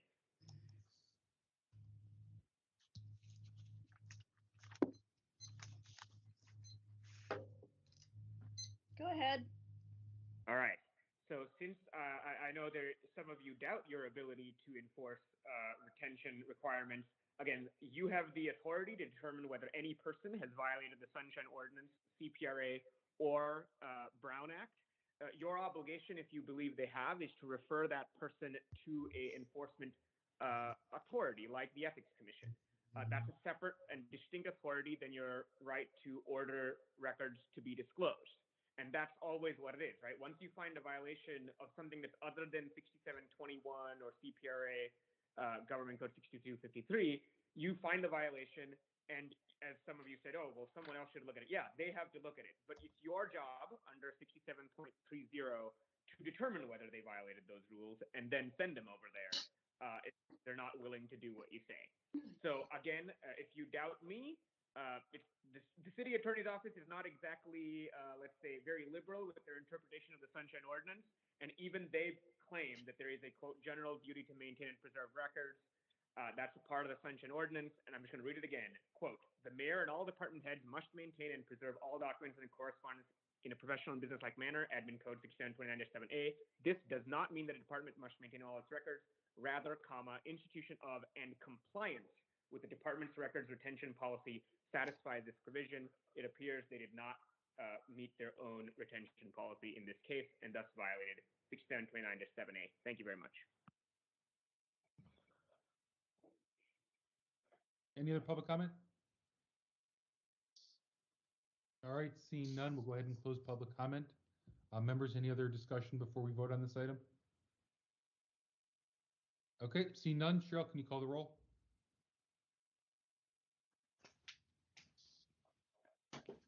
I was looking it up myself too.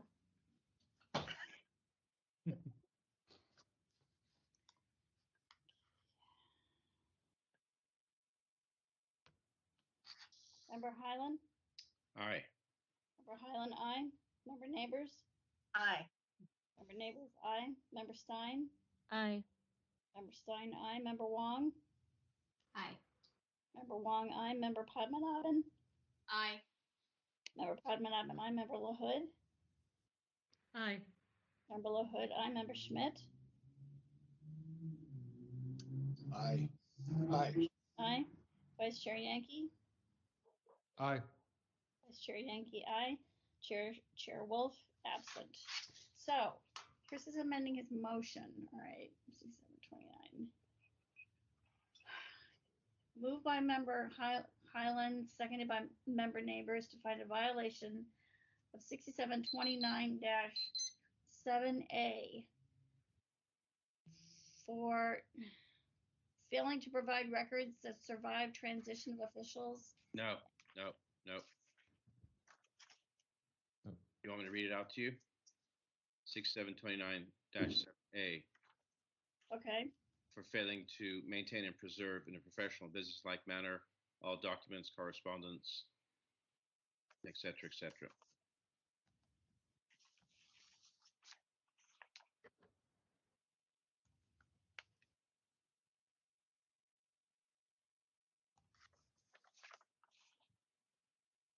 All documents and correspondence, including but not limited to letters, emails, drafts, memorandum, invoices, reports, and proposals, and shall disclose all such records in accordance with this ordinance. Shall what in accordance with this ordinance? And shall disclose all such records in accordance with this ordinance. That's all it is. That's just one sentence, section A.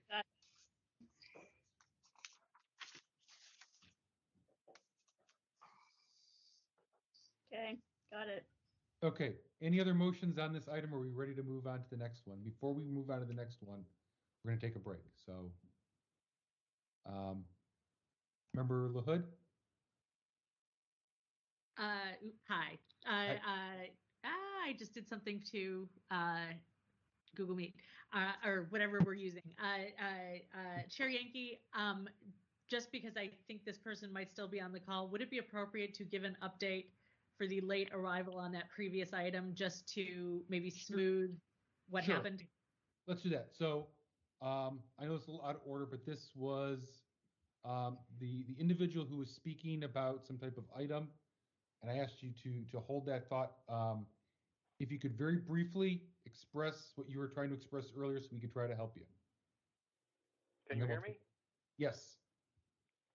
Okay, I was never received notice of this hearing. 20056. Never received any notice of this hearing on this matter. I could give you a little history in the background of it, but that's the basic point of order and violation that you're dealing with here. If you want a little background on it, No, we're not going to hear the case right now. I just wanted to hear what it was that you had an issue with. So, I did, Vice Chair Yankee, I did draft a letter. I do believe it was mailed. It was sent to Anonymous at his P.O. box. I don't know what to say. When did you send it? I think it was the 14th of October. That's when I drafted it. No, I never received it. Okay. Well, you weren't deliberately left out of the loop, Anonymous. You weren't. And Well, I'm sorry. Go Okay. ahead. Can you re-agendize it? Yes, we can. Yes. So Anonymous, That's what all. we can do is please speak with Cheryl. In fact, I don't even think there's a need to do that. You've obviously made your point clear here. So Cheryl, it sounds like he wants to reactivate his file. We can't hear it in this meeting anymore because obviously the respondent would no longer be here, and we've moved on. We've already taken a motion to file and close that, but obviously you can request within 60 days to reopen it. This sounds certainly like a request to reopen that file. So we can reopen that and make sure that we get that on a future addenda. Yes, please let me know. Thank you for consideration. Vice Chair Yankee, Yes. this seems to be a consistent issue. Can we set a specific date so that we can provide notice at this time so that if it occurs again, we will not make any additional allowances? Right. So What we can do is put it on the December agenda if this petitioner would like. We can certainly do that. Yes. That would be let me look at my calendar here. So there's a date that looks like the first Wednesday in December is December 1st. December 1st. December 1st. Thank you. Vice Chair Yankee, can I suggest that you rescind your decision on the item in question and continue the matter to December 1st? And since the person is on the line, this can be considered his notice of hearing for December the 1st. Right. That's what I was suggesting, Victor. Thank you. Yeah. Thank you. So we'll consider this as request to reopen, and it will be then placed on the December 1st agenda. Yes. Please And also send in paper notice also. I got it though. We're in the books. But just follow the paper procedure as well. But I think it's very clear. I have been noticed. Okay. And further, can we have it sort of at the top of the agenda like we did today, just so that he knows when to get on the line? Is that reasonable? I mean, that's up to the chair, but yeah, I don't want to, all right. hijack this for Chair Wolf, who's usually the agenda preparation. Okay. Does that, but I think it's safe to say that. Yeah, it was top of the list today. It was top of the list today, so I certainly think we can do that in December. I would imagine it would be reasonable. Okay. I know that was a little kind of off topic there, but I'm glad we got this settled here for all parties involved. So is everyone ready for our break now? Yes. Good. Can you take a vote on that motion? Is there actually a motion to take, Victor? Because yes, you would need to rescind your previous motion to table the matter or to file it. Why? Because to continue the matter to the December 1st meeting. I'm not sure we need to do that. He can just reactivate the file. He just needs to tell you he wants to reopen. Okay, we can do it in that method. Yeah, and we can just note be it an in the administrative minutes. action. We don't have to take a vote on it because the complaint procedures allow him to request that his file be reactivated. He's just doing it. That is fine. We will note it in the minutes that he made the verbal request during the meeting. Okay, yeah, that's fine. And that it is continued. It's not actually continued anymore. It's just will be scheduled on December 1st. Exactly. I think technically Victor has a point that the case sort of doesn't exist right now since it's been dismissed, or it's been sort of like, I don't even know if it's dismissed, but been tabled. It seems like we're putting a case on calendar that we just said is non-existent in a way. Well, no, it says. I mean, I don't have a problem with doing this, but technically, it may be done.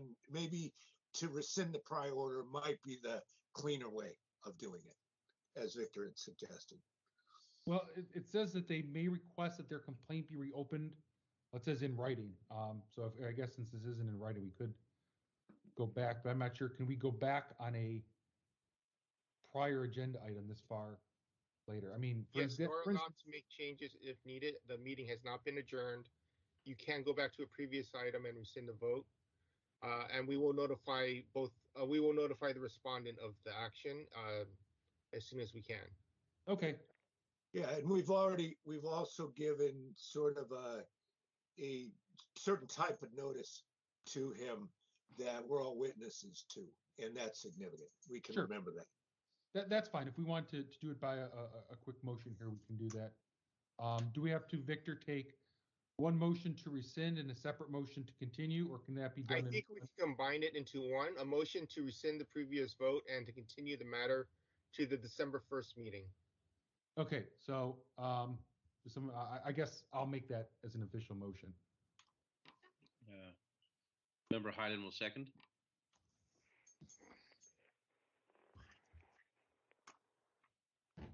Okay. Members, any concerns? We'll open up briefly for public comment here. Any public comment on this motion? Last call for public comment. Okay, going to close public comment, and Cheryl, if you can take the roll.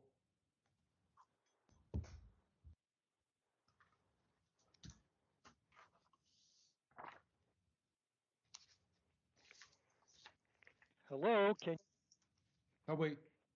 It sounds like we have. Can you hear me? Peter Warfield. Yes, Mr. Warfield, we can hear you.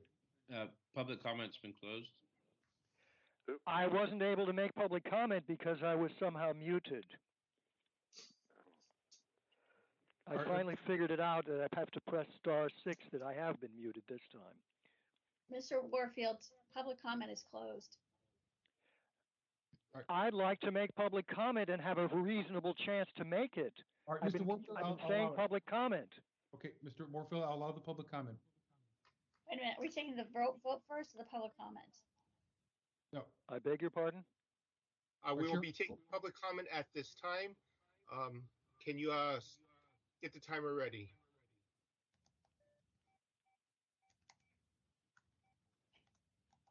It's not Warfield. Cheryl, are you ready to start public comment? I just wanted to get the timer going. Mr. Warfield, are you ready? Yes, I am, now that I'm unmuted. Thank you. Go ahead. Tell me when to start. Go ahead. Thank you. It's Peter Warfield, Executive Director of Library Users Association, Library Users 2004 at yahoo.com, and also P.O. Box 170544, San Francisco, California, 94117-0544. I missed the very beginning of what looked like a call from Anonymous regarding his complaint that earlier this evening was, whatever you call it, it was dismissed without prejudice is what I believe the wording was. He has testified, and I appreciate that you took him in. I missed how it came that he called in and how you came to take this up in the first place, but I appreciate that you did. It's the humane and human thing to do. And especially because he says that he had received no notice. That speaks to something else with regard to what Anonymous number 3 said with regard to there really would save a lot of trouble if you would contact the parties, and particularly the complainants, for confirmation that you should put them on an agenda rather than just simply agendizing things and then sending out a notice saying, boom, you're required to attend. And there's no consideration of not only whether there might be personal difficulties or sickness or who knows what, a lot of reasons why somebody might not be able to come. And keep in mind that rules don't allow a representative to come either. The respondent can send any one of hundreds of employees. The complainant can't. So I appreciate that you took the call, and I also appreciate that you've taken the action you have. I think it's reasonable, I think it's fair, and I think it's a particular issue. It has come up before. Mr. Chafee in the spring showed you an envelope that indicated he had gotten a notice that was mailed after the closing date of the agenda packet, and that had apparently just reached him a day or two before the meeting, and so he'd, in an extraordinary thing, went out of his usual mail form and emailed folks about what had happened, and also why he didn't think he was going to appear. 25 seconds. So I appreciate that you're doing this. I think it's fair. Yes, the respondent is likely not here anymore. And so to put it on the December agenda. But I think that has to be in the minutes clearly so that the rescinding and so on, what happened subsequent to the action you took earlier, is clear that it's been rescinded and now rescheduled for December. Thank you very much. Okay, is there any other public comment? Okay, hearing none. Cheryl, can you please call the roll?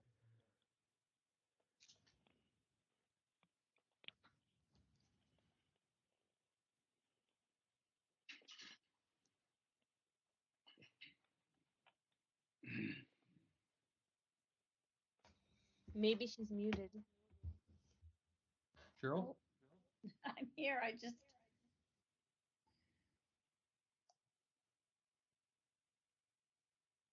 Chris rescinded his motion and then seconded it? Is that what he did? No. Cheryl, I made the motion. All right. The motion's to rescind our prior motion for that item. Yeah, I know. And to continue. Okay.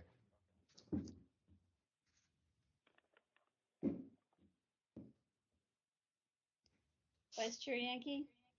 Aye. Vice Chair Yankee, aye. Member Highland? Aye. Member Highland, aye. Member Neighbors? Aye. Member Neighbors, aye. Member Stein? Aye. Member Stein, aye. Member Wong? Aye. Member Wong, aye. Member Padmanabhan? Aye. Member Padmanabhan, aye. Member LaHood? Aye. Member LaHood, aye. Member Schmidt? Aye. Member Schmidt, aye. Chair Wolf, absent. Moved by Vice Chair Yankee, seconded by Member Highland to rescind the motion to table 20056, and will consider a request made by Anonymous to reschedule the matter on the December agenda. Okay. Thank you. And now we will take our break. Let's do 10 minutes, so we'll be back at 8:50. Thanks, everyone. Thank you, Cheryl. And thank you, Anonymous, for coming and alerting us. Thank you.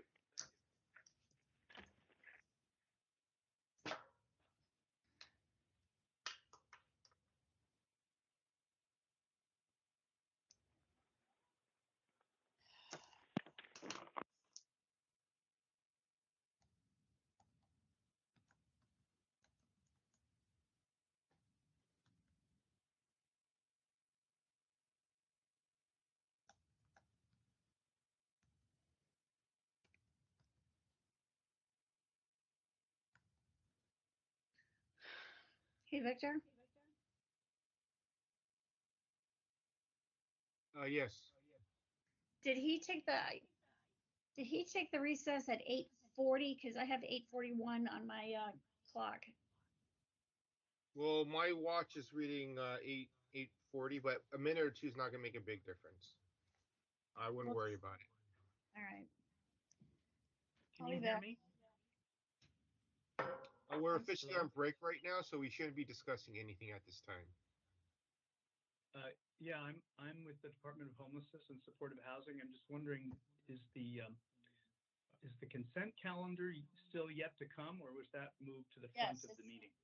It is yet to come. Okay. I cannot stay past 9, so I may not be available. I don't know how this works in terms of the consent calendar, whether that's heard or reviewed, or there's discussion about it. But I wasn't aware that these meetings would run this late. The consent agenda does not require attendance, so you're not required to be there for a consent agenda. However, okay. If you want to just listen on your phone or something, you may just want to hear what happens, or you can call us tomorrow. That's what I've been doing. I was told by Cheryl that I should be there. Here, rather. You know what? It's good when people are present. That way there are no surprises and you can participate in the discussion. Mm-hmm. Are you Cheryl? I'm sorry. Yes, I'm Cheryl. Yeah.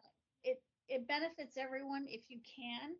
If you can't, if you cannot participate, I will let my committee chair know. And if the deadline is 9 p.m., then I will let the committee know that when they reconvene. Well, I don't want to force a conversation to happen that wouldn't otherwise happen. So No, that's fine. I just wanted you to know that I was here and that I only can be here till 9. So. All right. Well, we will let the committee chair know. Okay. Terrific. Thank you. Mm-hmm.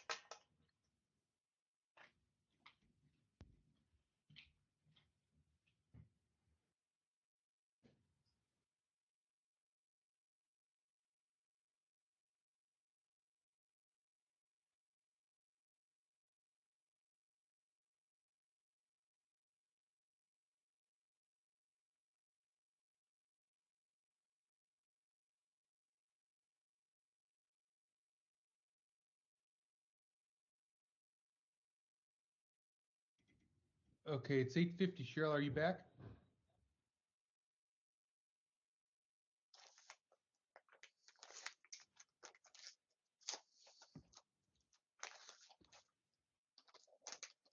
Cheryl?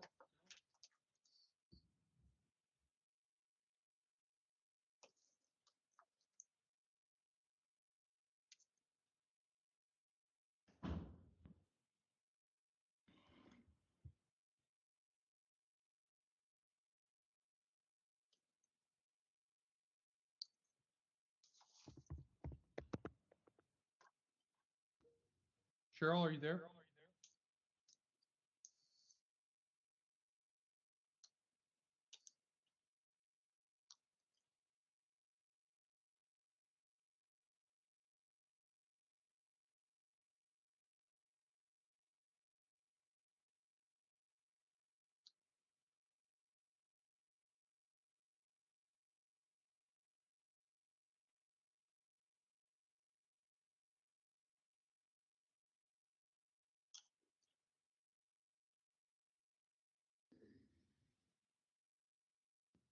Cheryl, are you present?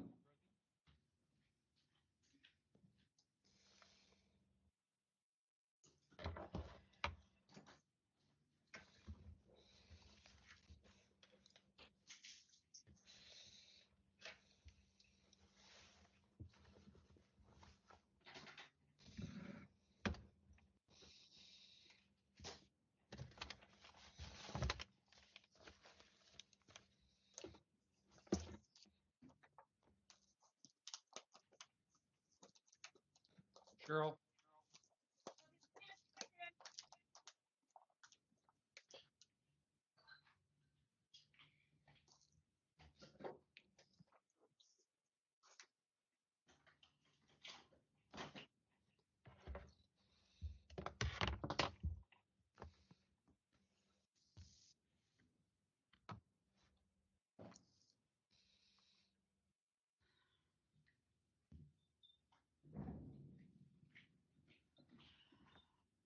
Cheryl? I'm here. Okay.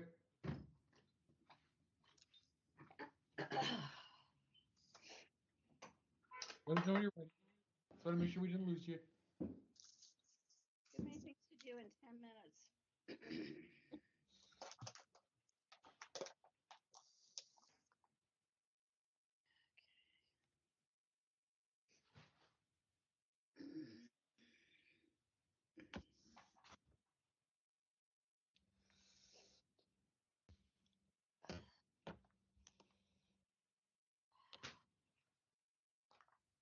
I have 8:53. Are we all together now?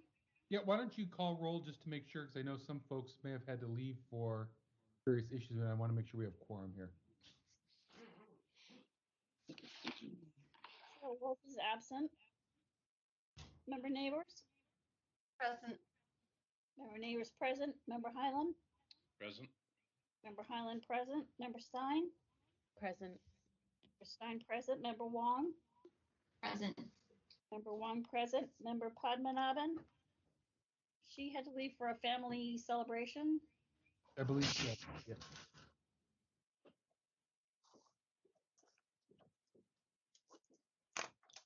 Member LaHood? Present. Member LaHood present. Member Schmidt? Present. Member Schmidt present. Vice Chair Yankee? Present. Vice Chair Yankee present. So 1, 2, 3, 4, 5, 6, 7. Okay, and member Highland, did you need to leave at some point just so we can prepare for that if necessary? Well, I think you're on mute.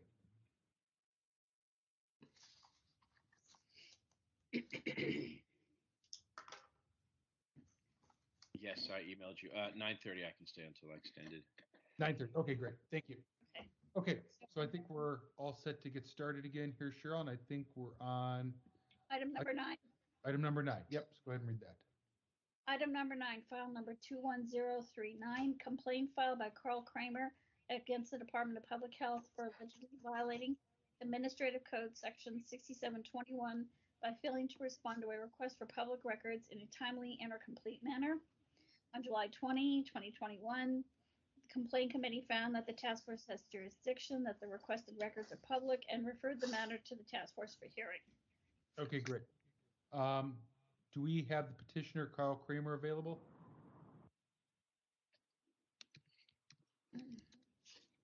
Mr. Kramer, are you available here at the meeting? You might be on mute, so if you are, please try *6 to unmute yourself.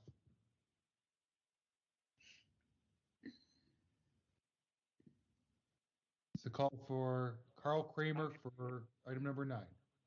Yes, I'm here. Okay, great. Thank you. And then do we have the respondent, someone from the Department of Public Health? Yes, can you hear me? We can hear you. Yes, great. Thank you. Great. Okay. Great. This is Katie Tang. I'm here on behalf of the Department of Public Health. Okay, great. Thank you so much. So it looks like this went to the complaint committee. So complaint committee chair Schmidt, can you give us a summary?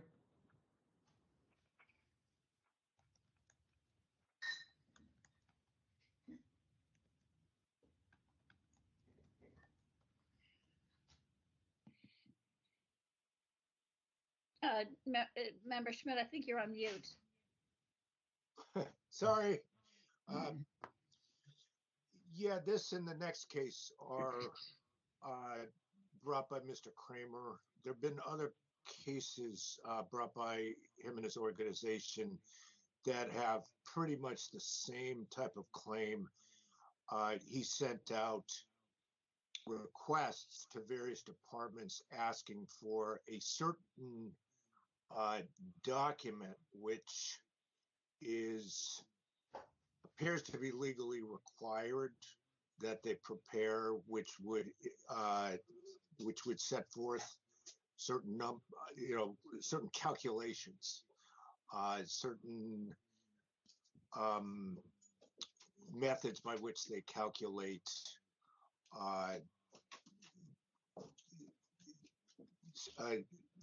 budgetary items. So in this case, he made a request to the Department of Public Health on December 17th. The response was that there were no documents that were in existence that responded to the request. And we've seen a few like this.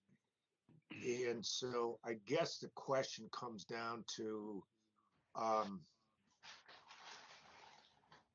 is it possible that they had not complied with what Mr. Kramer says they should have complied with, which is to have such a document in place? And if not, should they be required to supply Mr. Kramer with the figures that would be contained in such a document? Okay, that's it. Okay, great. Thank you. So I think we'll go ahead and get started here with the petitioner. And Cheryl, when you're ready, please let Mr. Kramer know when he can begin. Mr. Kramer, are you ready to begin? I am. Thank you, Cheryl. Go ahead. Okay, so the request was submitted on the portal Next Request on December 17th for information on funds for a wage raise for nonprofit workers that started on December 8th. So that's slightly different than our requests on for other records. This one was that the Controller's Office had issued that wage raises were supposed to start December 8th. We submitted request December 17th. Veronica Veen from DPH responded on December 23rd that records were not available to provide at that time because DPH was evaluating how the funds would be allocated and then closed the request. Our view is there should have been at least some records generated by the department's evaluation of that allocation or information on a future date that documents would be available. And there should have been calculations done before the wage increase was effective on December 8th, but even if they were, you know, they even if they hadn't before the date, if they weren't that proactive, at least what she indicated in her response was that they were having this kind of evaluation. You would think that would be generating some type of records.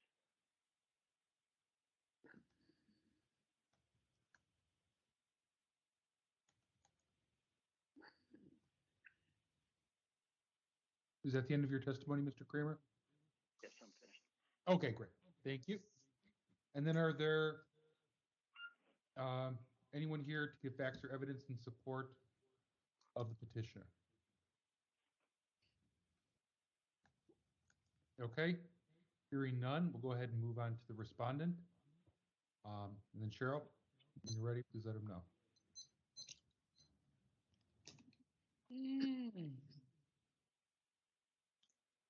Go ahead. All right. Hi there.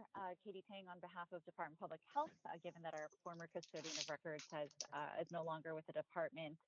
So the original request, as Mr. Kramer explained, was submitted in December of 2020.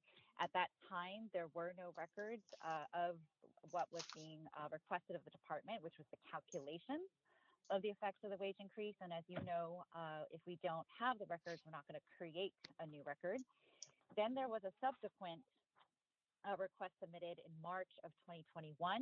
It was a duplicate, so it was word for word the same as what was submitted in December of 2020. Our former custodian of records thought that that was a duplicate and so closed the request because also at that time that record still did not exist. Then in July of 2021, our former custodian of records attended a compliance meeting with Mr. Kramer. And at that point, that then instructed our budget team or told them that this was actually a new request based on a December 2020 request. So it's the same thing, but it was actually a renewed request for that information. Then on August 3rd of 2021, our former custodian of records, I guess formally learned that they were Mr. Kramer was referring to request number 211365 actually. And so then at that point, the budget team from DPH were able to produce the calculations in response to the request, the MCO calculation. And as you know, our fiscal year runs from July 1 through June 30th. And so by the time August came around, that record was available because we had the full information for the most accurate information that we could provide to Mr. Kramer at that time. So had we been able to provide it earlier to Mr. Kramer, it would not have been the most accurate funding numbers. So again, that's the trajectory of what had occurred. There was a mistaken understanding of the duplicate request that occurred in March. And then once August came around, there was a record available because, again, due to the fiscal year running from July 1st through June 30th, we were able to have the most accurate numbers for Mr. Kramer. That concludes our response here. Okay, great, thank you. And is there anyone here to provide facts or evidence in support of the respondent? Okay, hearing none. Members, questions? This is our portion to getting additional information that we need.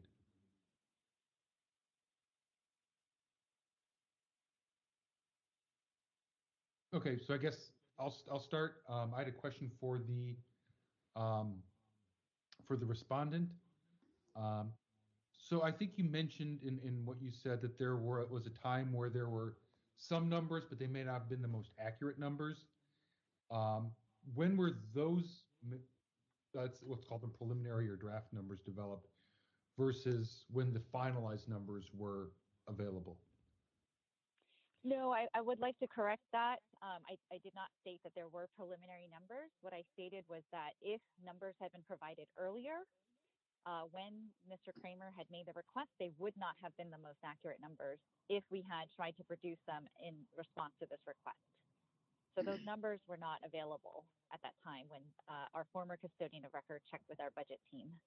Okay, so there were so no what numbers. they do is at the end of the Oh, sorry.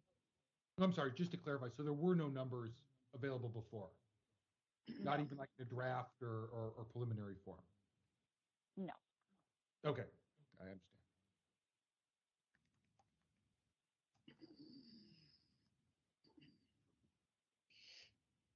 Members, any other questions?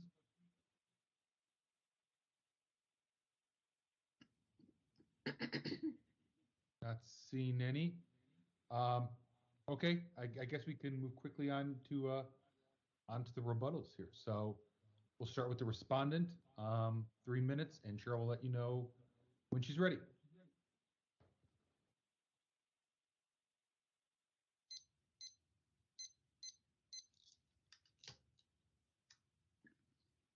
Ms. Pang, are you ready?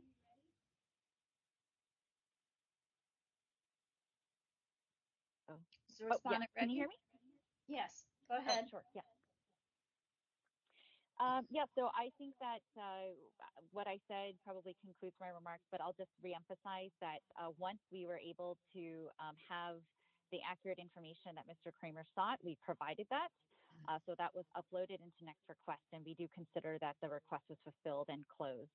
We did not try to withhold any records, but rather produce them once we had the information that Mr. Kramer sought. Okay, thank you. And Mr. Kramer, Cheryl will let you know when you're ready for your rebuttal.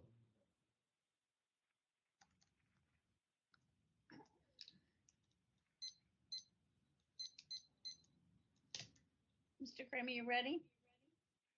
I am. Go ahead, sir. Yes, I think she's referring to another information request that we did receive the information. On this, this file number is 21039. I think she may have referred to a different number.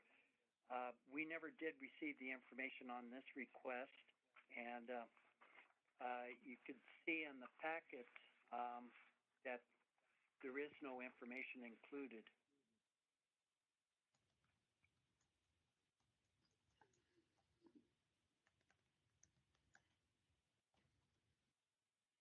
That's it. Okay, thank you.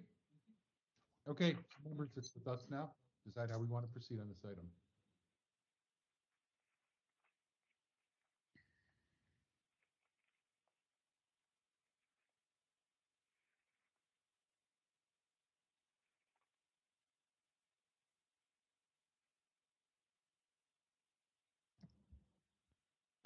This is Member Stein. I'll just say that I'm not sure that I see a sunshine ordinance violation, although there might be a violation of the minimum compensation ordinance. You know, that the petitioner wants to use to, you know, I guess, you know, I feel like, you know, I understand the petitioner is trying to kind of track what's happening with MCO. But if the documents aren't being created, or the documents that one would expect to see, like maybe budget documents or some other kind of calculations where the minimum compensation ordinance is coming into effect, I feel like that just doesn't quite fall under our purview. If the documents aren't being produced, they're not being produced. Yeah, I've seen other of these cases that have been brought by, oh, I'm sorry, I'm talking in front of other people's hands. Sorry about that. I'll stop. Okay. Member Nevers, did you want to go first? Sure. Thank you. So just to double check, the respondent did not submit a response to this complaint at all. Is that correct? Like we don't have anything from the respondent? If I got something from the respondent, it would have been included in the packet, and what you see is what I got. Do we usually proceed without a response from isn't it usually a requirement that that we get something from that they, you know, produce a response for us? I think they have the opportunity to do so, but I'm not sure there's They're not necessarily required. requirement. Obviously, their attendance is required. That's in the ordinance, and it does sound like there's someone here who's knowledgeable about it. So we have that. I mean, I believe Mr. Kramer is. I think it's just especially relevant here because he's pointed out that he believes that Ms. Tang is responding to the wrong complaint. So it would be important to make sure that we verify with her that she is responding to the complaint that we're talking about. Member neighbors, you can still use this period for questions. So go ahead and engage in responding if you have questions. You're more than welcome. So Ms. Tang, Mr. Kramer pointed out that we're talking about a file specifically 211039. Is that the file that you're responding to? He says he received nothing. He hasn't received anything on this file, this complaint. So this complaint before us on the agenda is 215003, correct? No. No, we're on 21039. Yeah, 211039. 039. Okay, hold on one second. Well, regardless, there were several duplicate requests that had to do with the MCO calculation, correct? It does have to do with the MCO calculation. It Right. does. So but there are several numbers, so I apologize if I messed up the numbers, but the essence of the request that we were asked to respond to for the Department of Public Health was the calculations of the effect of the wage increase, right, for nonprofits that we contract with. And so regardless of what the file number is, and again, I apologize if I cited the wrong number, is that when the request was made initially in December, and then there was a duplicate, another request made in March, those records did not exist. Then August 3rd, that record did exist. We uploaded it on August 13th into Next Request. So Mr. Kramer should have that file that he requested several times of not only DPH but other departments now in his hands. Okay, so Mr. Kramer, did you receive through a different request documents that suffice to request for this file? We made information requests for different periods of time. Okay. And we're talking about, a wage raise that started December 8th. And that was only for that fiscal year up to July 2021. So it, yes, up to July 2021.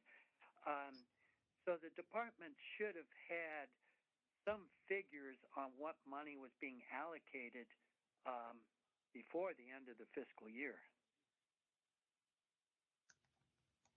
Okay. We never received that. Okay. So you did at some point receive something from the department, but it wasn't for this time period, the request of this time period. That's right. Okay. Thanks.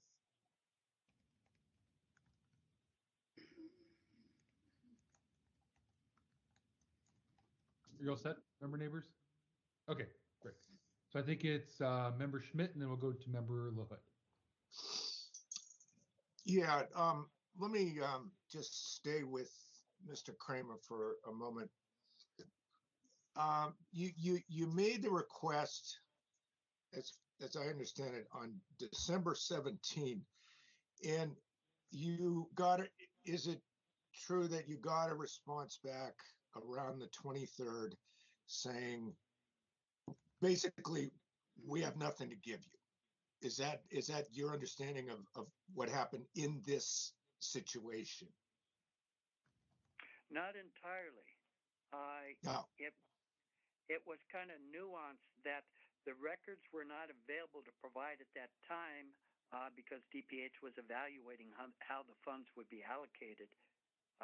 And I would think that if they're saying they're doing an evaluation, there should be something, in the way of records around an evaluation taking place. And when they're saying that, not at that time, well, then is there, some information on a timeline when the records would be available? So your thinking was at that time, the implication was that they were working on it, and there may be some kind of I don't know, notes, some kind of drafts, some kind of preliminary numbers that could have been on paper or in electronic form that they then would have they would have been obligated to give you copies of that paper because it would be responsive to the wording of your request. Is that what you're believing? Yes, even if it isn't figures, but we from other departments we've received emails, just saying, well, who was talking to whom about trying to calculate what amounts to allocate would be.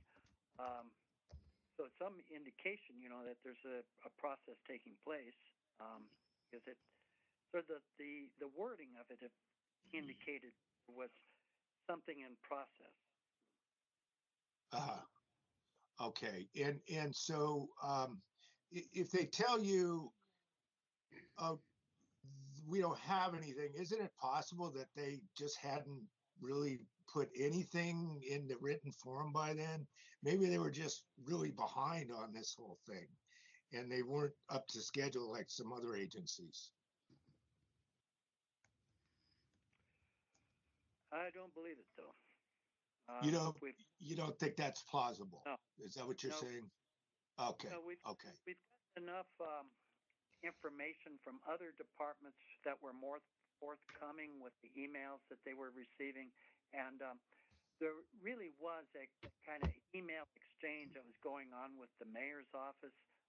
That was basically there was I think a power struggle going on with the Board of Supervisors that that the not for the departments to provide this kind of information, that out in the mayor's budget office they'll make the determination of what kind of money to allocate, and they didn't want that information being out there for the Board of Supervisors to then be considering for doing what are called add backs. So it was really a power struggle over information. Okay. And so we were being kind of sent the wrong documents, and they knew that they were sending us something different than what we were requesting. Or with DPH, it was just like a response that they don't do budgeting. They never had the figures. They just, so it was in this particular case, it was just like a non-response to what we were requesting. Okay. And so your operative sentence in your request is, the first part is, we are requesting your department's calculations of the effects of the wage increase. And so you wanted calculations. And you believe, as you stand here today, that there should have been calculations that would have already been put to paper that they should have given you at that time. Yes. Okay.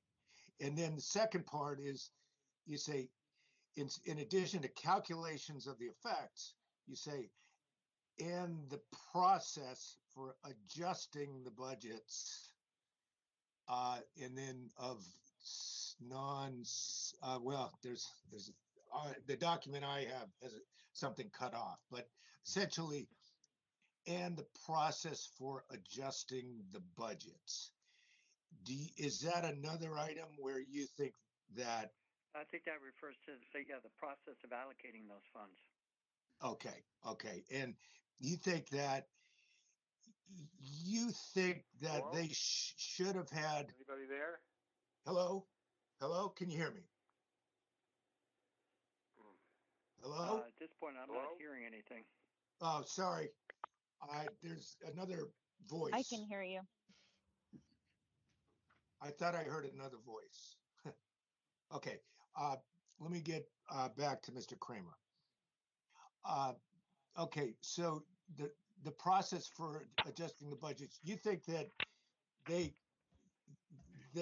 had, there's a good chance they had documents that would reflect this process for adjusting the budgets, and those would have been on paper, and they should have given them to you in response to your request, correct? That's correct. Okay, okay. No more questions. Thank you. Okay, I think it's Member LaHood. Oh, you're all set? Okay. Anyone else with questions or further comments on this? I had a brief one here for the respondent, kind of. So I'm looking. I don't know if the respondent can go to the. Let's see, page P. It's PDF page 7. There's no P page at the bottom, but it would be 735 if it existed at the bottom. And this looks like it's the next request printout that Member Schmidt was referring to, and it looks like there was something cut off. So just kind of dig a little bit deeper into the question that Member Schmidt was asking. And it says, looks like at the final sentence of the request says, we are requesting your department's calculations of the effects of the wage increase and the process for adjusting the budgets of non, and then like he stated, it kind of cuts off. But it looks like it talks about a process. And then looks like the response that was given is on the top right there, and it says, we have finished conducting a diligent search and found no documents responsive to your request. At this time, the Department of Public Health is evaluating how the funds will be allocated to the departments. So my question would be, how was that evaluation done? Because to me, that seems to suggest that there is some type of process going on, which is what he requested.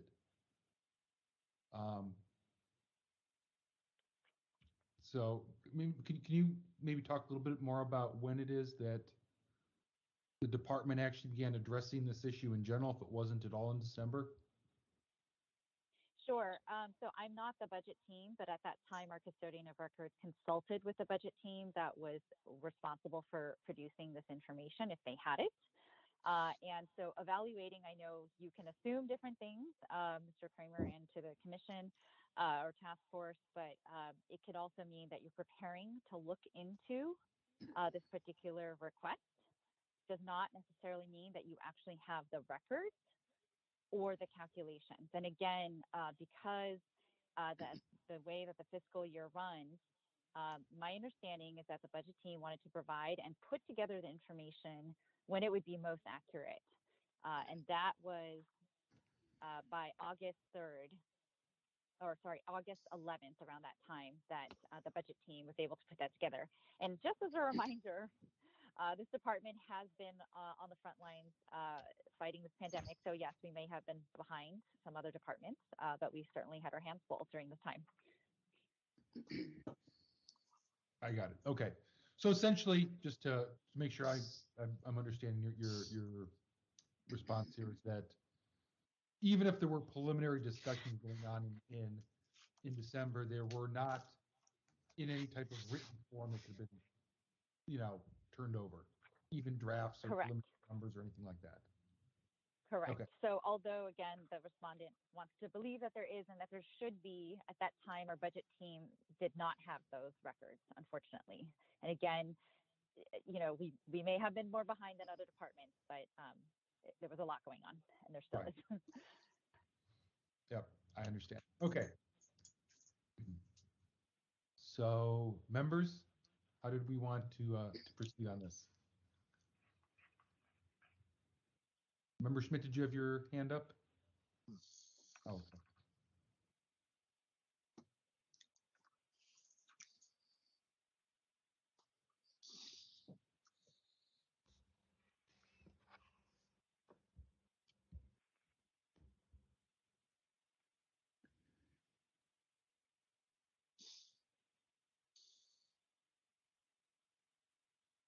Motions?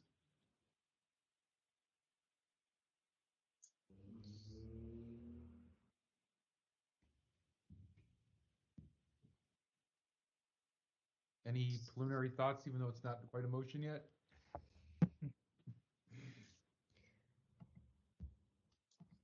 Well, I already gave my preliminary thought, so I'm hanging back. Yeah, I'm probably with Member Stein too.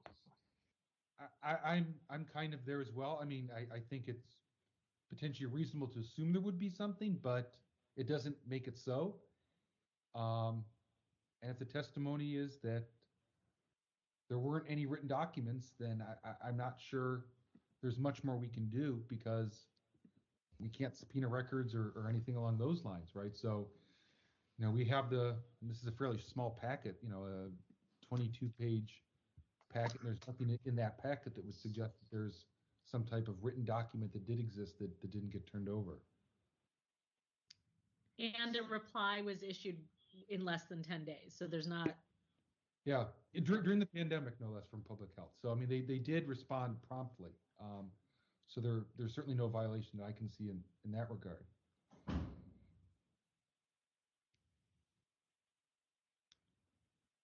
So does someone want to take a attempt at a motion here? I'll move to find no violation and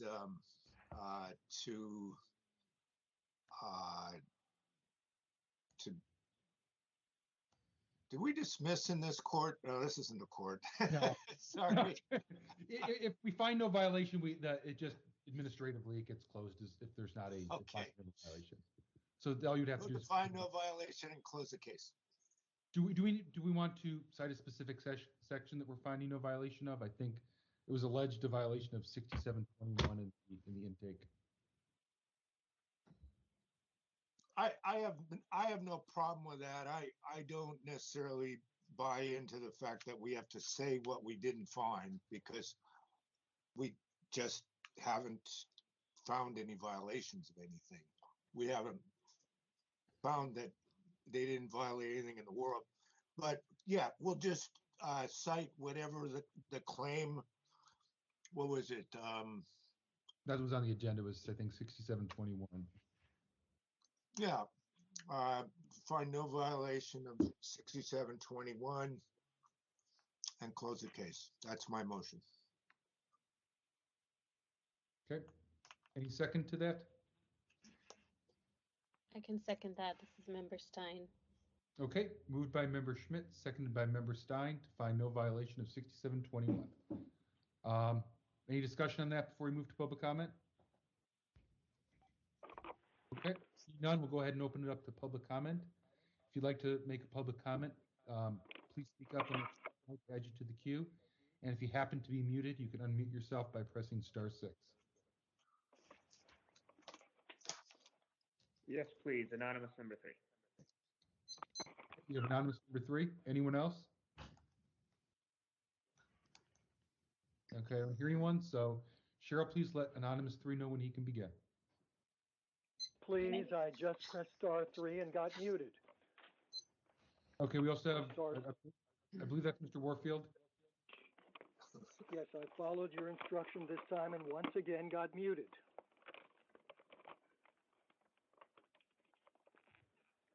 So yes, I'd like to make public comment, please. I believe it's *6, not *3. *6, thank you.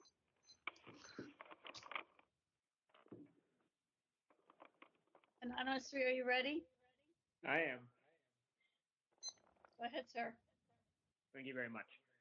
So the reason this predates since I've been watching the task force. There was some debate on the task force about whether you should name a particular section and whether you should find that the department did not violate something or simply close the case without finding a violation. And the reason, I believe, was in one case, you're affirmatively issuing an order of determination that they did not violate the law.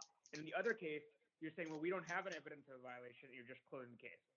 Someone who has been on the task force for a very long time, I assume, will know why there was some distinction, but some distinction about this was made about you making a finding that the department did not violate the law versus you making no finding whatsoever and closing the case. Anyway, I think the Department of Public Health should be very careful here because I'm going to sunshine them. And if there are any discussions of, quote, the process for adjusting the budgets of nonprofits with which you contract, which was the rest of that line on next request, and the dates of any of those discussions of emails are before December 17th, I don't think they've given you a straight answer, because I do agree with whoever the member was pointing out that the discussion of that is how you found in other cases as well. Those emails about discussing the process were responsive, just as responsive as the calculations. And maybe it's the case that they literally had no emails about this, but I hope they did actually do a separate search for the emails or whatever documents discussing the quote process for adjusting the budget, which is separate from any even preliminary or final calculation. Thank you. Thank you.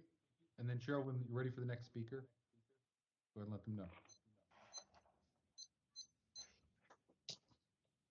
Mr. Warfield, are you ready? Yes, I am. Just let me know when to start. Go ahead. This is Peter Warfield, Executive Director, Library Users Association, Library Users 2004 at yahoo.com and P.O. Box 170544, San Francisco, California, 94117-0544. We're not a party to this complaint, and we're not particularly familiar with it, but we are concerned in general about Sunshine because it's crucial and vital to democracy and to anybody individually as a journalist or as a member of the public or in any other fashion, anybody who wants to know what's going on. And it's a principle of open government that we are able to know it to the maximum degree. When I hear qualifications, there are no documents, there are no written documents. I'm wondering, well, what is there? Anything that is recorded or written down, whether it's a formal document or not, is subject to a request for information. When I ask what are the fines that the library is collecting, they have a database, and they've given me a list of fines. They have redacted names, but they don't have a document. So many people had fines in the range of $0 to $1, $1 and $1 to $5 and so on, but that was possible to understand or to view or to calculate from what they did have, which was information that was recorded in a database and which they could print out on request. They could have made all kinds of reports. They could have made all kinds of documents, formal or informal, but at the time that I was requesting it, that was what I wanted, was the raw information. And so I think I would be cautious. Certainly I think that the task force should vote by a majority on whether there is a violation or there is not a violation, especially if the complainant has requested a specific violation. But I also think that information, not necessarily in a formal or even informal document, is subject to disclosure, and that should be considered as part of what this person may have been entitled to when he was requesting information and suspecting or concluding that there was evidence that there was information available. And it seems to me that he should have gotten whatever information, even if it was not in a final form, that should have been at least told to him and provided, unless there was an overwhelming reason not to provide it. Thank you. Okay, thank you. Any other public commenters? Okay, hearing none, we'll go ahead and close public comment. And just a administrative note on public comment and muting and unmuting. When I've talked about pressing *6, I don't know who each of you are and whether or not you're currently muted or not. Those are just generalized instructions for how to toggle on and off mute, because some folks might be joining us new, but I'm not giving specific instructions to any one individual and telling them they should or should not be pressing *6. You'll have to unfortunately figure out the system and whether or not you're currently on mute or not. You can obviously toggle back and forth. Okay, so that's just on that. Any other discussion before we move to a vote? Okay. chair on toggling back and forth important. Okay. Seeing none, we'll go ahead and have Cheryl call the roll. Member Schmidt? Aye. Member Schmidt, aye. Member Stein? Aye. Member Stein, aye.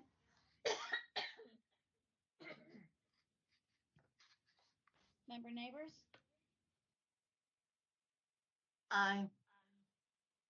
Sutherland, aye. Yes, that was an aye. Thank you. Member Highland? Aye. Member Highland, aye. Member Wong? Aye. Member Wong, aye. Member Padmanabhan, absent. Member LaHood? Aye. Member LaHood, aye. Vice Chair Yankee? Aye. Vice Chair Yankee, aye. Chair Wolf, absent. Moved by Member Schmidt, seconded by Member Stein to find no violation of Administrative Code Section 6721 and close the matter. Great. Okay, thank you, Cheryl. We can go ahead and move on to the next item.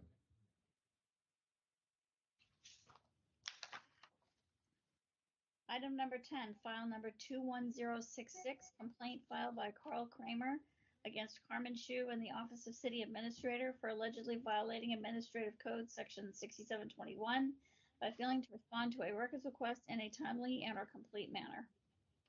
Okay, great. And we know Mr. Kramer's here. And is there someone available from the Office of the City Administrator?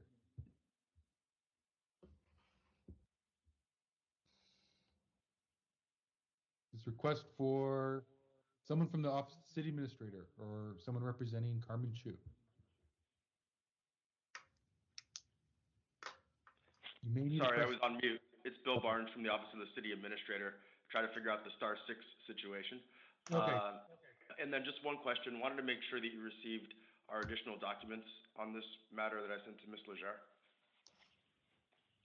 Cheryl, can When did you send them? 342 Today?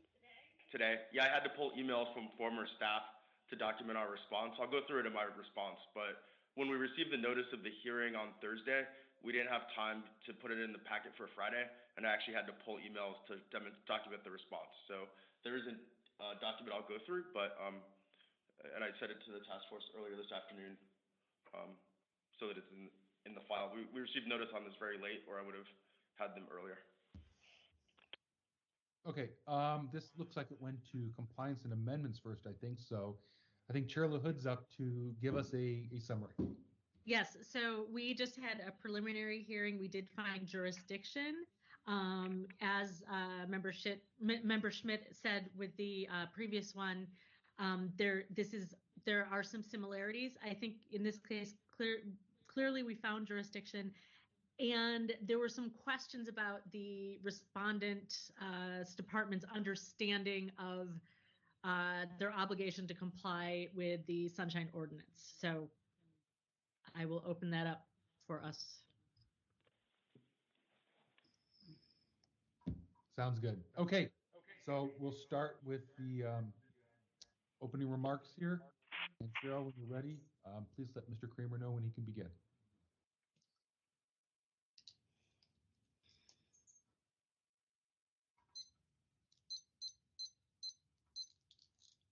Mr. Kramer, are you ready? I'm ready. Go ahead, sir. All right. So the initial request was sent February 18th, 2021. Complaint was filed May 12th, 2021. On page 768, you'll see the arguments posed by Bill Barnes of the Office of City Administrator. Argument number 1 is the Sunshine Ordinance Task Force does not have jurisdiction because the subject line of the information request read, quote, request for information required by Administrative Code Section 12P 3C and does not include a reference to public records or the Sunshine Ordinance. The request was for information regarding the fiscal year 21-22 budget.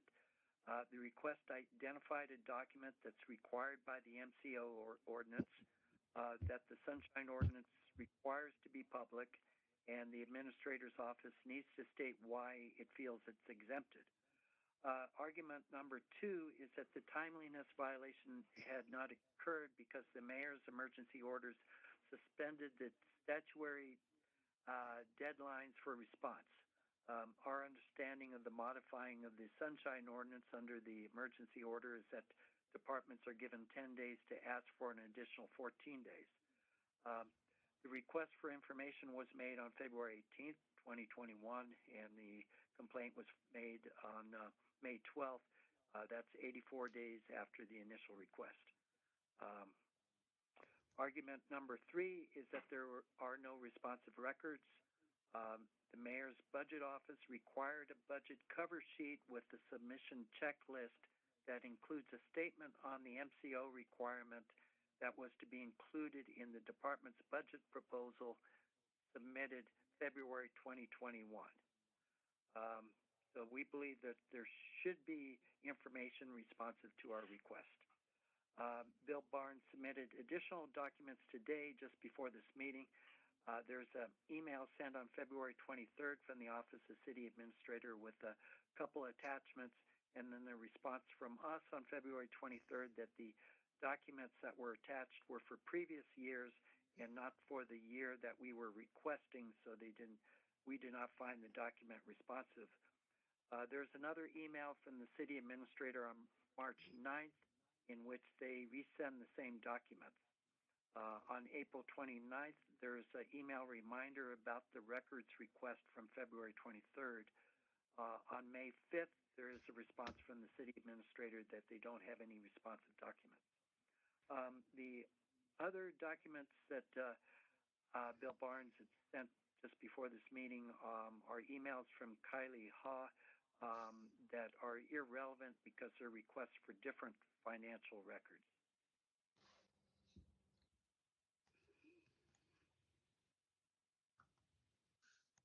Are you all set, Mr.? That's it.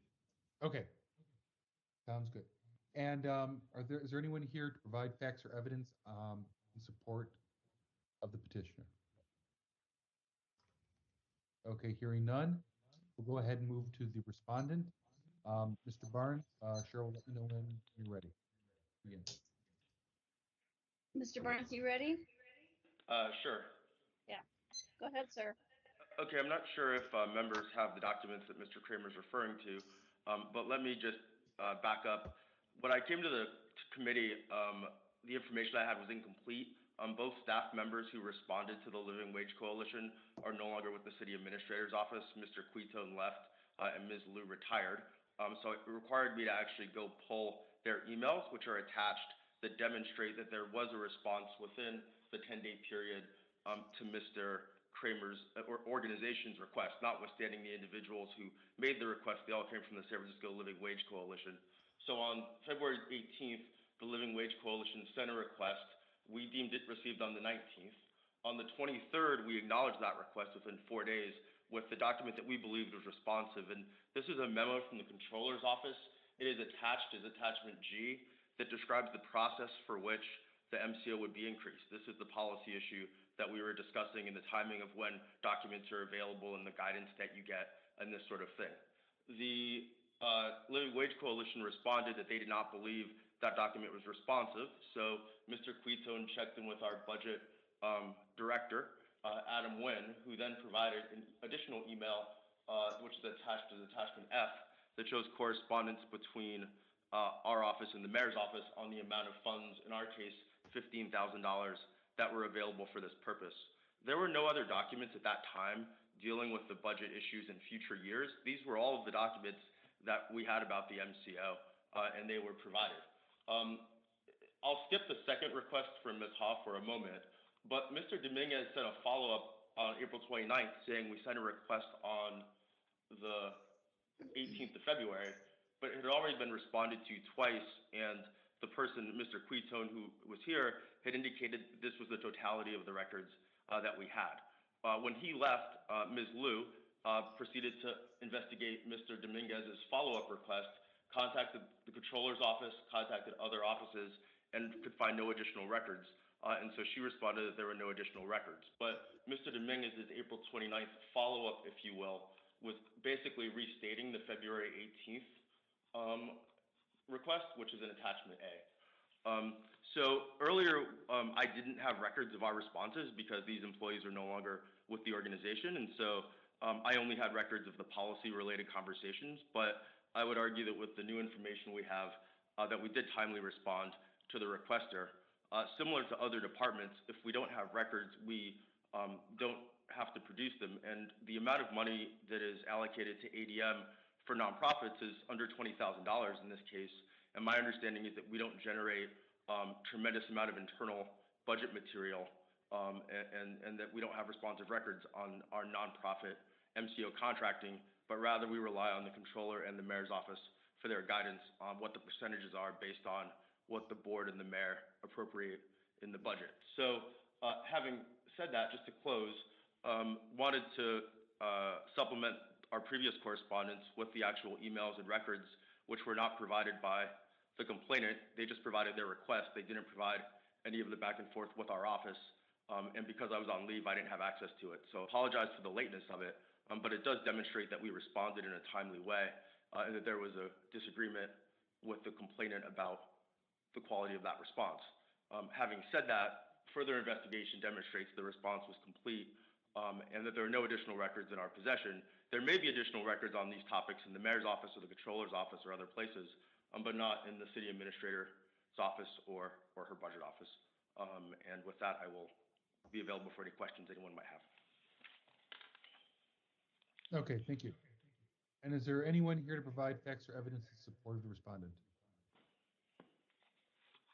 Okay, seeing none. I think Member LaHood, you have a question? So as far as explanations go, that was much more satisfactory than what we initially heard in our committee meeting. It sounds like Mr. Barnes has located these documents. That would have been helpful had we seen them in committee.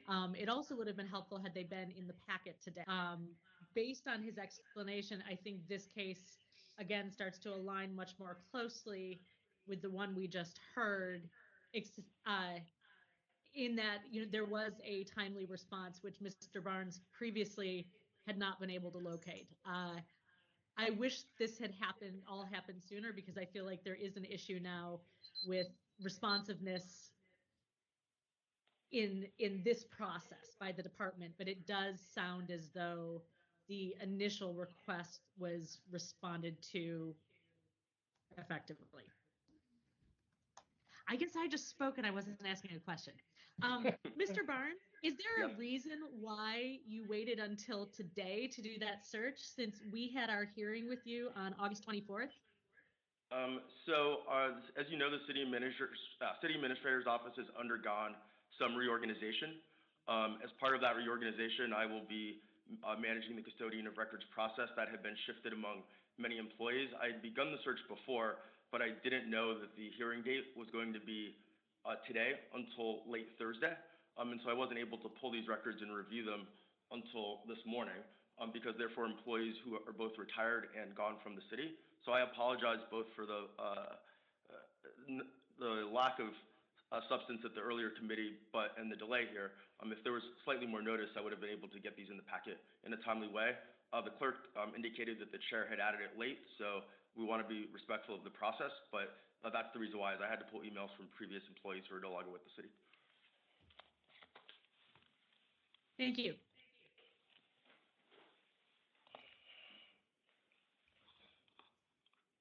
Questions from anyone else?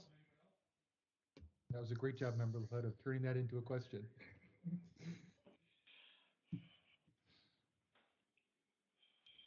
Okay, not seeing any other questions. I guess we'll go ahead and move to rebuttals. So Mr. Barnes, we'll start with you for your rebuttal, and Cheryl will let you know when you can begin. Billy, you ready? I'm ready to go. Go ahead, sir.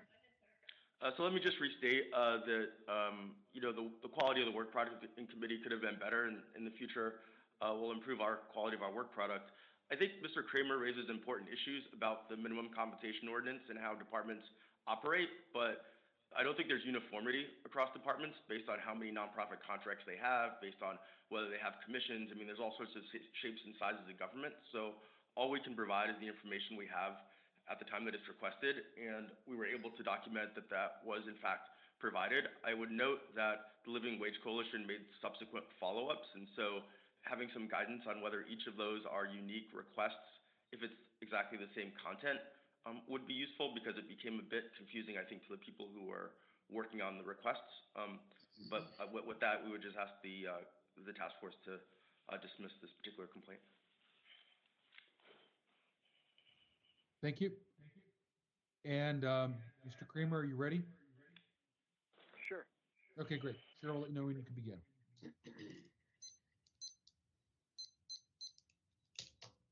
Go ahead, Mr. Kramer. Yeah, so there was a document. There was a cover sheet to the proposed budget from the department that the mayor's budget office requires that cover sheet when that budget proposal is submitted to the budget office.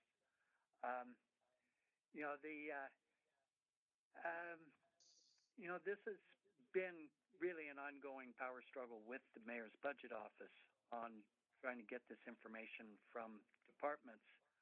At a certain point, they send out an email to departments to just, to respond to us by sending us the cover sheet. The city administrator's office evidently didn't get that memo. By sending us old documents, that isn't even making an attempt to be responsive. So that's just ridiculous on its face.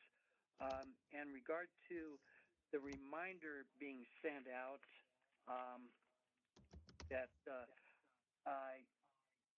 you look at that, and that can't be confused with being another request, because it references the request that was sent on February.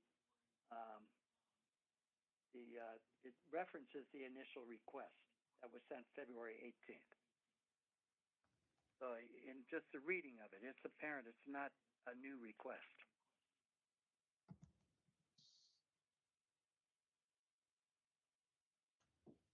That's it. Okay.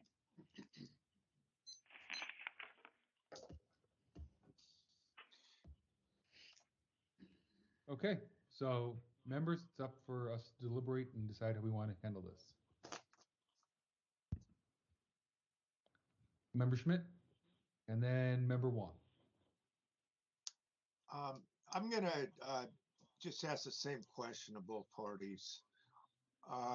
Starting with Mr. Kramer, do you have any indication that at the time you made your request, this department had that cover sheet and they failed to produce it to you? Yes. Okay. Is that because you've seen a copy of it since then that has dates indicating that it was in their hands at that time? Yes, we got that information later from the mayor's budget office. When you say you got it from the mayor's budget office, wouldn't that indicate that it was in the hands of the mayor's budget office as opposed to in the hands of the administrative office? Well, it came from the city administrator's office, and it's signed by the the finance director with the city administrator's office.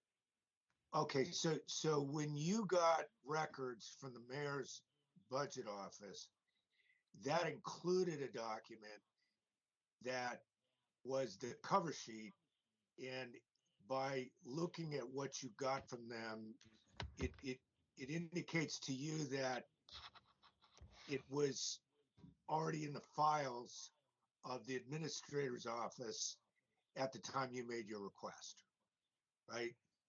It was the city administrator's office proposed budget that they put together, and then they send to the mayor's budget office, and it includes a cover sheet.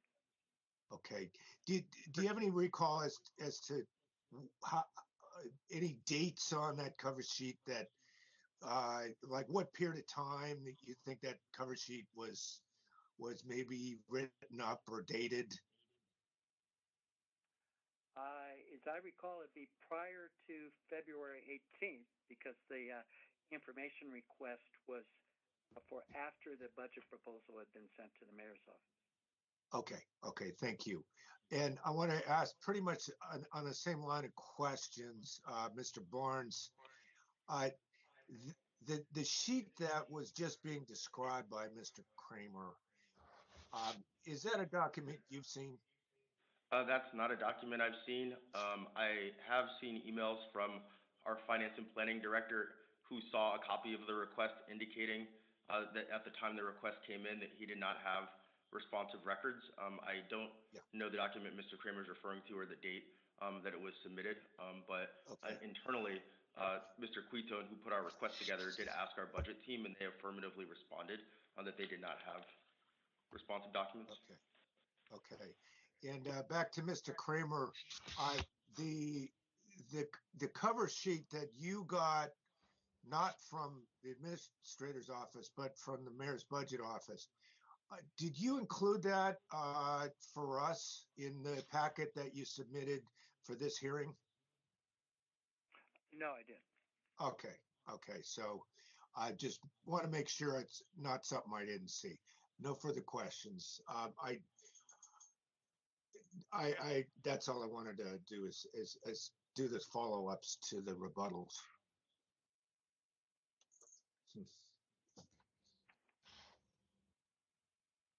Okay. This is Member Wong.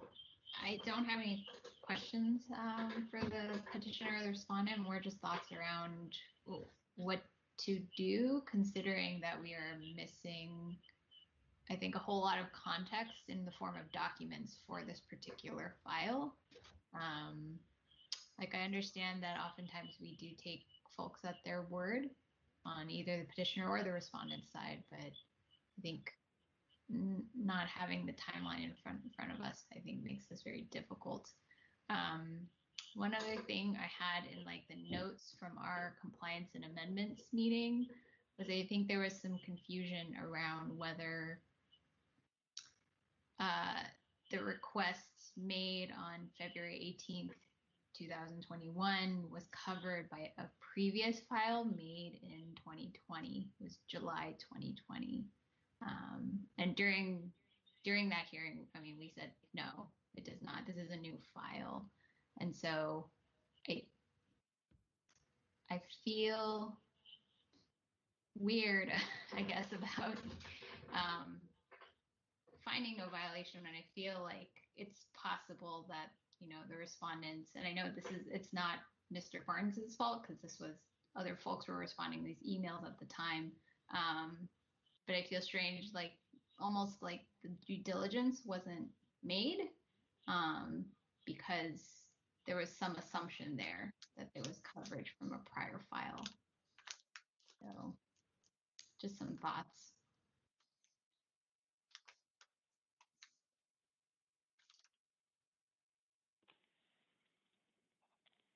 Member Schmidt, did you have a comment still or a question? Okay.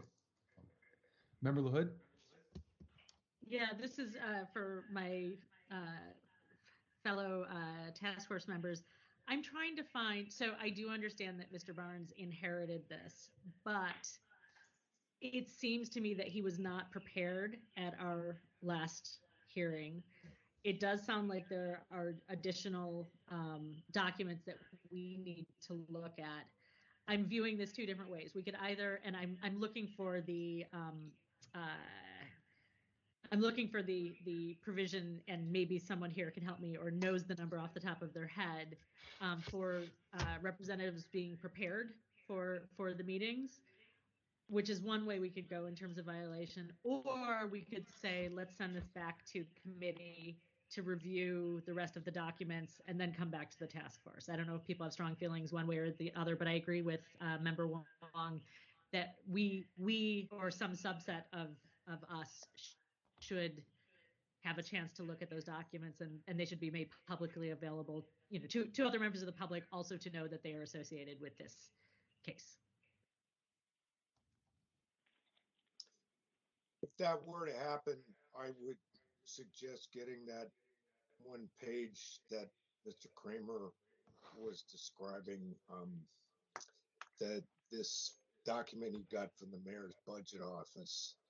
I mean, I actually sort of like, even just hearing about it and not seeing it, it does raise serious questions, and I don't disbelieve him about it, but I'd love to see it, to see what it is exactly that indicates to him that, hey, they did have something, and now I know. This is Vice Chair Yankee. I have a question for those who were on the compliance committee. If we were to continue and get additional documents, would it be helpful to send it back to committee? Or do you think it's fleshed out enough already that if we were just continue to another full task force meeting, that would be sufficient to, I don't know the depth involved that we might need to look. If it's just a few documents that might do it, maybe it doesn't need to actually go back to committee. Vice Chair Yankee, you might be right about that, because then that would save that intermediate step, because it would have to come back here anyway. Right. I was just trying to think of a way, if it doesn't need actually, if we're just looking at a few documents, maybe just having those and continuing to the next SOTF meeting might be the best way to go, just to expedite things. Save you guys that time slot for an additional case. And it would also give us a chance to see all these things that were generated from the respondent's office since Thursday that are not in front of us, just to see the actual documents. Yeah, why don't we just maybe just continue it? We all know the case, so the hearing would be pretty quick when it comes back.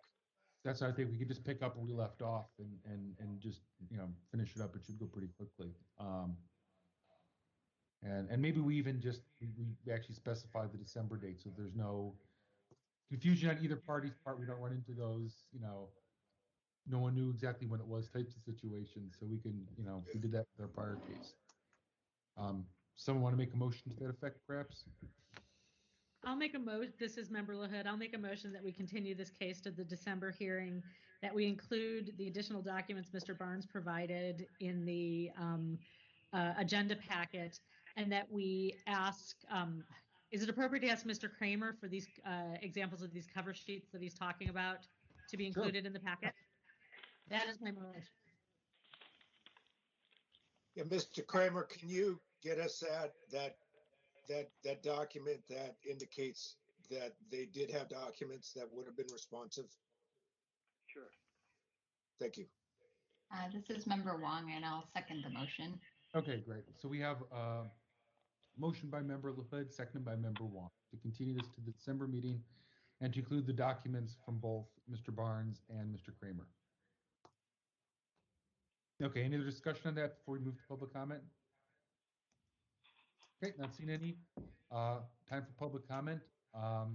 Please speak up if you'd like to provide public comment. And remember, you can toggle on and off mute by pressing *6. I don't know if you are on mute, though you'll have to try it yourself. Anonymous number 3. Okay, we have anonymous number 3.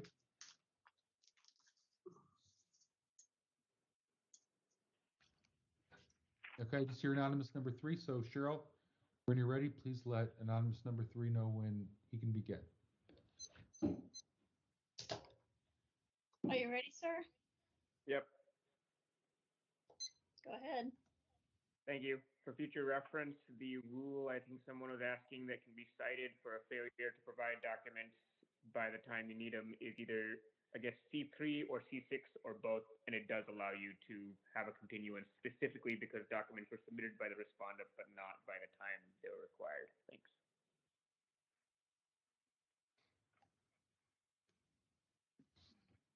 Okay, any other public comment? See none. Any other last comments by task force members before we go to a vote? Okay, I think we're ready. Cheryl, can you call the roll? Just a second.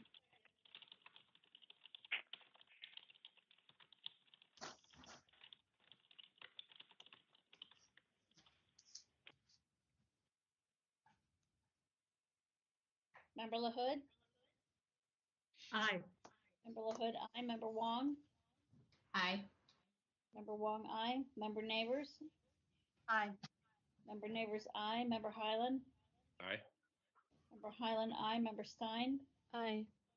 Member Stein, aye. Member Padmanabhan, absent. Member Schmidt? Aye. Member Schmidt, aye. Vice Chair Yankee? Aye. Vice Chair Yankee, aye. Chair Wolf, absent. Moved by Member LaHood, second by Member Wong, that the matter be continued to the December task force hearing and ask that the petitioner and the respondent provide their requested records. All right, great. Thank you to both parties. Appreciate you coming. And it looks like we're on to the next item. Okay, just a second.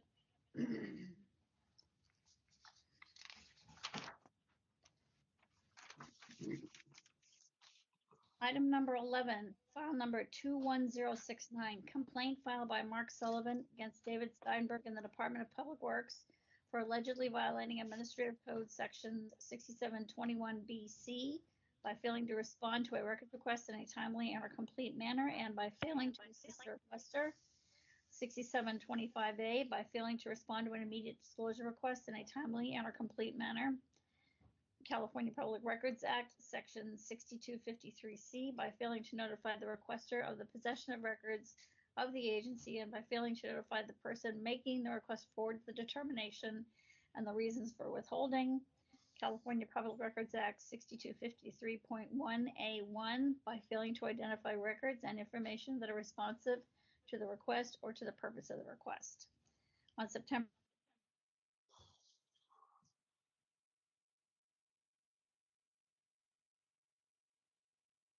Cheryl? and to refer the matter to the task force for hearing and request the task force to find a violation of Administrative Code Section 6721.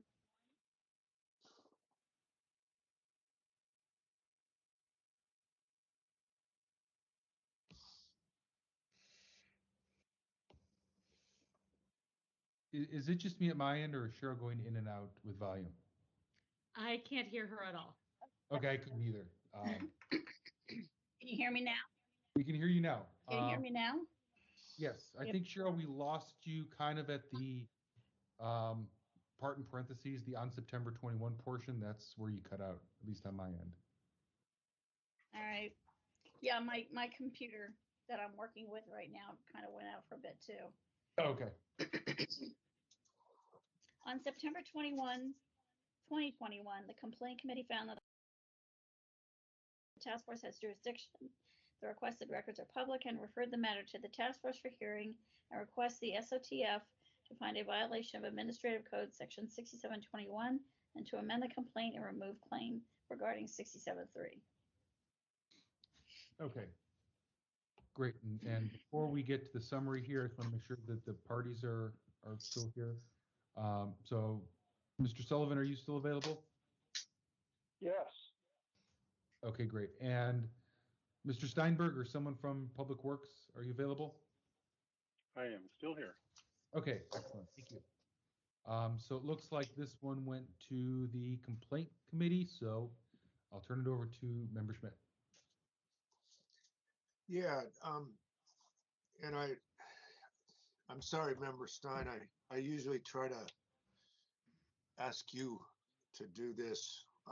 I should ask you if you can summarize this one. If you, are you ready to summarize it? I don't know. Do you remember this one? I mean, I have my notes on it. I don't know if I'm ready to summarize it. I'll supplement if I think there's something that I should throw in. Right. So we know it was alleged violations of 67.3, 67.21, 67.21C, and 67.25. Argues that the mayor can't suspend the IDR and that Sunshine is not subject to the city charter or emergency powers. But I'm not sure if that argument was definitively made. I think it's a broad request. there wasn't much of an attempt to describe records that can lead to the narrowing of the request.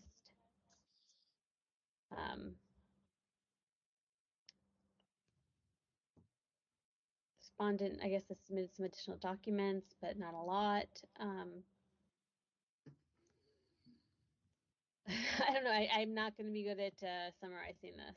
I've just I'm sorry. I kind of put you on the spot here. I had it all set up here, so I'll just throw a little more in there. But thank you. It all kind of comes down to me that Mr. Sullivan asked for a lot of documents. He gave a fairly broad definition of what he was looking for. And in response, the Public Works said that we think it's going to be thousands and thousands of documents. I think they came up with 13,000 documents, and they said it's going to take 4 years to produce. So they had a back and forth, which there's a sequence of many, many communications where basically the pages in our compendium today are significant 792 through 803, where they talk about whether Sullivan can give better, more specific, more limited guidance as to what he wants so that the number of documents will get smaller. And then Sullivan tries, and then Steinberg says, well, that doesn't do much. Then Sullivan says, but I don't, why don't you do it? And so they, they have this conversation going, sort of like, I think the intention makes sense to me that they're trying to figure out something where Sullivan will be satisfied with a certain type of search, and Steinberg will say, okay, that's not going to take very long. We'll do it quickly. And so everyone will be happy. Then you get to about March or May 3rd, and it seems like Steinberg thinks that Sullivan's not pulling his weight here, and he's not limiting his search. I think Sullivan is hoping that Steinberg's going to help him come up with a better search solution. And then the next thing that happens is Steinberg says, well, I'm just going to close it because I don't know. And he starts citing things like 6255. And that's the emails of May 10, May 12. That's it. And so he closes it. So, at various points along the way, there's various facts, I think, that could be significant to what we think is significant to the questions as to violations here. Thank you, Member Schmidt and Member Stein, for that. All right, so we'll hear from the parties now. Again, we start with the petitioner. So, Mr. Sullivan, Cheryl will let you know when she's ready to have you begin. Mr. Sullivan, are you ready? Yes. Go ahead, sir. If you remember anything from this complaint hearing, the bottom line, the custodian of records cannot close a record request knowing that the request found responsive records and then did not produce those records. If you vote against me, you are voting for denying access to public records from a legitimate request. Please go to P801 at the top of the page and look at my modified request under external messages, which I narrowed the date timeline on early on both parts of my request. As you can see in the first modified request, I did change both dates on part 1 and 2 of my request to March 1st, 2020 to today, which is about a year period at the time.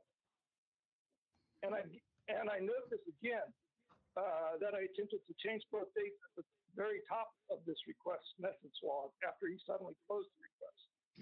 Going up to P800, He says that 1 year search returned 7,500 email records. Ask if I would like to further narrow. So in 1 year's time, there were 7,500 emails from people inquiring into establishing a green benefit district. To me, my request is focused. Even if you have back and forth emails from an inquiry, it would seem that about 2,000 people have inquired into establishing green benefit districts during the COVID pandemic. This makes little sense. I was not expecting hardly any of those emails. Next, regarding my whole request, I asked him for a statement to the existence, quantity, form, and nature of the records. Going up to P799, he notes the mayor has suspended Section 67.21C and is not required to give a statement, but has essentially provided the information by giving the number of emails responses. He suggests I limit my request to a much narrower time frame or revise my email account by email account or additional keywords. So he wants me to narrow, but does not want to help. I am doing him a favor, mind you. There is nothing that requires me to narrow my request. In my mind, he is playing games with me. So the number one on request, I changed it to from the Green Benefit District Program Manager, hoping to divide the emails in half and name an email account by title. Since he is using the mayor's suspension, I also state that my original request stands, and nothing in the CPRA requires a requester to narrow their request. And this is true. He states my request is overly broad, and now he states asking all emails from an account is not allowed, citing that the ESSA city attorney government's good guide, which has no merit. As far as I'm concerned, from a specific person and time period on people inquiring into establishing a green benefit district outside of the attempts already known is specific and a category of records. It is not all the files of a person or department has. Definition of category is a general class of ideas, terms, or things. Trying to narrow my request with keywords, which I do not have to do, does not require me to continue stating the purpose of my request. I continue to try and adjust my original request, and as always, ask, do not close this public record request if zero or any responsive records are responsive. Realizing I am not going to get any help from him, on May 11th, I make another request outside this request, asking for instructional manuals, help files, and training material used by DPW and the IT team, found on P811.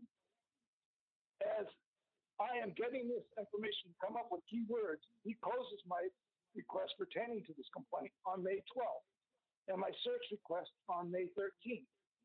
In closing my request, this is within 24 hours of me getting this information about how he searches. In closing my request, he misuses the CPRA 6255 as a balancing test, not for each individual records as the law states, but to dismiss having to produce any records.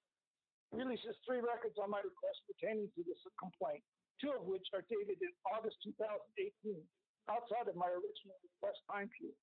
He has also stated he sees no problem if he releases extra records outside the request. Your time is up, sir. Thank you for your time. I'm sorry, your time is up. Okay, thank you. And is there anyone here to provide facts or evidence in support of the petitioner?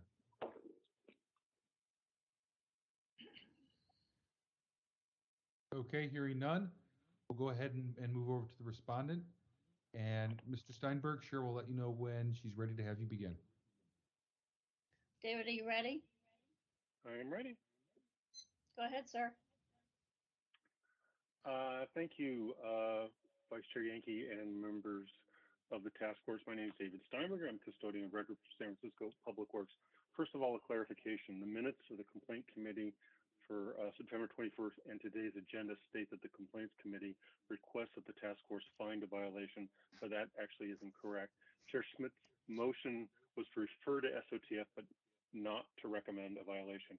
You can hear this at 2 hours and 3 minutes, and again restated 2 hours and 5 minutes on the audio recording of the September 21st meeting. Further, after the vote, I actually asked for clarification and specifically asked if the recommendation was to find a violation, and was told no. That's it, 2 hours and 10 minutes. Now to the complaint. Mr. Sullivan alleges violation of Sunshine Ordinance Section 6725A. As you know, this has been suspended by the mayor's proclamation, meaning there can be no violation. He alleges violation of 6721C, which is to provide assistance. Again, this provision has been suspended. He says the requirements still exist under CPRA, but under 62531C, there's an exception if we, quote, provide suggestions for overcoming any practical basis for denying access to the records, which we did. And despite the suspension of the provision, as Mr. Sullivan noted, I did provide him the form and nature of records maintained by the department, specifically the number of emails that were responsive to his request. Now, he alleges violation of Sunshine Ordinance 6721B. We released the records within the time frame allowed by law for one item of the request. For the other, we made multiple attempts to work with the requester to narrow the request in such a way that we would be able to release documents in a reasonable time frame. We ran 3 separate email searches. Each time, I relayed to Mr. Sullivan the volume of the responsive records and gave him an estimate of how long it would take. He is correct. There's nothing that in the CPRA that requires him to narrow it. I was suggesting that he do so in order to allow us to get him the records in a reasonable time. Despite what he contends, his minimal attempts to narrow the request did not substantially reduce the number of records that would have been responsive. He merely either reworded or even expanded what he was asking for, or his requests were not possible or feasible to carry out. In fact, some of the modifications actually expanded the responsive records. For example, the initial request asked us to exclude certain named previous GBD efforts, but one of the subsequent modifications was for every email from the Green Benefits District Manager. You can see that, which he mentioned, you can see that on P798. And another was for anything with the terms GBD or Green Benefit District, that's P797, which didn't exclude the other ones, and it increased the pool of responsive records. When our efforts were unsuccessful, and despite repeated suggestions from Mr. Sullivan that he narrow the focus of the request, and after consulting with the city attorney's office, we relied on Mayor Breed's proclamation and used our authority to make use of the balancing test as a basis for withholding records. Mr. Sullivan is incorrect when he said I never tried to assist him. You can look on page P799, one of the first notes when I went back and suggested that he narrow it to a time frame or certain key phrases or individuals. With respect to all of the emails from the former Green Benefit District Manager, he is incorrect. The city attorney is not from the Good Government Guide, actually. I had a discussion with the lead Sunshine expert at the city attorney's office. You cannot ask for, well, based on the Good Government Guide, it says it has to have an identifiable record. But after speaking with someone in the city attorney's office, the request for all of someone's emails for a year don't meet the requirement that you identify in the phrases with reasonable particularity the records being sought. You can't just ask for everything. The reason that there were so many responsive records is because he included the terms GBD or Green Benefit District. Jonathan Goldberg's signature line has the words Green Benefit District Manager. That's why you're going to get lots and lots and lots of records. The initial attempt where we excluded certain previous GBD formation attempts got us a narrower one, but it's virtually impossible to craft a keyword search for someone. So these weren't just for people trying to establish a GBD. Thank you. I honestly don't know how to craft a reasonable IT search, keyword search that does that, because if you include like establish or create or something like that, you're going to get lots of records that are not responsive, and you'll very likely miss a lot of them that would be responsive. And I can give you examples of how we've learned this over time. So the only way to get everything he was asking for was to do GBD and Green Benefit District, and those return many, many, many thousands of records. If you order me to turn them over, I will. It will take me a number of years. plain truth, and that's why I relied on the balancing test. Mr. Steinberg, your time is up. Thank you. Okay, thank you. And there anyone here with facts or evidence in support of the respondent? Okay, hearing none. Members, questions? And I see member LaHood's hand up. Okay. Now I don't see it though. Okay. Okay, now I see member Schmitz. Mr. Steinberg, you just use a phrase with reasonable particularity. Can you identify some legal provision that's taken from? Is there something in state law or even local law where that particular phrase is used when we're dealing with public records requests? I can't answer that directly with authority. I believe that comes from either state law or court decisions. And again, this is based on a conversation I had with public records experts in the city attorney's office. Actually, the person who wrote the Good Government Guide about this, and it's their guidance. Where again, you can't ask for everything from anyone, and that was the phrase that I wrote down during our discussion, and I have that as a template because I've had to use it a couple of times when people ask for, a year's worth of everyone's emails and things like that. That's what that was the phrase that he used, and my impression was that it was either from state law or from court decisions. And I suppose I could go back and ask if you want me to where it's from. No, that's fine. I'm not saying. I believe it may be taken from another context, and it may be misapplied if it's used here. But I may be wrong about that. So I wanted to see if there was something specific that you knew about that somebody else had been quoting from. It sounds like there's nothing that you can sort of name for me, and that's fine. That's fine. I understand. I will say that if there were a reasonable particularity standard for this, yeah, that could be significant, but I just don't know if I would agree that would be the standard that applies to this. That's not a question. That's just that's just me talking. Okay, no more questions. Thanks. Okay, this is Vice Chair Yankee. I have a question for you, Mr. Steinberg. If I'm following correctly, it sounds like there were a few back and forth attempts where you would run a search and it would produce thousands of results, and you would relay that to the petitioner and say how long it would take, and it sounded like it may take years worth of time, right? And then it sounds like at the end, if I'm understanding correctly, that basically that offer was taken off the table and you just closed it. So I guess I'm trying to understand the evolution from, hey, we have a lot of records, it's going to take a long time, but if you want, I can do it, to suddenly, well, I'm just not going to turn anything over.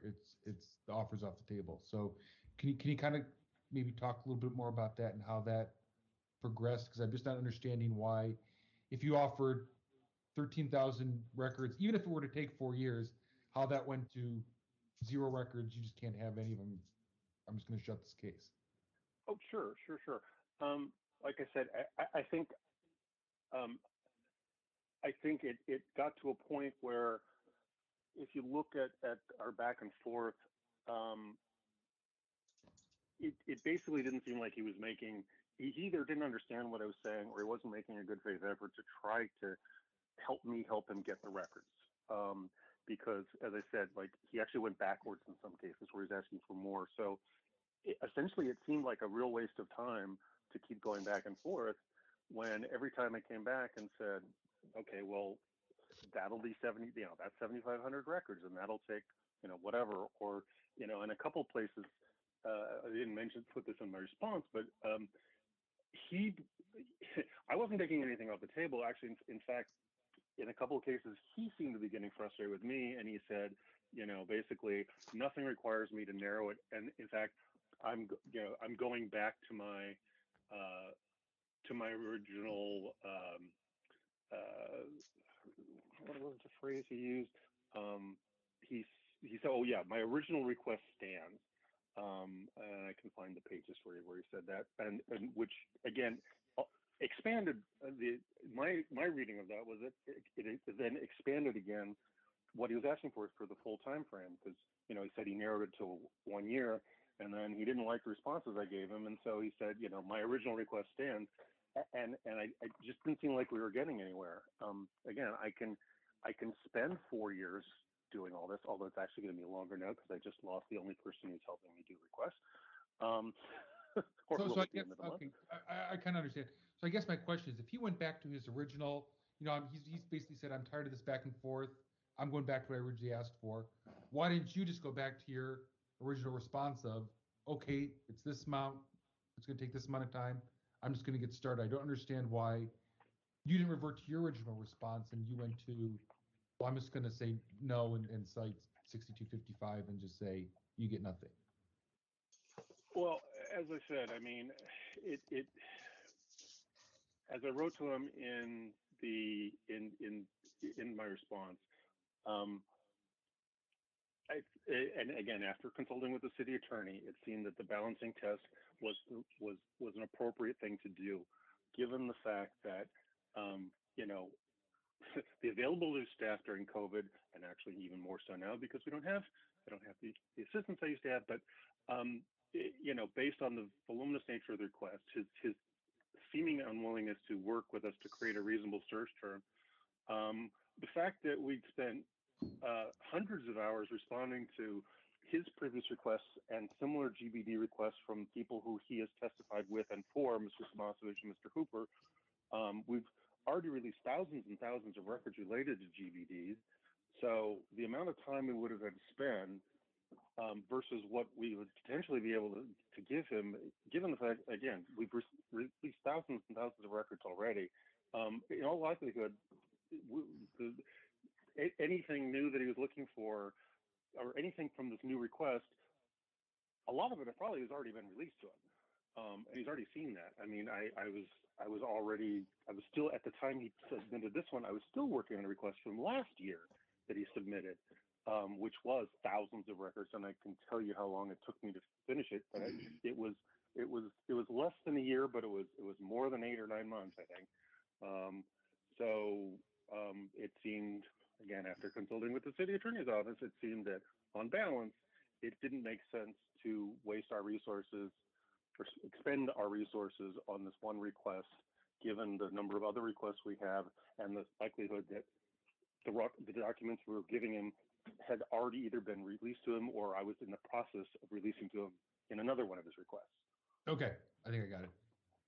Member Schmidt, did you have a question? Oh, okay. This is Member Stein. I don't have a question, so I guess I should wait. Yeah. Okay.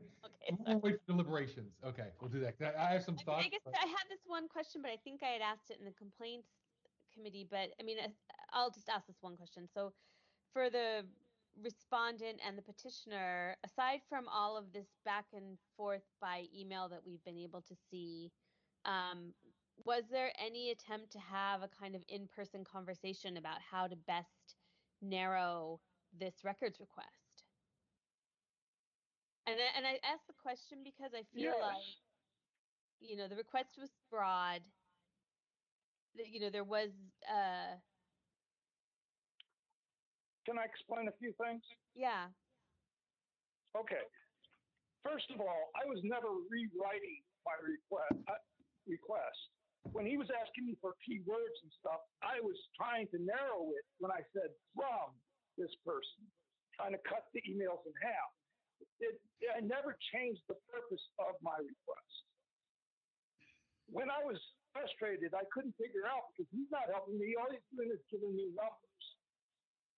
So I set up another next request asking him for training manuals, and information, health information that he uses to make those searches so I can figure it out. This is May 11th. He gives me those documents on May 12th, and then later closes this thing while I'm trying to figure out and absorb how I can make this request more specific. There is nothing in both the Sunshine Ordinance or the California Public Records Act that has any limitation to the amount of records that can be produced. And if you believe that, you need to show me that, because it's not there. It's only if there's 0 records found. And you can't just close a record request because you found too many. I have no idea how many people are specifically going to inquire about green program benefit district. There's also no overlap in time from when I asked before and this time. So this is all new records, and I specifically was just adding more keywords. I wasn't changing my record request. So the whole minus previous green benefit districts, or when I was never trying to change the purpose of my request. And there was some apparent miscommunication on that when I was just saying, okay, we'll try this as like keywords, because that's what he was asking me for. There's no requirement for me to come up with keywords. I don't know how he searches. And I was trying to figure that out. Okay.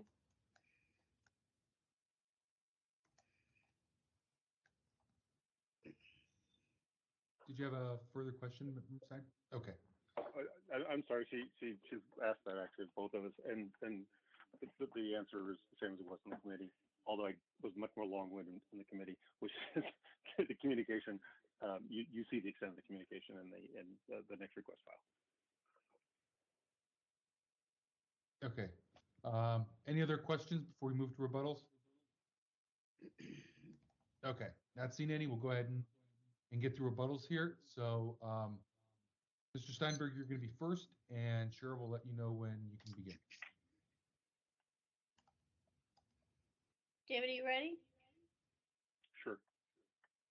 Go ahead. Yeah, again, I really don't have much more to add. I think Mr. Sullivan's taking some of the things I wrote and said out of context. I wasn't saying he was making new records because I understand what he was trying to get at. The problem is that every time he tried reframing it, or when I suggested narrowing or changing things, they in many cases just had the opposite effect. So, and again, contrary to what I said, there actually is an overlap between some of what he asked for. The one that I spent 8 months responding to, gave I don't know how many thousands of records, that was submitted in December 2020, and he'd asked for a number of things that predated that. So there definitely would have been overlap. The amount of effort I expended trying to get a reasonable number of documents, and again, he is correct. There's nothing that forces him to do that. I'm just telling him. I was telling him the simple fact that if he uses such broad terms, it will take years to go through them. We had this situation before. I have sort of a template when I get requests that produce so many thousands of records, and I send it back to people saying, I suggest you limit it by certain email accounts, or by keywords, or by or by dates. And unfortunately, his attempt at limiting by keywords, using the phrase green benefit district to find everything about green benefit districts is not going to limit anything. It needed to be something else. And I'm not sure what else I could do. I mean, again, if you want to order me to spend the next several years releasing the documents, I will. But I believe, again, based on what the city attorney advised, that that we made a reasonable use of the balancing test and have the authority to close out the request based on the inability to come up with a reasonable, I don't want to use the word accommodation, but agreement with the requester to frame things in a way that will allow us to get him the records in a reasonable time frame. Again, I thank you for your time, and I'll probably see you next month. Thank you. Okay, thank you, Mr. Steinberg. And Cheryl, when you're ready for Mr. Sullivan. Mr. Sullivan, are you ready? Yes. Go ahead, sir. Okay, first of all, he's misusing the balancing test. I keep repeating that. Second of all, I wrote this request specifically so there wouldn't be any overlap. And I specifically wrote minus all the other green benefit districts that had previously come. So, and the only possible overlap would really be the Mission Dolores Green Benefit District. And that was because it was closing out at the time that I had the link. And I wrote minus that. When I was trying to come up with keywords, I don't know how the keywords are whether they're gonna be more or less. I'm not doing the search. I don't know how he searches. Again, okay, so whether there's nothing in the public records law that allows for massive, holding back a lot of records. And then tell me, if there is, how many records are too much? Or is it more reasonable if I cut it and did like 12 record requests for each month of a year for the same amount?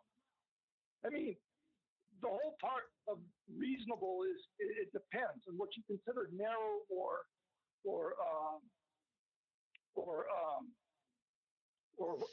overly broad. It depends on your definition of that. It depends on the person. I don't know going in how many records I'm going to get. I was really surprised. 7,500 emails were people from inquiry, and he could have limited it down to people inquiring from outside into the Public Works Department about green benefit districts, and minus the Mission Dolores, minus the other two, which were already gone over a few years. So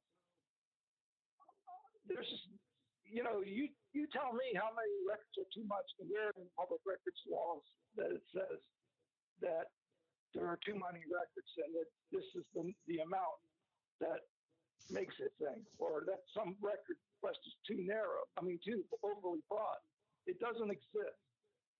Even in the focus and effective, it's for finding if there is no records. It's not for finding too much records. 3 seconds. All right, that's it. Thank you for your time. Okay, thank you. Okay, members, it's time for us to deliberate and figure out how we want to proceed.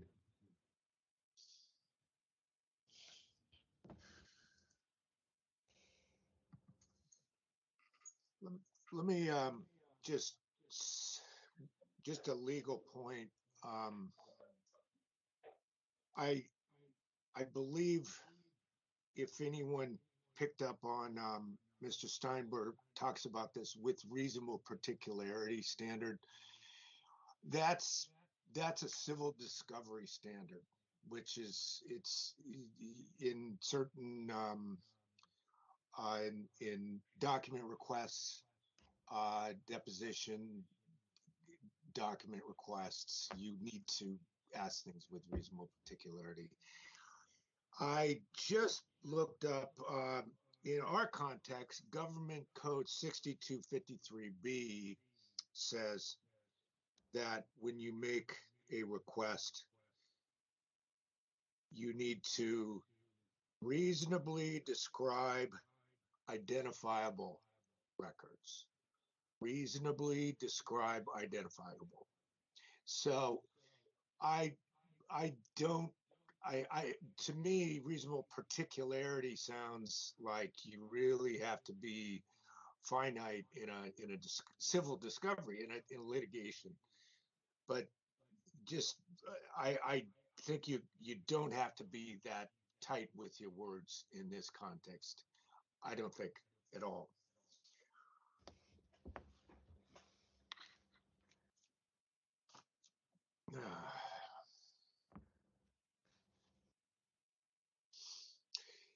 I think with, it feels to me like when we had this in a complaint committee, I felt like, and kind of like the way I read it earlier, they get up to about May 10th, and it seems like, well, this is kind of like, there's a lot of records, and they're saying it's going to take 4 years. Whether or not, they can get away with that, I don't know. But it looked like they were trying to work together in a way, even though each of them had different sort of perceptions of what success would be. And then Steinberg just shuts it down, and he cites 6255. So it just was like he just dropped a bomb in the whole thing, and he just ended it. So I can't imagine myself saying that there was no violations in this case. I mean, I think we got to tell him that he's got to open that thing back up, because I think whether Sullivan's entitled to 13,000 pages tomorrow, or if he's got to wait 4 years, or, he's got to keep negotiating, that's maybe something that we can't decide. But this, to me, this is clearly, this was a violation. And he cited 6255, which you can't do. You can't do that. I don't know why the city attorney, did the city attorney really say that? I can't imagine. So, I mean, I think we gotta make Steinberg open that thing up and start giving him records. Now, I think that Sullivan, for practical purposes, I bet he wants to get some of these records faster than the 2 to 4 years that he's being told it's going to take. And so that's his motivation to narrow down his request. And I think he probably should try to keep, drafting it to narrow it down, or else practically he's going to have to wait a long time. I'm not saying that's legal. I'm just giving him sort of some personal advice. Now, in terms of these cases where we have 7,000 documents, 13,000 documents, I don't know what's reasonable. That's going to be sort of like the kind of factual judgment call that maybe we're going to have to make sometime. But here, it went from 13,000 to 0. It's obvious. We don't have to say it's 13,000. 0 is clearly not appropriate. That's my take on this case. Thank you, Member Schmidt. Just administratively, and thank you, Member Wong, for pointing this out. Member Hyland is absent as of 10:45 p.m. So Cheryl, if you can please record that in the minutes. I did. Okay, you got it. Quick question I had, I think Member Schmidt raised an important point about 6255 and the invoking that. My understanding is that there was some claim that they could invoke that now because the sunshine prohibition on invoking it has been suspended by the mayor's proclamation. If I'm understanding, I'm not saying that they should be able to, or that it's a good use of 6255, but that's, I thought, the argument that they were making, that they ordinarily in normal times, yeah, we can't use 6255, but because the sunshine ordinance was basically suspended and we're now operating under the CPRA, that the prohibition on invoking 6255 goes away and is now invocable in this interim period. Yeah, that's I guess, and it may be that we're about to see that a lot. I don't know, And I'm not saying it's abuse of it, but as earlier noted, we're about to get into this kind of like, the COVID rules stuff. Yeah, I think definitely.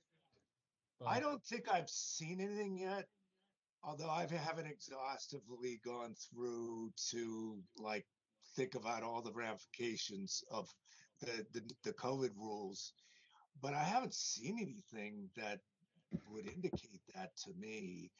I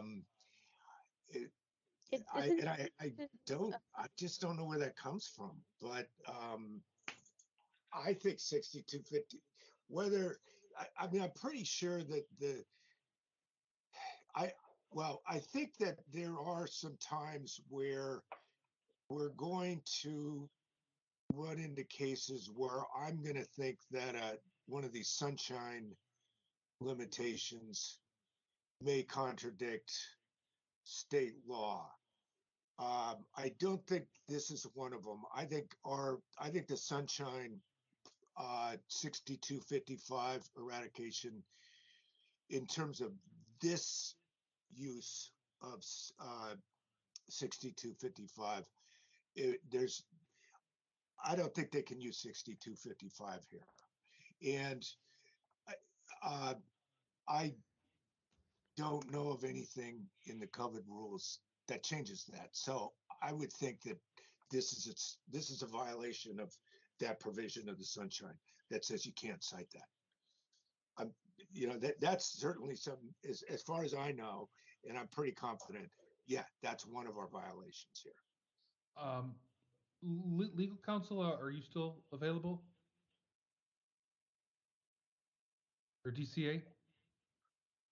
That would be Helen Castillo. Oh yeah, Ms. Castillo. Yeah, I don't know. Helen, are you available?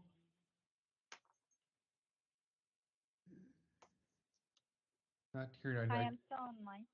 Okay, you're still here. Okay. There we go. Can you talk maybe briefly about how the various proclamations issued by the mayor interact with the Sunshine Ordinance's prohibition on 6255? I'm not prepared to do that on the spot. I can certainly go back and look at this and get back to you on that. But yeah, I'm not prepared to talk about the interface of 6255 with the proclamation at this point.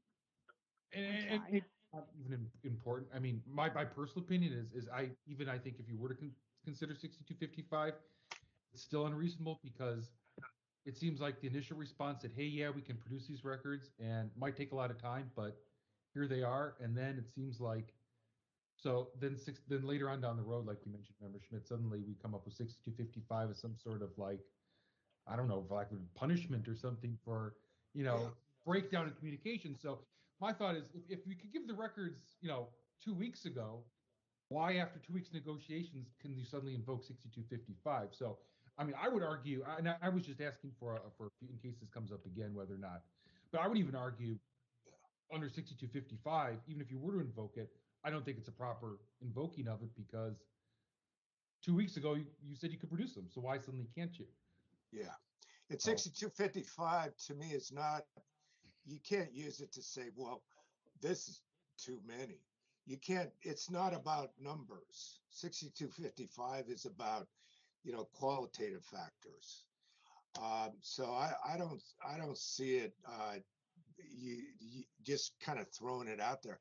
There is another rule that I would have thought we would have heard here, which we hear often, where people say, they talk to their attorney at the DCA, and they come in and say, well, rule of reason. The rule of reason is what I think we're going to generally see when it's about some massive quantity. And rule of reason, there is one out there. There is some, limit in terms of, some massive quantities where we might buy it, the rule of reason. They could have cited rule of reason. I don't know if we'd really be, I think what they would say is, okay, well, it's going to take us 4 years because of the rule of reason, which is, that we're overwhelmed. Otherwise, we have COVID, we're overwhelmed.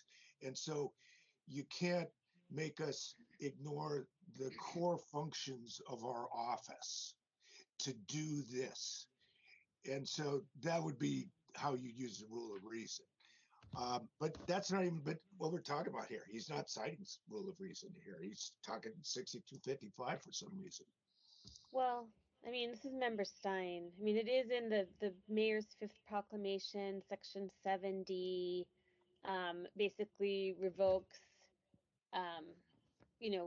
during the emergency, being able to, revokes 67.24G, which is the section that says that the government can't cite 6255, as well as 67.24I. So, I mean, I understand, which basically allows the balancing test to come back in, right? And I can understand, even though I'm very empathetic to the petitioner as well, that, the petitioner doesn't seem to be narrowing things. I definitely think the government here doesn't seem to be really helping them figure out how to narrow it. Just saying like, more keywords, or it's too many documents are being produced is not really helping them narrow it, right? But then you also kind of come up against, you're not really supposed to be asking the petitioner why they're asking for something, or, their rationale, their reasoning is not supposed to matter to you. But it almost seems like there's just a cross communication that's not getting anywhere between the petitioner and the, government in this case.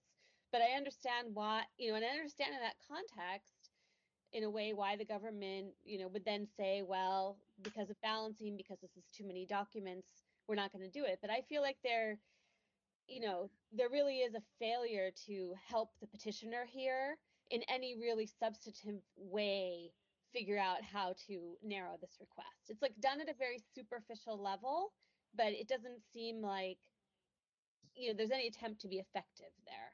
But then the petitioner also isn't really,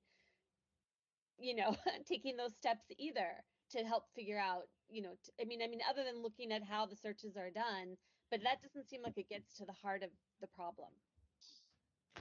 Yeah. Thank you, Member Stein. You got the answer on 6255, which I didn't have. Thank you for doing that, looking it up. So it does sound like 6255, you can cite it during COVID.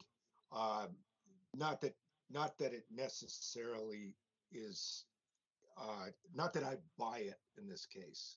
I don't think it's a valid citation, but we can't criticize them for at least using the citation like they're banned from doing in usual times.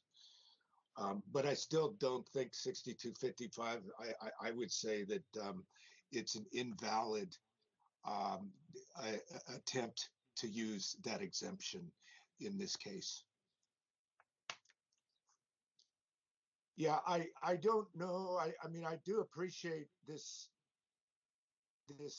thing about how Mr. Sullivan had this other thing going where he's actually asking them for documents to help him learn how to, write a better request so that it gets narrow. I don't know if we saw that in the record before. It's interesting sort of backstory. So yeah, I think he did want to figure something out. It's not often easy to, rewrite things, just perfectly. But I think that what the situation sort of legally would be is that the respondent at the time Sullivan makes the request, the respondent finds that, okay, 13,000 documents, 4 years. And it's like, okay, well, Sullivan's going to try to, come up with some other language. Maybe they'll talk about it. But I don't think that means that the respondent can just wait and just, like, well, we're just going to wait till we work this out. They got to get to work. They got to start getting the documents, going through it, start the 4 years right there. And if in time they figure out a way that the number of documents gets smaller, and they agree to language to change it, then it changes. But that doesn't mean that everyone is just going to wait for that to happen. So it's kind of like, well, what happened here? Why was nothing happening and then they shut it down? Doesn't make any sense to me.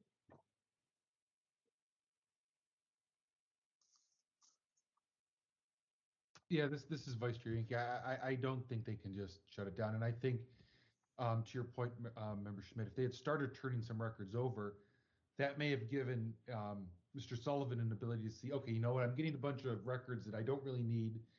This gives me enough information now that I have maybe a month's worth of documents. Now I know how to better refine my search, right? Because he doesn't know what documents are popping up. Mr. Steinberg does. He's seeing them, but maybe giving a small sample, starting the process, like you said, would have been just what Mr. Sullivan needed to help refine the search. And just shutting it off and say you get nothing, I think is not something you can do. And I agree. I do think technically they could try to cite 6255. I think that's allowed during COVID, but I certainly don't think this is a proper use of that. So I certainly think that there needs to be records production here.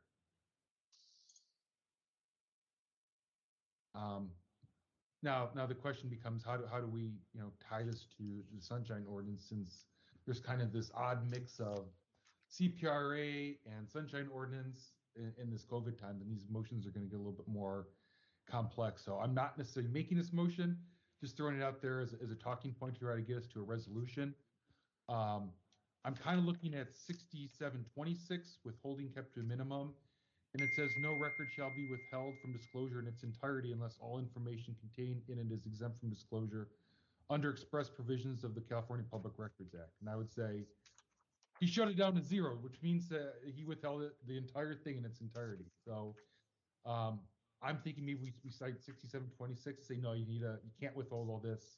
It might take a long time, but you got to get started on it. I don't know if there's any other thoughts or any other things we want to consider putting in there. 26 sounds good. Seems like some of the 21s shall assist in identifying. So C, if the custodian, D, the custodian refuses or incompletely complies with a request.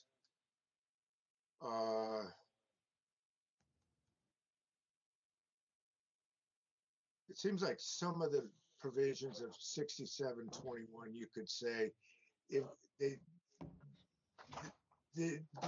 wasn't fully satisfied, certainly in this case. I wonder, let's see, did he have specific allegations? Let's see. Okay, 21. He's okay. He asked for 21. So we could just say 6721 as requested by Sullivan, and 6726.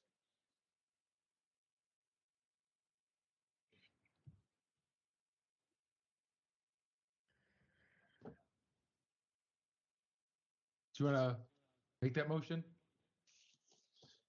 Sure. Okay. Yeah, I would say move to find violations of 6721 and 6726 for unreasonably withholding responsive documents. And I would also, in that motion, say that we order that the respondent comply with their obligations and go back to the process of responding to the request of Mr. Sullivan, and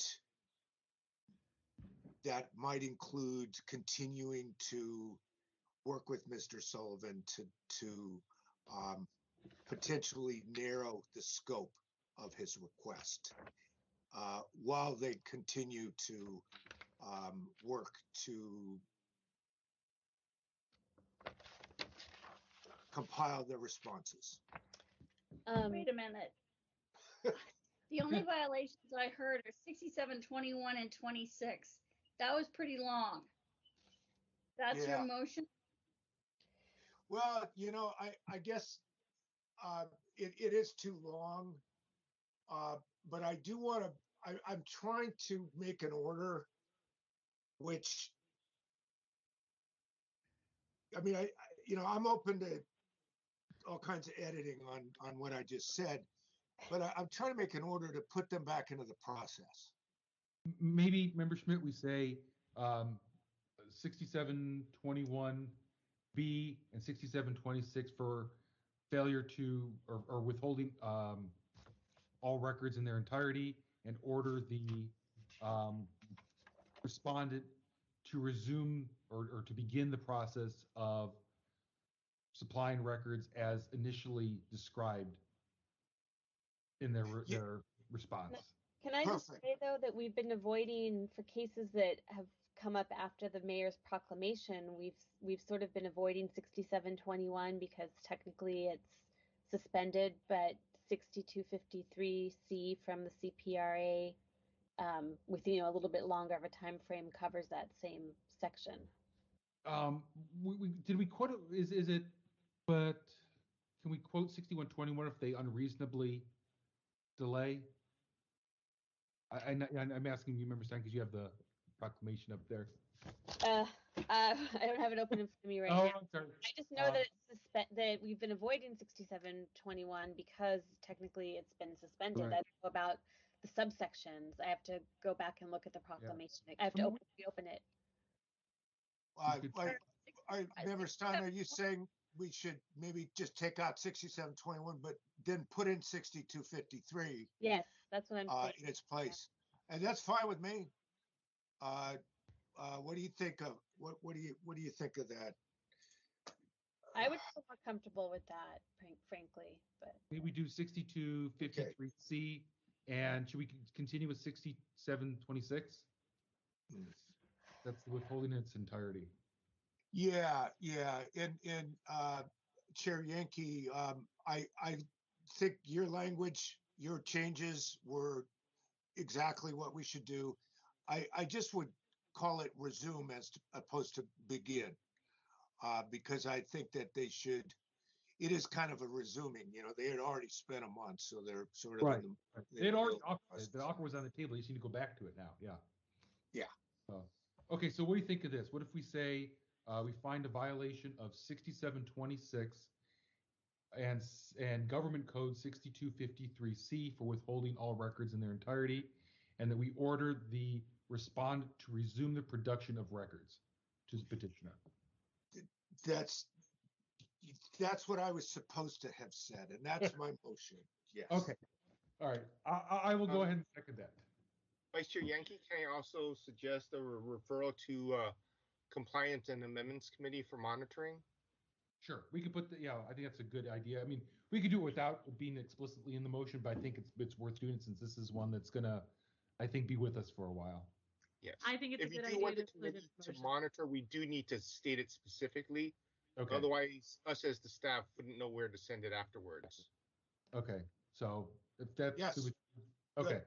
And I agree too. So we'll add also and to refer to the Compliance and Amendments Committee for monitoring. Thank you, All Victor. right. before you guys go any further,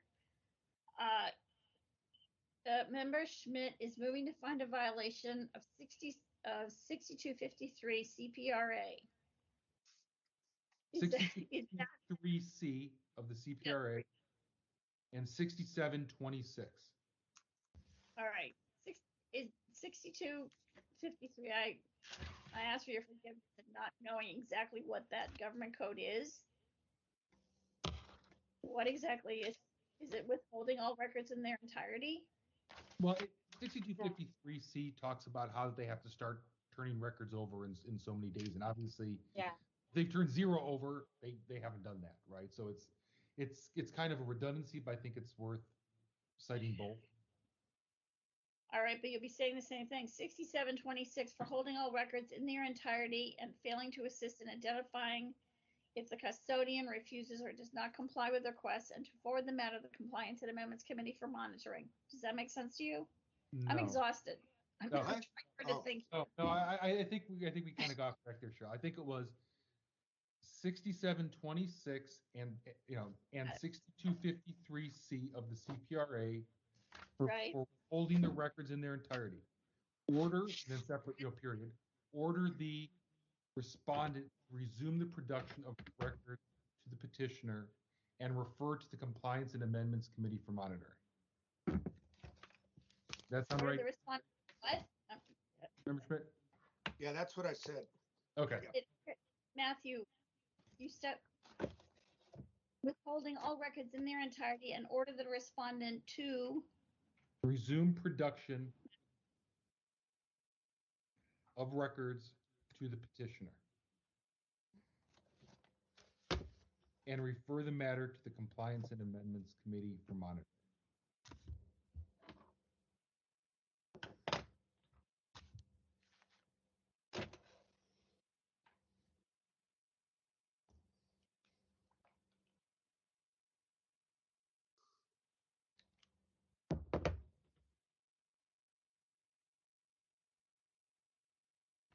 You got it, Cheryl?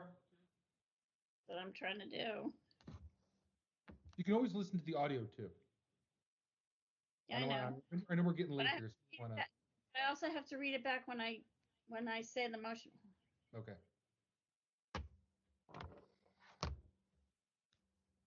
And Matthew, you were the second? Yes.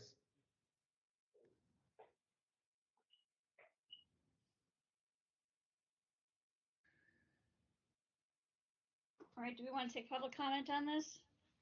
Sure. Unless members, did any member have any additional discussion item on this? No? Okay. All right, so let's move to public comment on this item. If you wish to make public comment, please speak up and Cheryl will add you to the queue. And you can press star to toggle yourself on and off of mute. Anonymous number 3. Peter Warfield. Can you hear me? We can. Yeah, we can hear you. Any other public commenters?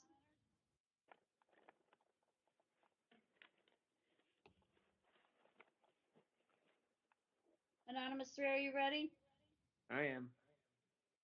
And please speak slowly. Go ahead, sir.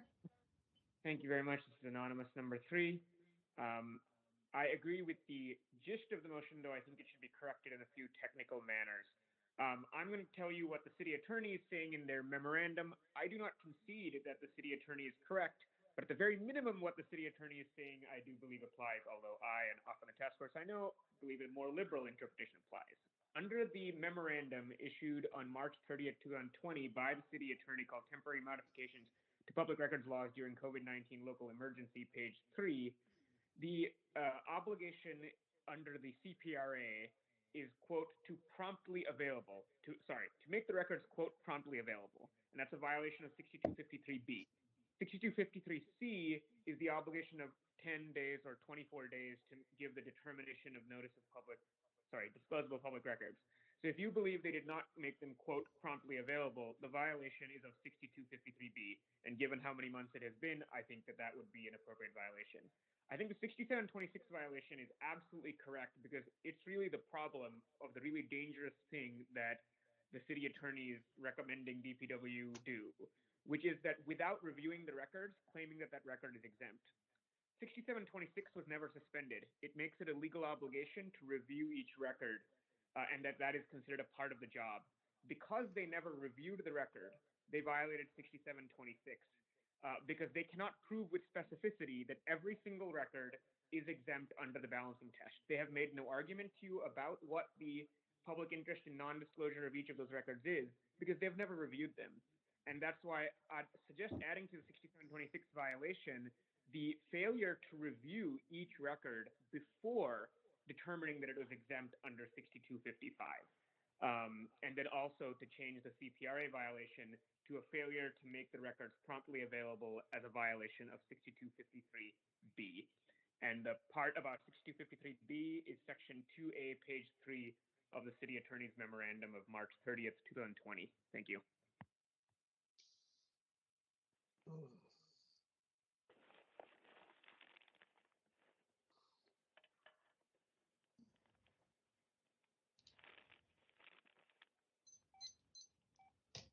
Mr. Warfield, are you ready? Yes, I am. Let me know when to start. Go ahead.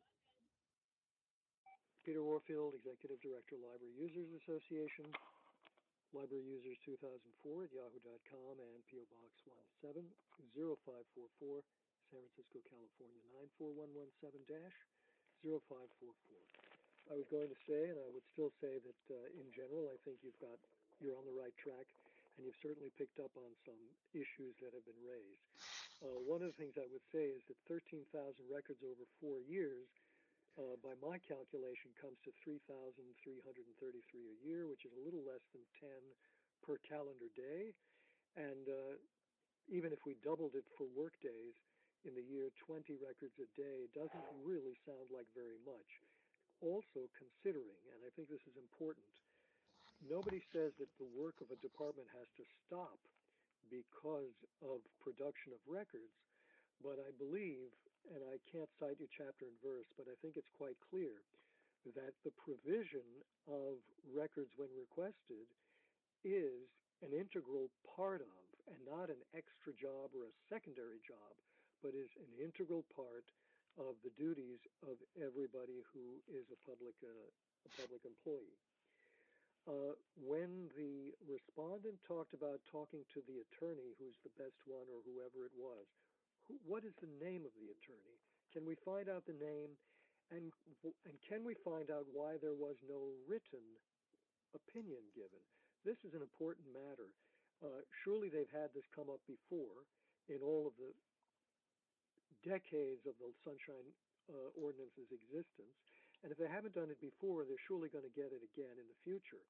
Why has there been no written evidence of what the respondent has said with respect to citing the attorney? If they want to throw the attorney into the mix, let them throw something concrete that we can all see and look at. Also to see what the question was or questions were that were asked to elicit the answers that presumably were obtained. With respect to the fine points of the suspensions, I would go with your understanding, but also with Anonymous 3, and suggest that you follow those suggestions. I think this is very clearly a violation.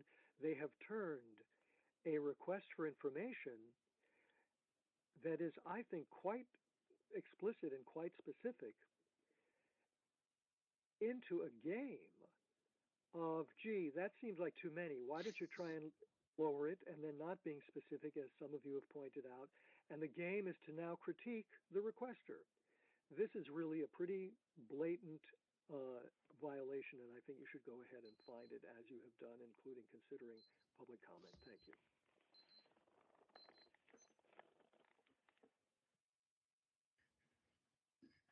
Thank you. Any other public comment? Yeah. Okay, hearing none, we'll go ahead and close public comment. I don't know what you think, Member Schmidt. I think changing the.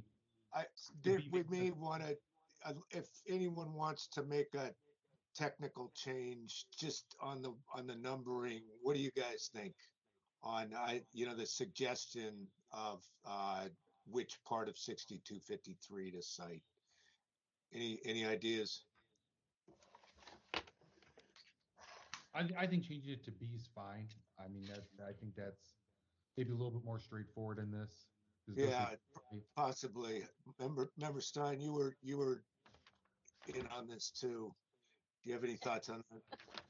I haven't gone and looked through all of it. So right now we have C. So you're saying B? Either B or B. Would we do B and C? I don't know. As long as we have B, I think that's fine. Although if we have C too, that might be good.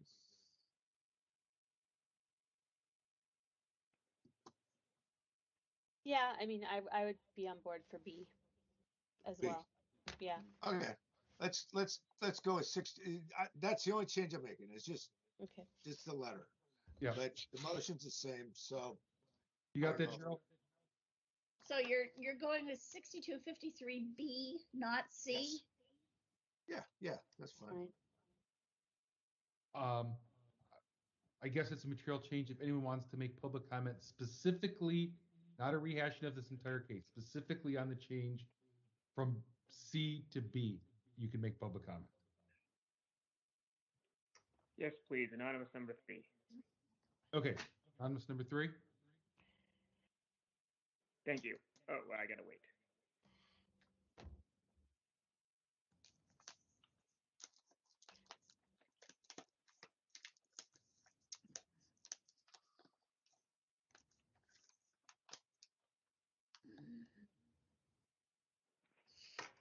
Ready, Cheryl? Yeah, just a second. Anonymous, are you ready? I am. Go ahead. Thank you. So to justify and why you should vote for for B, I'm reading now from slide 24 of the PRA Sunshine training given to the Department of Police Accountability on extremely broad requests, which maybe you do or do not consider this. There's 2 lines of instructions. You can ask of the requester if they will limit the scope of the request. What do they really want? Line 2, don't wait to start pulling records for requester review. And I think that's why these were not given in the quote.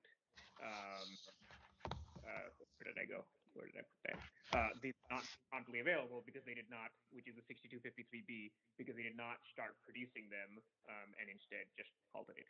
Thank you. Okay, thank you. Any other public comments specifically on this adjustment? Peter Warfield. Okay.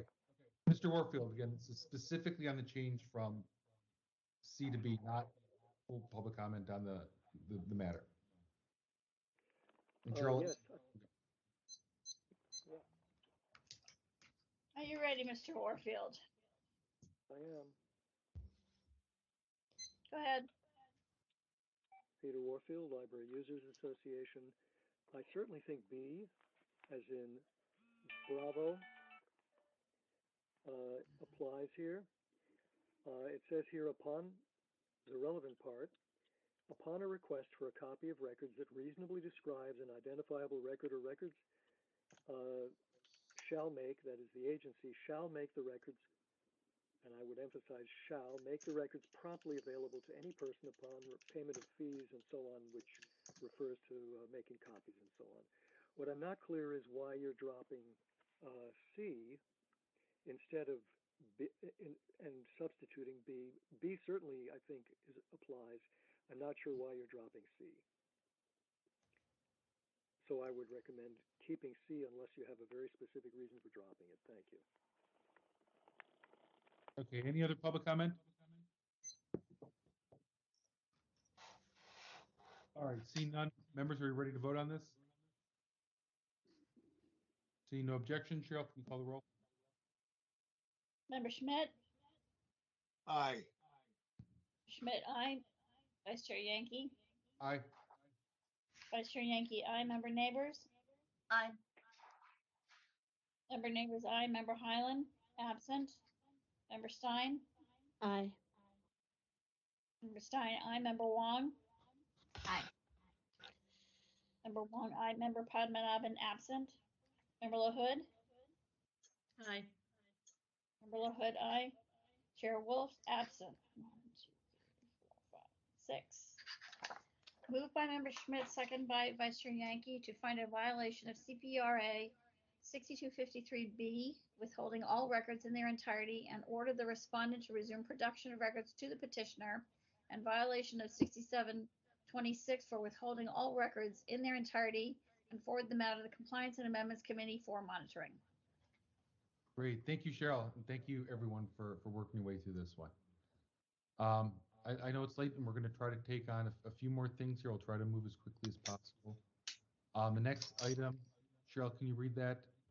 Yep, just a second. I gotta. And Cheryl, you can just read the first part, not not each file. I don't think it's necessary to read. Item number 12. Ready? Yep. Okay. Item number 12, consent agenda. Sunshine Task Force Committee shall review file numbers 20036, 20044, 20045, 20046, 20047, 20048, 20051 to determine if the Sunshine Ordinance Task Force has jurisdiction and determine if the requested records are public pursuant to Administrative Code 6721E and whether or not any person has violated the Sunshine Ordinance, California Public Records Act, or Brown Act pursuant to Administrative Code Sunshine Ordinance Section 6730C, and if applicable, to issue an order, determination, or refer matter to the Compliance and Amendments Committee for monitoring. Complainant and respondent are not required to attend November 3rd, 2021 Sunshine Task Force meeting, but may attend to provide testimony related to the above listed determinations. Okay. So, just as a matter of procedure, are we going to find violations on or whatever? Are we going to have separate votes on each one of these cases that I've just read into the record, or are we going to do a general? Yep, I'm going to describe that, Cheryl. Yep, just hang on a sec, Cheryl. I'm going to try to describe all that. All right. Okay. So the way this is going to work is the consent agenda item is made for one mass motion that's meant to cover everything. The purpose of this is not to hear each of these cases, so we're not going to do, back and forth, so many minutes and so many minutes. However, if any member would like to sever an item from the consent agenda and does not feel comfortable with proceeding from it, you can ask to do so. We can remove it from the consent agenda and hear it on a future date as a separate agenda item. So essentially, this will be like a normal action item. We can call for public comment. Each person gets 3 minutes. We decide if we want to make, one mass motion. If we want to include all of them, we can. If we don't want to include all of them, we can include the ones we want, and then the other ones we sever, and they go off and do their own separate hearing using our normal hearing process. Does that make sense? Any questions on that? Oh, sorry. Oh. I kind of did have a question. Oh, go ahead. And now I've got to find my notes. Yeah, so it seemed to me like this consent agenda, the ones that we want to fast track are the ones where there's either an acknowledgement of a violation or the alleged violation, or there's a no contest, right, to the alleged violation. Right. My understanding is that Cheryl sent letters out to all these individuals and asked them to respond in so many days with either no contest, basically they plead guilty, no contest, or they say they want to actually challenge it. And if they don't respond at all, then we consider that, a no contest type of response. I feel like a lot of these did respond and didn't acknowledge or plead no contest. No, so that's not true. No? No. Okay. So these are all ones that have acknowledged. No, they've responded. We didn't get responses for each case. We didn't. We only got responses for 4 of them. Or 3 of them, right? No, 4? Yeah, 4. For 20036, 45, 46, and 51. Those are the only responses that I got. Okay, Cheryl, can you tell us, were those responses making each of those attachments? Are they up at the front of each one? They should be in the packet. You all should have gotten copies of these responses. I can tell you for 20036, letter written by Emily Cohen, Deputy Director of Communications and Legislative Affairs, Homelessness and Supportive Housing. Based on the guidance provided in your letter to HSH dated September 24, we have chosen option A, acknowledge non-compliance of all allegations included in file number 20036. Below, please find additional explanation in response. Okay, so Okay, that's three. Okay. Okay. Let's see, the fire department. That's 20045.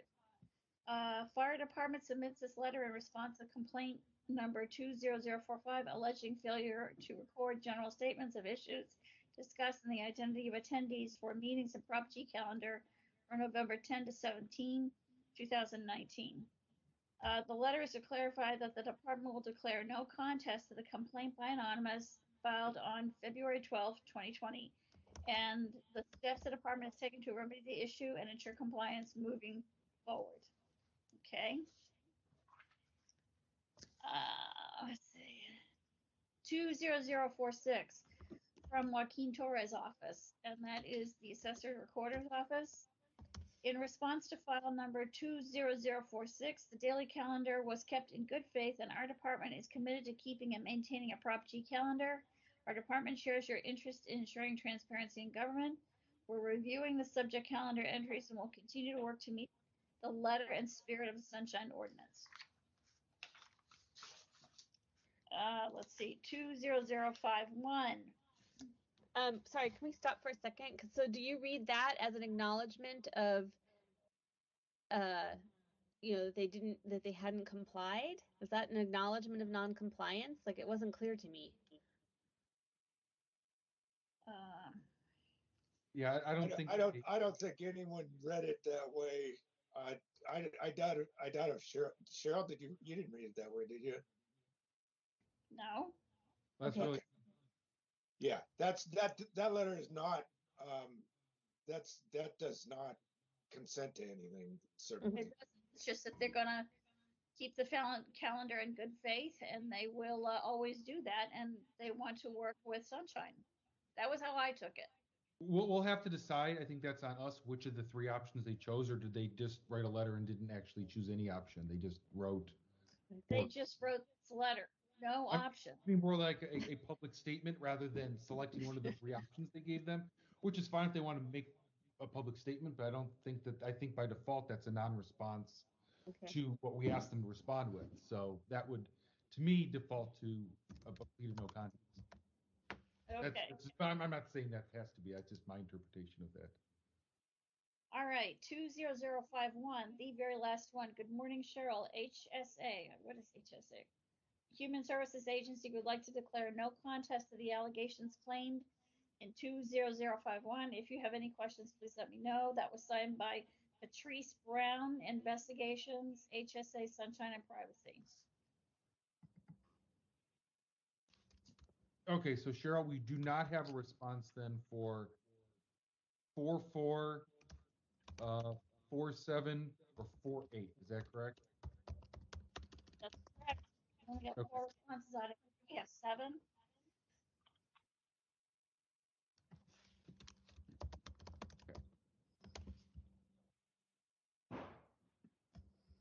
And then just to read at the record here what no response. Let me just grab the letter here.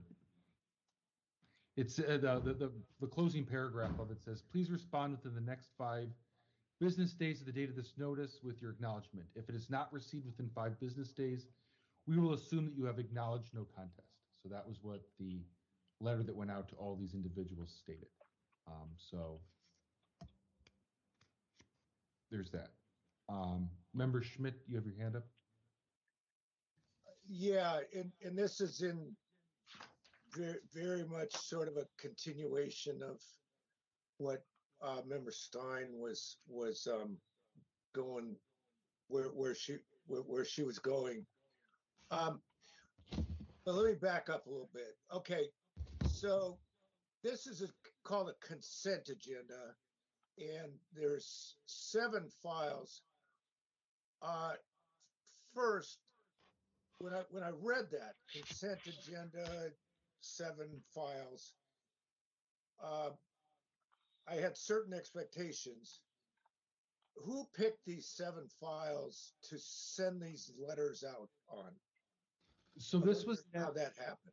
So this was that motion that was approved a few meetings ago for that project Catalytic to work with Anonymous on some of the files that dealt with very similar items. And this was like the pilot project to see if we could streamline some of these fairly straightforward types of things, see if the department, in lieu of coming for a full hearing, would instead want to provide a written, basically, response saying, yep, we either plead no contest or we're at fault, and then we can dispose of the case in a much more efficient and quick manner than going through the full hearing process. Yeah, that was my understanding, is that it was to try to find cases where they would not deny that there had been a violation. And it sounded like there were going to be 7 cases, and these would all be, there was a deal worked out. Okay, so that's how the 7 numbers came about. Did Anonymous say that these 7, all the respondents would not oppose having a violation found? Is that how these 7 were chosen? I'm not sure. I can't tell. We picked ones, the initial batch of letters went out were all ones that dealt with, I believe, Prop G calendars. And so they all got a copy of the letter, which is in each packet, that basically said, our plan is to put these on the consent item. These are ones that don't have a lot of complexities. It's basically, you didn't include a lot of information or enough information for Prop G calendars. And it let the department pick which of the 3 options they wanted to do. And if anyone chose we want to contest it, then it would not have shown up here. And we included a statement that said if they're not going to respond at all, then we'll accept that as a plea to no contest. All right. These are all is there only a plan to do this for Anonymous and nobody else?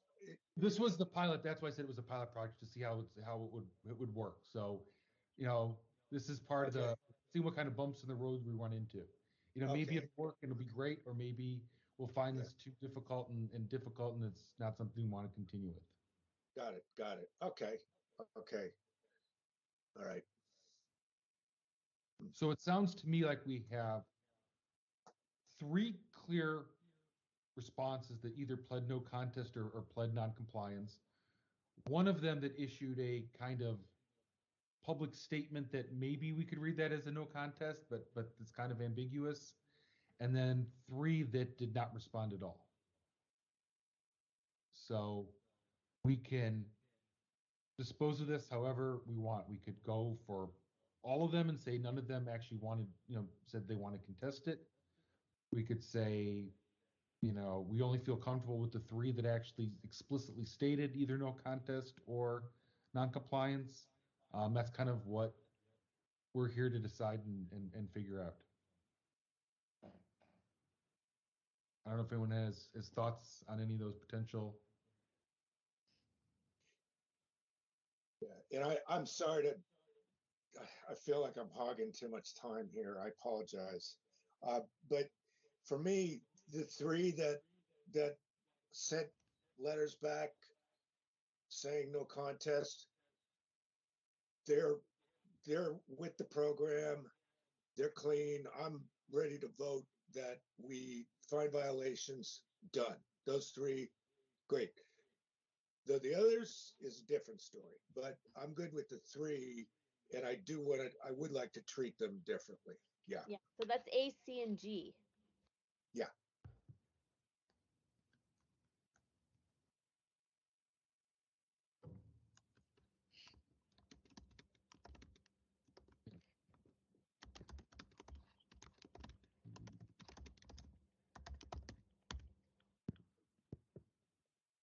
Yeah, A, C, and G. Member Neighbors? I actually will argue a different approach, having carefully read through each of the files. I find that they're all very straightforward. They're of a kind.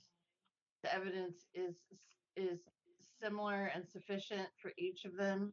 And I personally would be comfortable truly treating this as a consent agenda and giving a common violation ruling across the board. And I don't know, just to open it up to discussion for me, that's the beauty of the consent agenda. That's the point of the consent agenda. And that's why I carefully dug into them, just so that we could kind of be prepared for this moment, knowing that that's what we do with the consent agenda. So, I mean, I'd love to hear, if you want to extract three of them, I'd like to hear arguments about what about those three cases specifically you've still got questions about that would make you want to pull them out.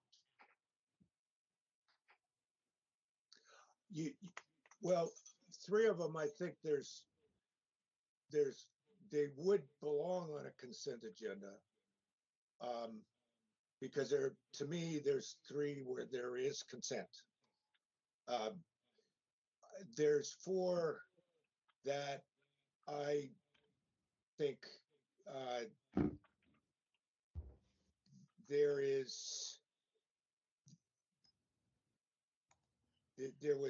there's no indication from them. They never responded.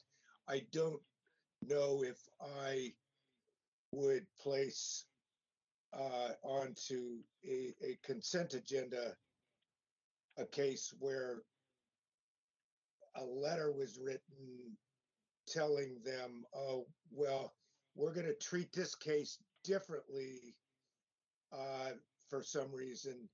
And because of this letter, you have to choose to either plead no contest or this other thing or that other thing. And those are your only choices.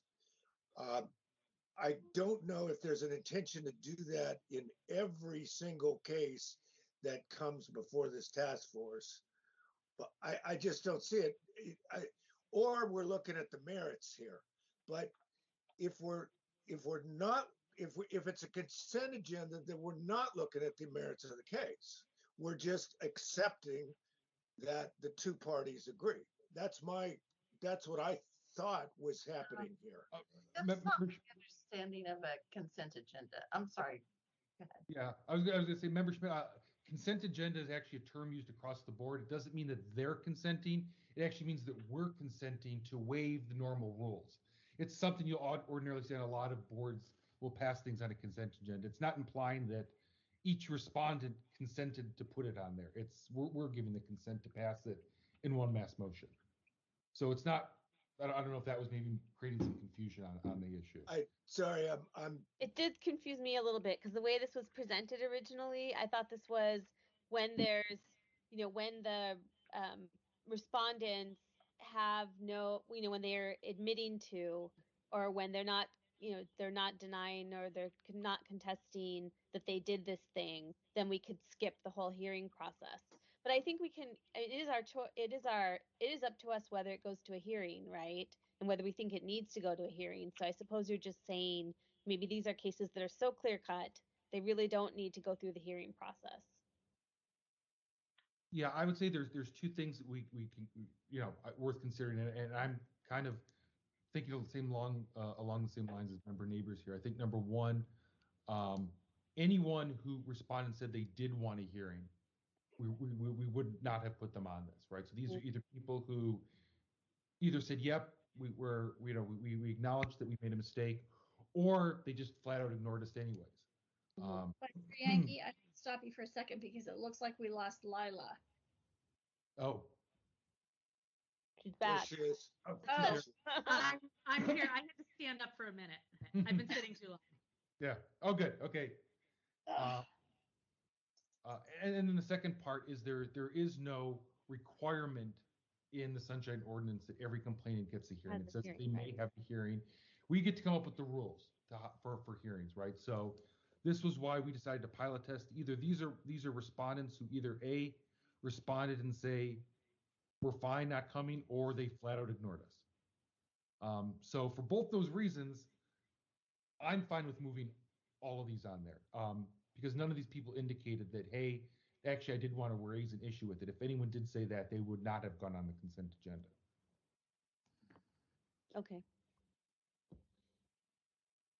Then I would be okay probably with just moving forward on all of these.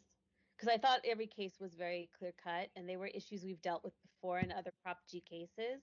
And we know what we think is too general, and what needs to be there. So I would be fine with moving these forward. Right. And I would just note also that, we're at, 160, 170 backlog cases. So we're going to have to find creative ways to get to these. Otherwise, we're not going to hear some of these cases for 3 or 4 years if we all go through the hearing, the normal process. And so, to me personally, if a department didn't respond and they were given ample opportunity, and we all feel that we understand the merits of the cases after we read it, I think that's fine to go ahead and dispose of the case. Okay. Just as much as those who said go ahead and that actually wrote a response that pled no contest. I'm fully on board with the three, and I'm just trying to sort of get conceptually how we're treating these other four who didn't consent. I mean, the consenters are, yeah, they made a deal, fine. But the other ones, it feels like, okay, this is, we're trying to pick cases that maybe we don't need to give them sort of the Cadillac treatment because they're similar, maybe they're obvious. It's to try to pick out small subsets of cases. Although I like the idea of if we could take certain cases and expedite dealing with them because of the backlog. That's great. That's great. I get that. And so the concept being with these cases, I'm going to call it the 4 remaining. I know that all 7 are similar, but that those other 4, they themselves are, the merits are very similar.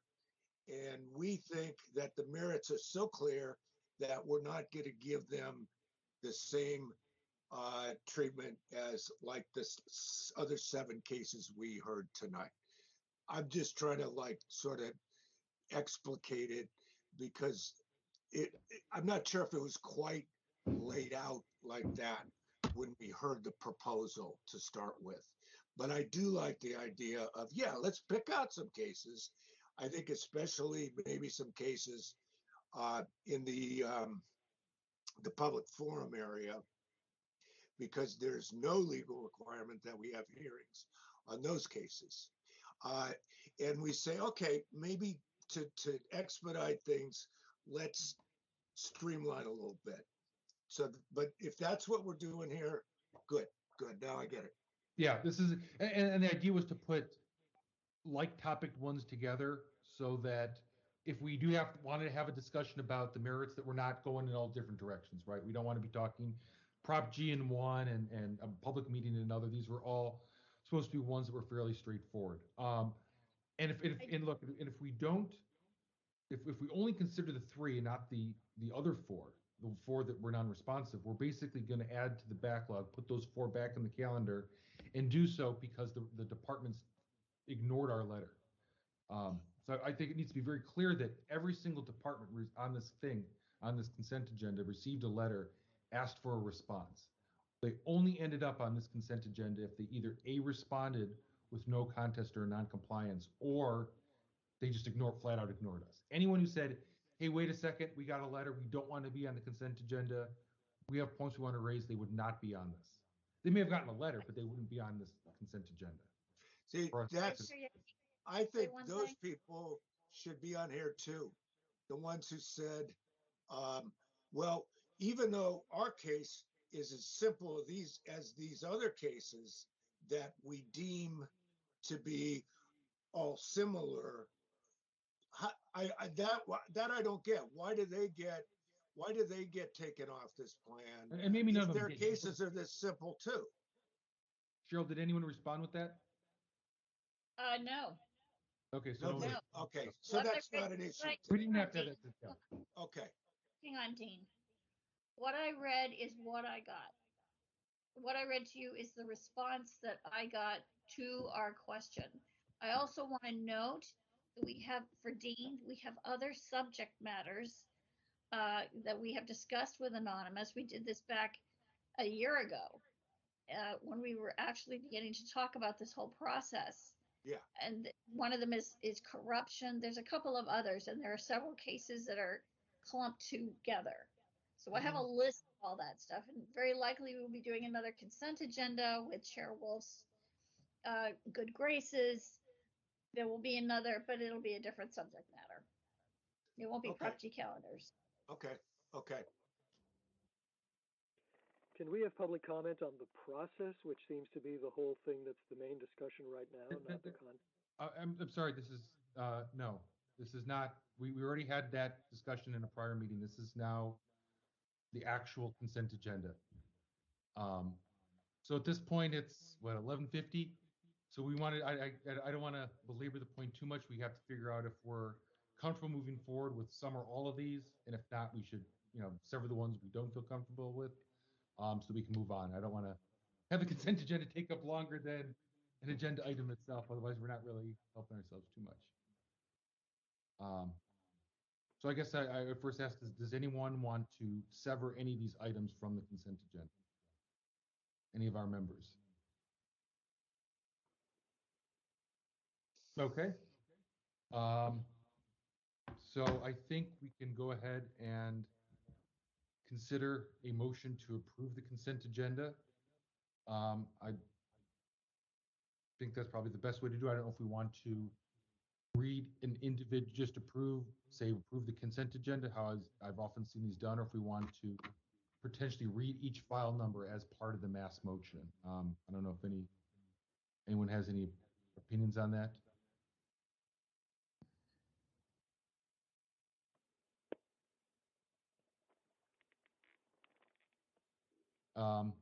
Okay, I guess not. So I'll just to get things rolling here, I will move to approve the consent agenda. And I'm gonna leave it there and see where public comment takes us. Oh, and I'll second. Well, I'll second it. Okay, so moved by Vice Chair Yankee, seconded by Member Neighbors to approve the consent agenda. At this point, we will open it up to public comment on this item. I have a Okay. question. You asked the parties to attend, so are the parties supposed to speak or not? Or are we supposed to speak during public comment? Or because it says we're invited to attend to testify about the determination. What do you want the parties to do? The parties can certainly present if they would like as part of public comment, Okay. but we're not having them present each case. All right, anonymous number 3. Okay, we have anonymous number 3. I This is said the public Peter comment. Warfield several times. Did anybody hear me? We hear you now, Mr. Warfield.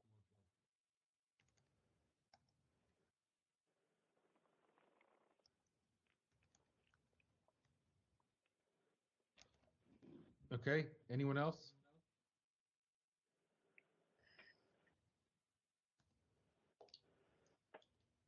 Okay.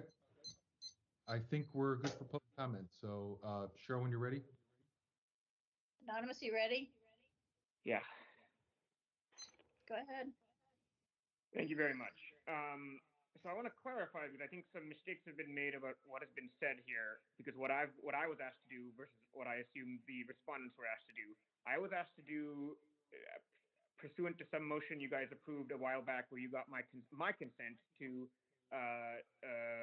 during one of these regular meetings to tell you a group of cases that might be amenable to this process. I gave you, I believe, 10 or 11. There were some people who, for example, filed 20041, where they explicitly denied the allegations, and so it appears you did not place those on the agenda. The other issue is, so I believe there are other letters that went out. Those people denied the allegations explicitly, and you, I assume, it appears, did not place them on the agenda. The second thing is, for some reason, and I don't know why the reason is, the captions are for D, E, F, and G are not what you noticed the respondent of in the letter. It is in A, B, and C, but D, E, F, and G is not what the respondent, the allegations, they said, yeah, they gave a thumbs up, thumbs down, or no response, or whatever you want to. I would urge that you correct those, because I think that if someone is pleading no contest to a specific allegation, or will receive a letter that, hey, do you want to give a response to a specific captioned allegation, it's only fair that whatever you determine in, and this will become an order of determination, is exactly what the respondent had the option and the opportunity to consent or respond to. So I would urge you to D, E, F, and G to use exactly the wording that you gave in the letter, which is not what's on this agenda item. And finally, that other thing that the clerk mentioned, you did ask me to group together my various complaints before this process started for administrative purposes like SB 1421, etc. But nobody has ever asked me, for example, to put all the corruption complaints on a consent agenda. I think that would probably be very not a good idea, and that this doesn't seem like, those are complex complaints, for example, and I doubt anyone would just admit to any of them. So I would just say on this thing that you would change D, E, F, and G, the violations, to exactly what you noticed them, which is in the packet. Thank you.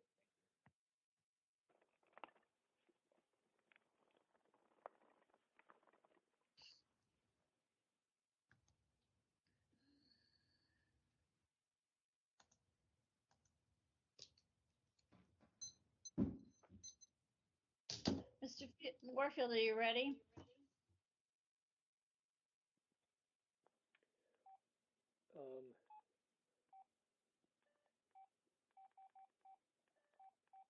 Yes. Yes. Let me know when to start. Go ahead. Okay, this is Peter Warfield, Executive Director, Users Association, Library Users 2004 at yahoo.com, PO Box 170544, San Francisco, California 94117-0544. First of all, I have to say that I think this is quite a shocking departure from your long-established procedures and procedures for changing procedures. As Anonymous said, way in the back of some meeting, you had some kind of a concept of having a trial balloon, but there was never a change in the published procedures, complaint procedure, which when I look at it is still up as before and has a whole long thing about how the complaint procedure works. This is a complete, I'm not sure what to say, this is completely a complete outlaw. There's been no discussion of bylaws changes, there's been no discussion of procedure changes, there's been no discussion why this is something that's being privately negotiated with one single complainant as a departure from normal procedure. I think it's quite shocking. I think that Member Schmidt and his obvious discomfiture at this is there for a good reason. One of those is that you make it easy. You're basically giving a plea bargain so that these folks don't have to appear and answer a bunch of questions and so on and so forth.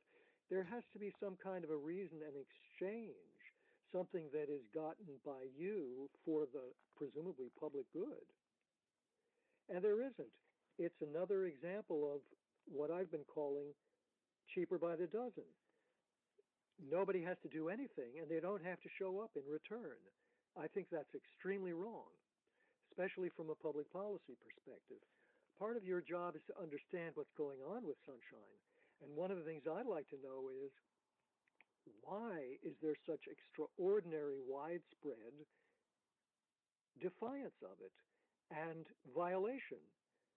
Is the city attorney giving advice? Are these people going in a smoky room and conspiring to violate the law? What's going on? And you're not going to find out anything. 30 seconds. Seems by having a procedure where nobody has to show up, nobody has to admit to anything, nobody has to agree to anything, and nobody has to be questioned or made asked to answer any questions or give any information about what's going on. I think this is a really shocking approach. It hasn't been properly vetted publicly nor made formal as to how it's supposed to work. And you've heard that it's not even what Anonymous understood was happening. And as for letters, who got letters? What did the letters say? What did they agree to or disagree to? What were their options? Was that fair? None of that has been discussed publicly or approved. So I think you should stop with this and do it the right way. Okay, any other public commenters? Sullivan. Sullivan. Okay, we hear you. I heard you. Okay.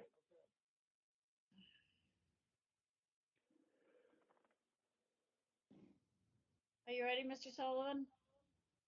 Yes. Go ahead.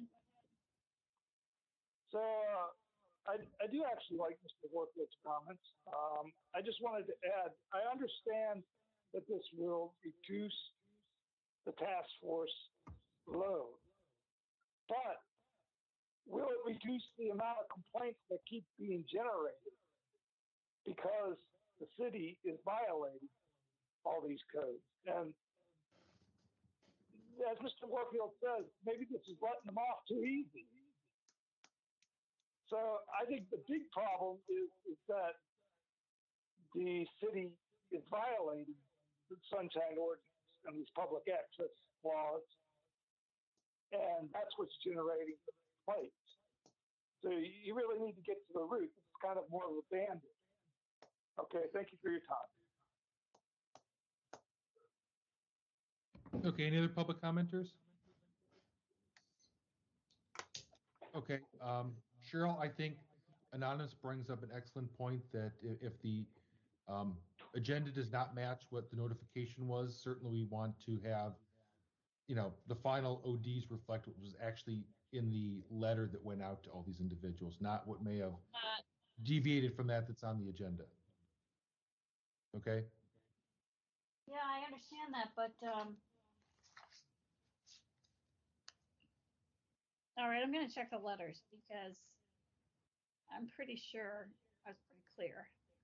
Okay, well, if they do differ, then we want to make sure that what was in the letter is what they were noticed on, and that's what should be in the.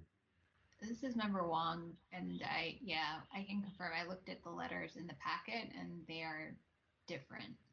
I mean, another thing is there's I think there's a bit of a typo as well, because each of them says violating section 6729.5 by, to keep, or cause to be kept a daily calendar. Remove the word by. To keep or cause to be kept. Take the word by out. I would suggest, maybe for several reasons, we may want to put this off and bring it back on later. I mean, it's a test. Although I also, because I'm having some qualms, and I'm not sure if I'll be able to be the sixth vote on this. I'm really on the fence on this. But maybe we just wait till later. That's all.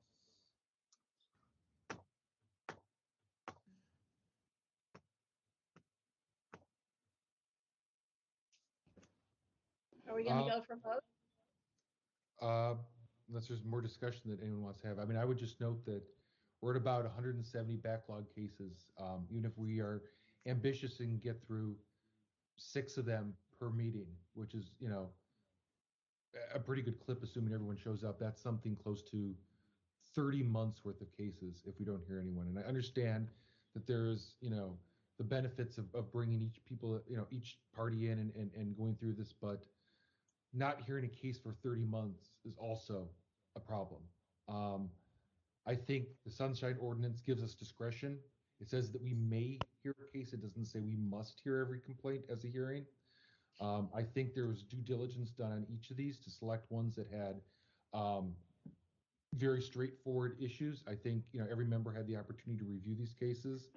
The process by which this was done was agendized, was discussed in public. We voted on a test pilot program. I would like to see it approved now. I think we need to start thinking out of the box solutions for dealing with this backlog, because continuing with just hearing 6 cases per meeting, we're not going to hear problems that are happening today. We're not going to even be getting to until 2025. And that's I think a scarier proposition than moving forward with consent agenda items like this. And so for those reasons, I think it's worth proceeding. And I see member Neighbors, so I'll let her speak. Go ahead. Thank you. I mean, I want to say, first of all, that consent agendas are really standard on public sector commissions. This is not something that we kind of just came up with on the fly or made up. Go to the Board of Seats, go to the Planning Commission, go to any commission pretty much, and you'll find a consent agenda. And for just the reasons that Vice Chair Yankee gave us, I mean, we're already at this point, we may be making our second meeting till 1 a.m. We've lost 2 members since I came on board. I would imagine that having a volunteer body and we had a late committee meeting that went to like 11, I think at one point, having members volunteer 2 meetings a month where we go till midnight or 1 in the morning and still face a backlog of so many cases, it's just not sustainable. We have to find a way to make good decisions for people and still keep up the pace so that we are doing that in a relevant amount of time. I heard this theme in the public comments that really gave me pause, and it was that we were letting the respondents off the hook by doing this. And that really struck me as odd, as though the punishment is coming here to talk to us, not that the violation or the order of determination is actually the thing, right? And I'll admit, maybe there's some truth to that on some level. Sometimes it feels like that, but really it's the order of determination. It's not that they have to stay up late and talk to us on the phone when their case comes up. So I'm hoping that, if you're feeling, if consent agenda is not something you're familiar with, you kind of get out of your comfort zone and see how it operates on different bodies. This is for everyone, listeners, everyone. See how it operates on different bodies. Maybe we can get better at it. Maybe we can do better picking the cases. But it seems like a tool that we really need to figure out how to use on this body, to me. Just to comment on member Neighbors' ideas here. I think what you said is really important, and I think it's great that you vocalized it the way you did. I just want to note that in the administrator's report, you will see that Anonymous, I think, opened 8 cases this past month, 7 or 8 cases. So we do have one particular petitioner who is really cranking them out. But I'll save that for the report. I would just say, member Neighbors, I think you perfectly and eloquently stated how I feel. So thank you. You summed it up perfectly for me. So applause to you. This late at night in particular.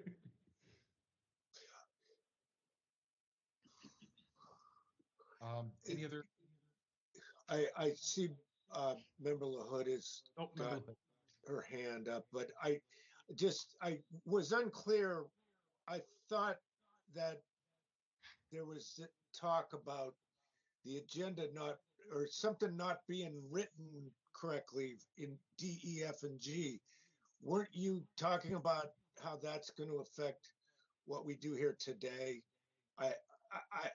are you, I thought you were going to say we were going to have to put it over anyway because of that, or maybe I misunderstood.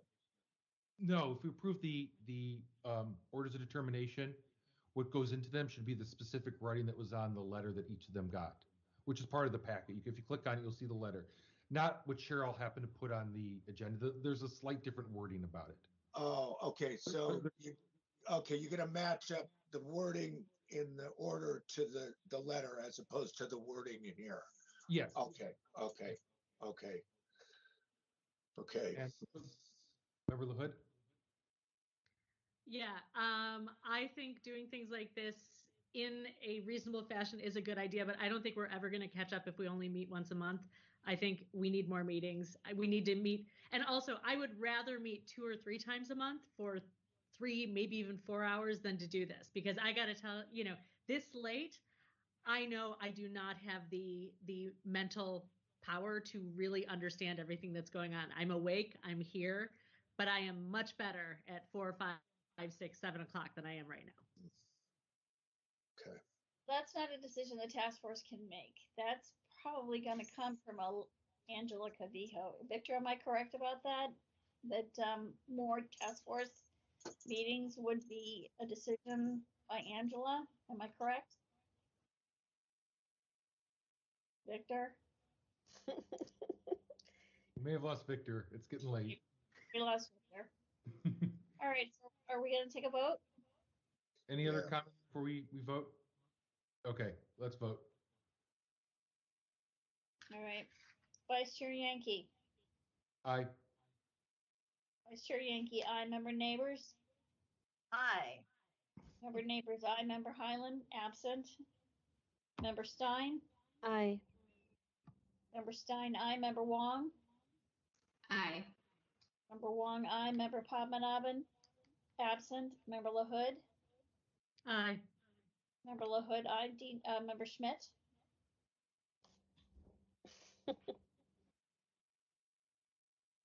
Aye. Member Schmidt, aye. Chair Wolf, absent. 1, 2, 3, 4, 5, 6. Moved by Vice Chair Yankee, seconded by Member Neighbors to approve the consent agenda. Okay, thank you, Cheryl. I just note that we are at 12:15 now and down to our bare minimum 6 members. So I don't know to what extent we may want to discuss some of these upcoming items. We certainly can. We just realized that it is late and we are down 3 seated members also at this point. That being said, if you want to go ahead, Cheryl, and read the next item.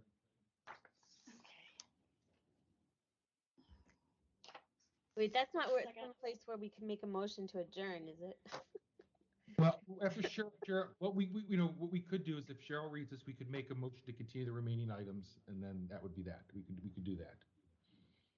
But Shall I? Item number 13, composition of task. I'm sorry, Matthew, I didn't mean to interrupt. Oh, that's okay. I said go ahead and just read number 13. Item number 13, composition of task force respondent packets. Member Neighbors, maybe you want to. You guys, this is a lot more exciting than it sounds. So I'm gonna give you the overview. I think this is going to wake you right up. So just brace yourself because you may not sleep tonight at all.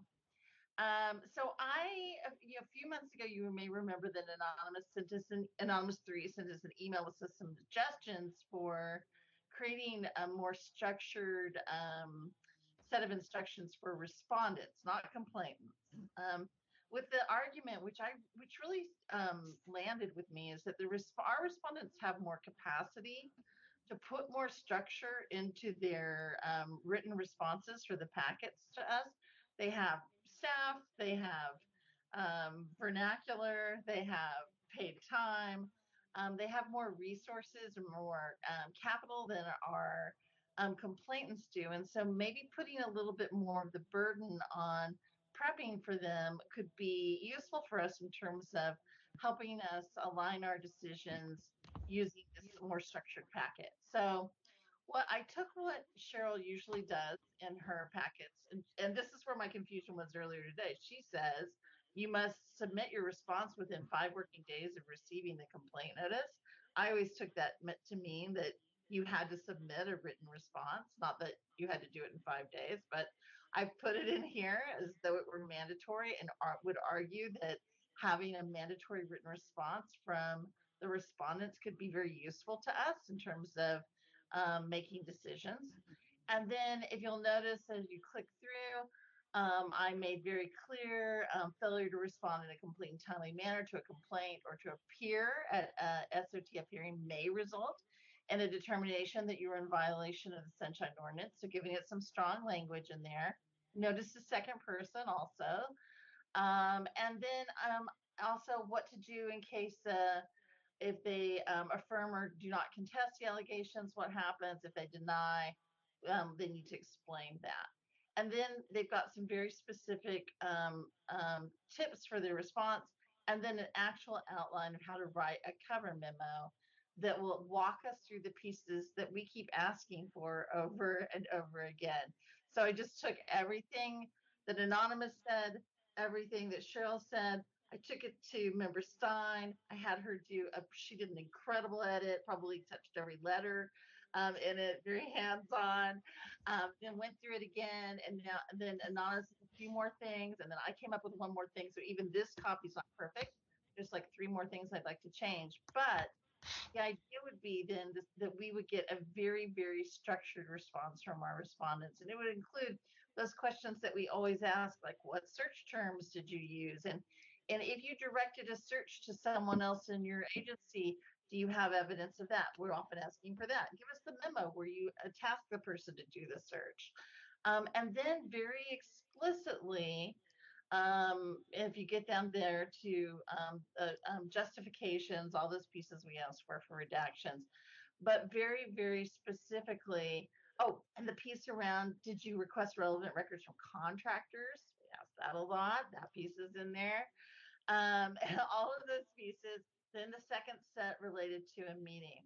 So in the end, we're really getting them to walk through all of those pieces so that we're not having to ask all of those small questions. We've got them in our packets. We access that, and it becomes a really quick way to get into the case when we're preparing for it. Now, what my suggestion is, there are a few little tweaks that I'd like to make to the way I have it laid out here. A couple of them came from Anonymous, who emailed all of us, but it was to add the verbiage prior to the filing in questions 4 and questions 5. So I have changing that. And then I removed the phrase appropriately numbered in question 6 that was left over from a previous way that we approached it.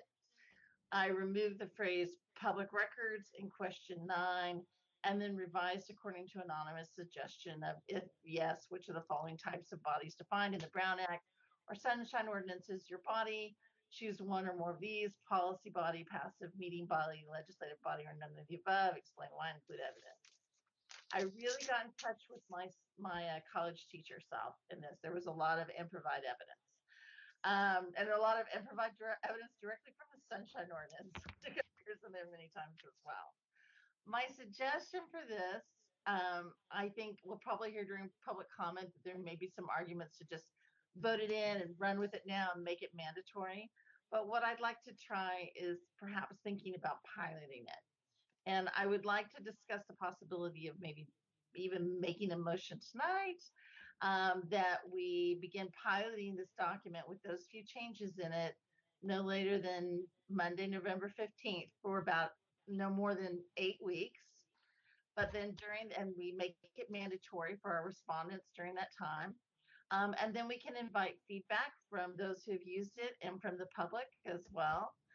During public comment, we can get written feedback and oral feedback at maybe the full task force meeting of February 2nd. And at that time, we can determine whether or not we want to adopt the form officially. And if so, what the terms of the adoption will be. Will it be mandatory? Will it not be mandatory? Do we need to change the process because of that? So I know Member Stein and Member Highland are working on the whole rest of the process, the complaint process and all that. To me, this just seemed like some low-hanging fruit that could have a big impact right now. And so I just thought I'd jump on it and see what we think. Members? Yeah. Can I jump in? Go ahead. This is Member LaHood. I think this is beautiful. Member Neighbors, Member Stein. I think it's amazing. I would like, well, I should let everybody else talk first, but if you guys are ready, I'm ready to make a motion to say that I think this, with the changes that were just suggested, that the idea of having a pilot program from November 15th through February 15th or an appropriate date around that time, requiring everyone to use it and then reviewing it at the March task force meeting is a fabulous idea. And if we like it at that point or need to make changes, we do it and then we adopt it permanently. Is it November? I thought it was November 5th. Am I correct, Lori? Member Neighbors? I had said start November 15th and then run it for 8 weeks, and then we would be ready to talk about it in the February 2nd meeting. But Member LaHood's probably being more realistic than I am. Well, no, actually, I think your idea of running it for 8 weeks is more realistic. Judging from what I hear from people, it's just like the complaint form. We ask if people would please fill it out, because, and I always say, this is what the task force looks at first. Just a synopsis of what you think the allegations are. They look at it first. You can say they really need it, but if they don't feel like filling it out, I can't say, well, I'm going to ding you because you didn't do this. It's optional, you know. Not everybody's going to do it. So I think 8 weeks is more realistic. I misspoke. It's late. Mid-January, talk about it in February.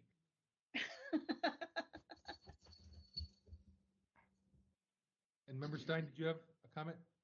Yeah, I mean, I really like this proposal because it takes the respondent through everything that they need to be thinking about or should think about. And maybe they won't look at it, but if they do, it's going to give them a good sort of set of questions to cover all of their bases of what might come up in a hearing.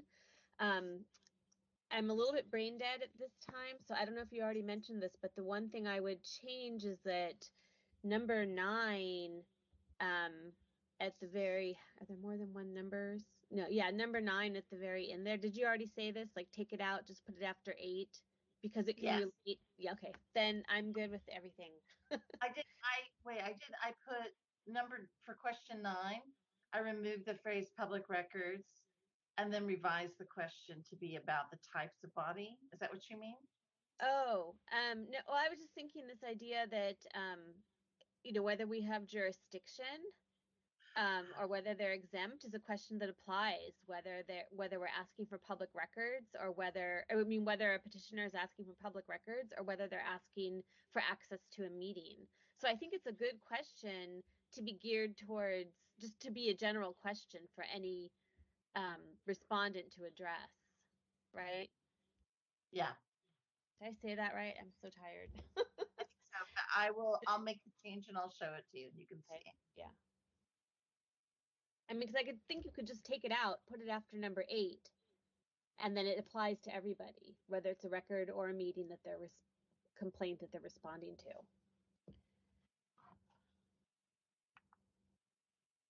And I just want to add too, I think this is just such a great thing. I love seeing this on the agenda, specifically after we did the consent agenda, because I think it just shows so much out of the box thinking of how to streamline some of the decisions we make our meetings more efficient, get more things through. I think the more we can collect some of this information ahead of time, the shorter we'll have to spend on each particular file, and that's, I think, such a valuable thing to everyone who's part of this. So thank you so much to Member Neighbors and Member Stein and everyone who worked on this. I think it's just a terrific work product. Don't forget an Anonymous 3. And Anonymous 3.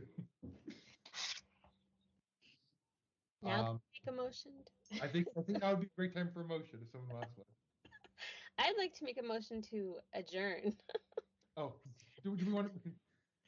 Oh no, I'm sorry. Sorry, I want to make first. I want to make a motion to accept this, then I want to make a motion to adjourn. Sorry. Yeah. Okay, so I'll make a motion to endorse this respondent packet. Is that okay? And to begin on a pilot of it starting November 15th. For 8 weeks. For 8 weeks. With the amendment changes that were discussed, the edits. Yes. I second that motion.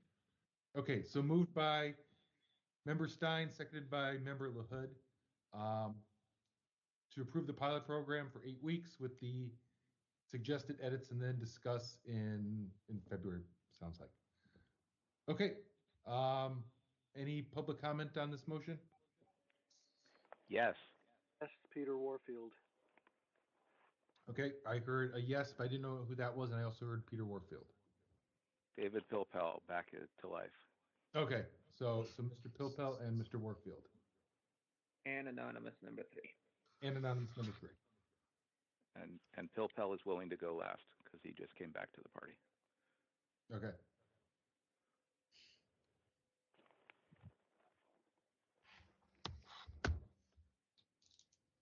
Okay, sure, whenever you're ready. Yeah, I know. Mr. Warfield, are you ready? Yes, I am. Go ahead. Peter Warfield, Executive Director, Library Users Association, Library Users 2004 at yahoo.com, P.O. Box 170544, San Francisco, California, 94117-0544. First of all, I have a serious problem with the procedures.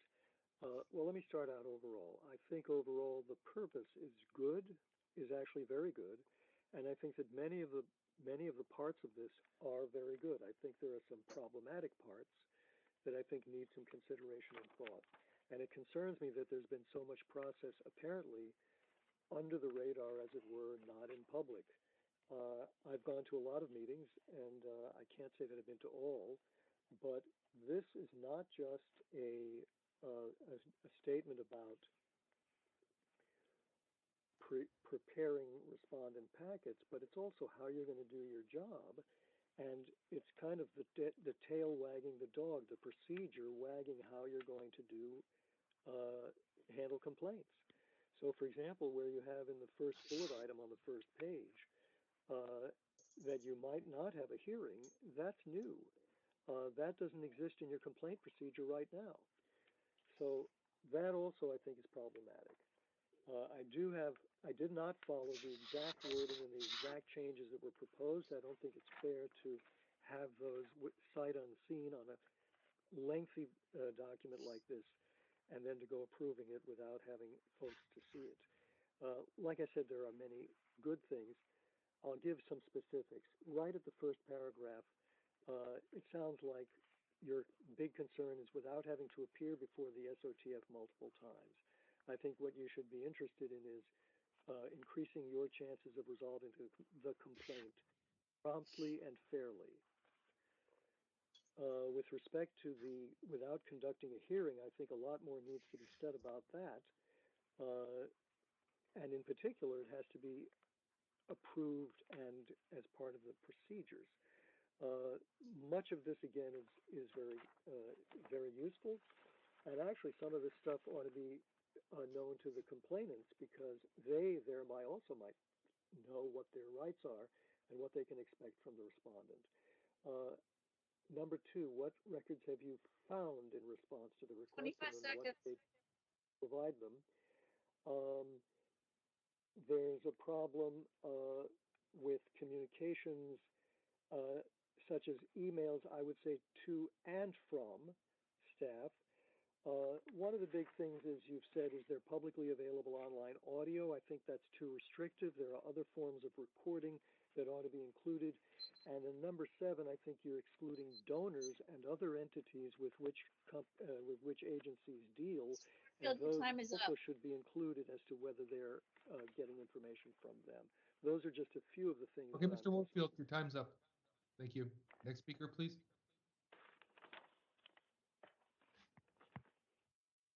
David Pilpel? Oh, I was David, willing to go at ready? the end, but I was willing to go after, I believe, Anonymous, but does Anonymous want to go next? It really makes no difference. You're welcome to go. Okay, all right, then I shall. David Pilpel, sorry I went away for many hours, thought that you were all done, came back, and here we are. So I like this a lot. I've read through this a couple of times. I think it is pretty clear, pretty concise. Just a couple of thoughts. I would, maybe do another pass with the changes that you talked about, and I would say, like, as soon as that's ready to go, if that's in a couple of days, whenever it's ready, I would suggest that any communications to respondents at that point, you would just send it to the respondent and say the task force has requested that you, address these points in your response, and then just, continue to use that until further notice and review it at the February meeting. So I wouldn't necessarily go with a tomorrow or the 15th or whatever, just, when it's ready in the next few days. My other thought was in the several instances where it says you must, I would maybe tone that down a little bit and just say, please provide, right? Because it's not like you must, they have to. It's you're making a reasonable request for them to respond in a certain way. So I think perhaps that would strike a slightly better tone. In terms of some of the specifics, I think, again, this is great. It's clear.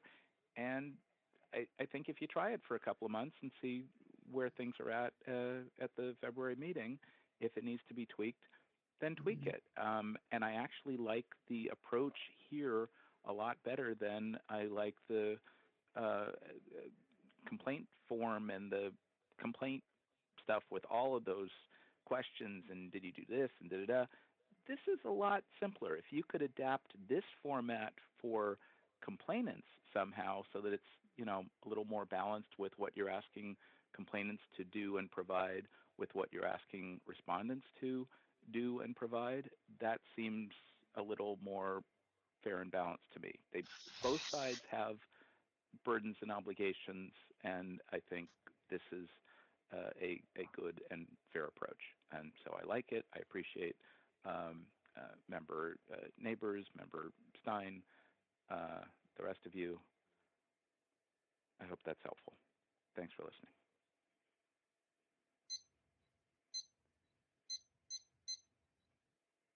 Anonymous, you ready? I certainly am. Go for it. Thank you very much. This is Anonymous number 3. I wanted to echo what Mr. Pilpel said about trying things, experimenting, changing things, and seeing how they work. And I think that this is something very, very important for the task force to be able to do. And the end goal of the task force is to make sure the city is complying with the Sunshine Ordinance. And while the law imposes specific constraints on how you can do that, outside of those constraints, and I believe the only constraint is the respondent has to show up for a hearing, and the complainant and the SOTF for a public records hearing, and the complainant and the SOTF have the discretion to hold a hearing for a public records complaint. That's it. That's the only process defined in the law. Everything else should be up to you.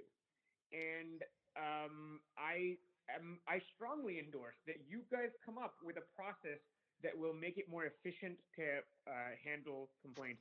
And I want to thank you so much for considering the suggestion to make some of this. And I know you guys have done a lot of work making this far better than the set of questions I proposed. This is far better clearly explained to the respondent.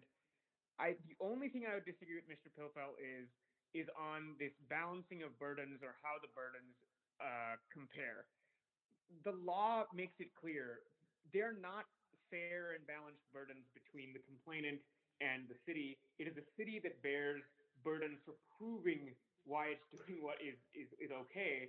And you, I think, by instructing the respondents to just tell you how they did something, can make a much fairer judgment of whether somebody violated the law or not. And I actually think there will be more cases that will be dropped because the public might read these responses and understand actually what the city did comply with the law. And I actually think the city might win a few more cases if they actually did this. There's a number of complaints, for example, SFPD cases of mine, where the person who came here just couldn't tell you how they searched for the records or anything like that. And they lose because of that, right? And if this was all in writing, just everyone's life would be so much easier, and maybe these meetings would be shorter. So I would urge you to make it mandatory for that duration of that pilot project, and that any complaints noticed during the time of that pilot project, the respondent is required to comply with these directions. Sorry. During the time of the pilot project, make your motion clear that the staff will notice all complaints with this instructions to the respondent and that they are required to comply. Thank you. Sullivan. I'm sorry. They'll make it really short. All right, Cheryl, when you ready?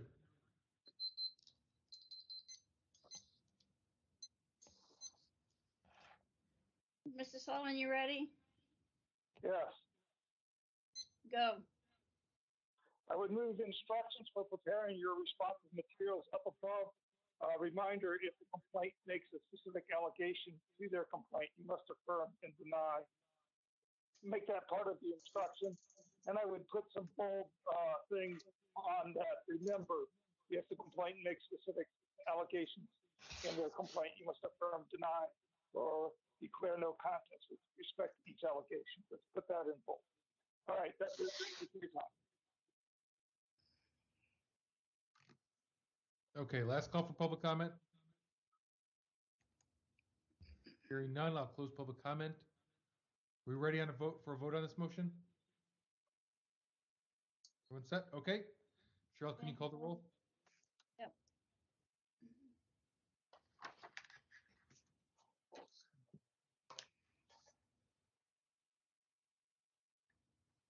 Member Stein? Aye. Member Stein, aye. Member LaHood? Aye. Member LaHood, aye. Member Neighbors? Aye. Member Neighbors, aye. Member Highland, absent. Member Wong? Aye. Member Wong, aye. Member Padmanabhan, absent. Member Schmidt? Aye. Member Schmidt, aye. Vice Chair Yankee? Aye. Vice Chair Yankee, aye. Chair Wolf, absent. Moved by Member Stein, seconded by Member LaHood to accept the respondent packet and to endorse the respondent packet and begin the pilot program to start on November 15. Thank you, Cheryl. And before we continue, I know Member Stein maybe wants to make a motion. I kind of would really like to make a motion to adjourn. Do we have a second for that? Yeah. No, Laura, we've got one thing that we do need to discuss. And that is on the administrator's report. I want you guys all to look at the calendar for November.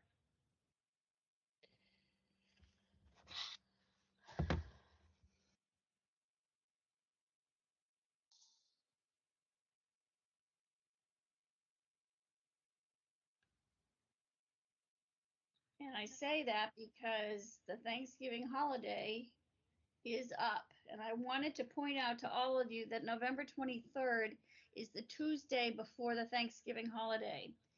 I have spoken with Member LaHood about the meeting that will take place that day. We will have one case, Mr. Warfield's case, because it is being considered by the Compliance and Amendments Committee for specific reasons.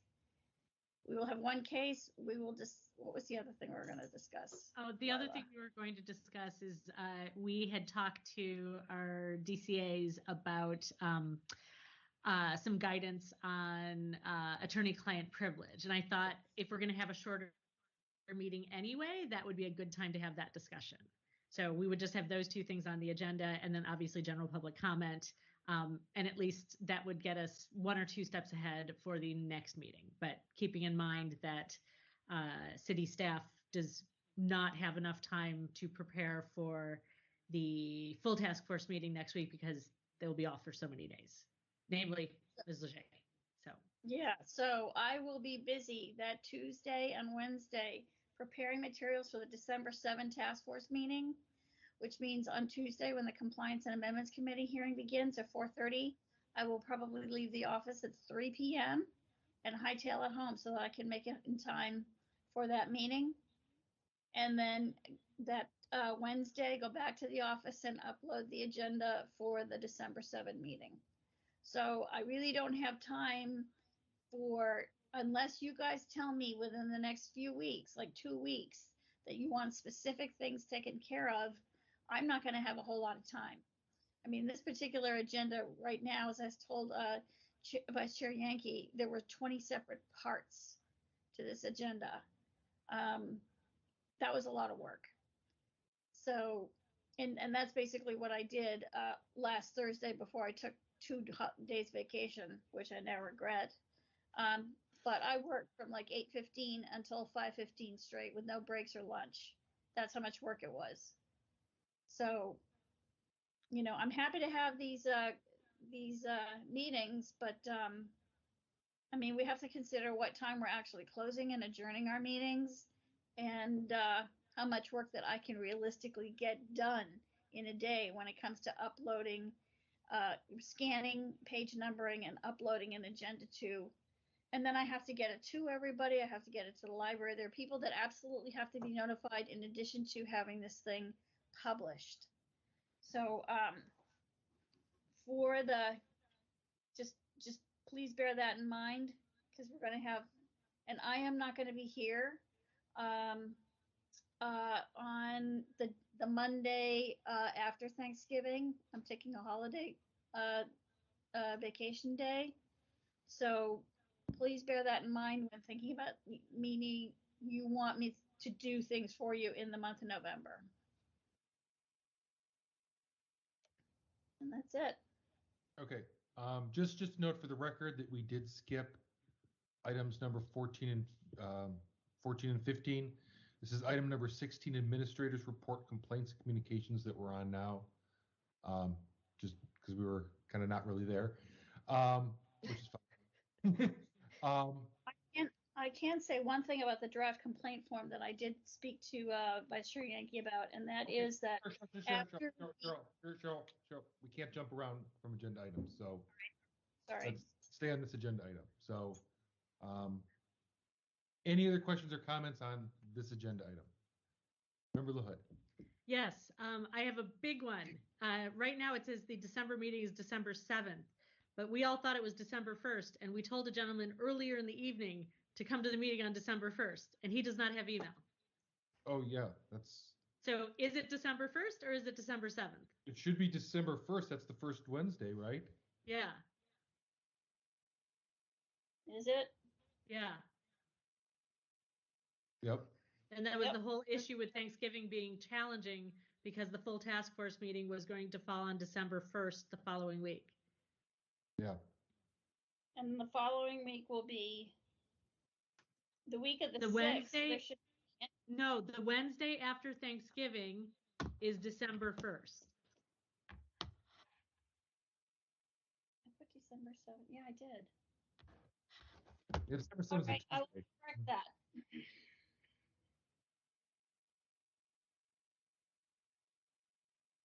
Okay, any other comments on this item? All right, public comment specifically on the administrator's report.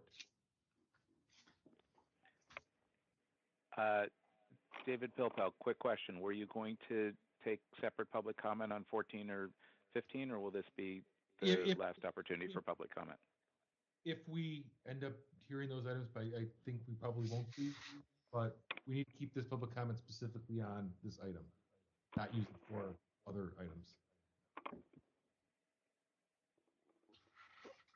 You'll have another opportunity before you adjourn. I'll deal with it then. That's fine. Thank you. Okay. Peter Warfield. Can you hear me? We can hear you.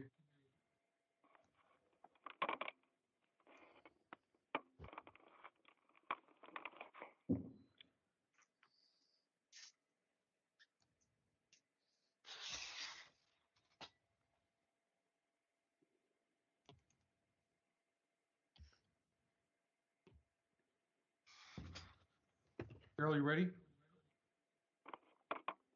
Yeah. David Okay. Pilpel want to make public comment? No, I'm going to hold it because it's not directly related to the administrator's report. There'll be another opportunity. Happy to hear from Mr. Warfield. Well, just to be clear, there's not another general public comment, so this might be it. If you know. All right, then let me just say, going back to days ago or hours ago when I made reference to the memo that I prepared that I think you've all seen, I hope. It would be great from my perspective if that could be on the agenda at the December meeting. If you want to send that off to one of the committees between now and then, that would be fine too. I'm happy to talk about it there. I would just like you to have the ability to discuss that at the December meeting and decide to send it, not send it, amend it, whatever, and the public should be able to see it and weigh in. That's all. Otherwise, keep up the good work. Everybody gets some sleep at some point. Thanks for listening. Okay, I believe it's Mr. Warfield. Cheryl, when you're ready. Yeah. Ready? Yeah, tell me when to Go start. ahead. Go ahead. Sure. Peter Warfield, Executive Director, Library Users Association, Library Users 2004 at yahoo.com. I heard with surprise about the calendar. I do not see that there is a meeting indicated for the Compliance and Amendments Committee. I see a Complaint Committee meeting at November 16th, and then next comes Thanksgiving the 23rd. Prior to that, November 9th, Education, Outreach, and Training. After Thanksgiving, it's December 7th, and it's still not clear to me if the meeting is actually going to happen on the 1st or on the 7th. That would be helpful to clarify as to what's intended there. And that's all I have on the administrator's report. Okay. Anonymous number 3. Anonymous number 3. Cheryl, when you're ready.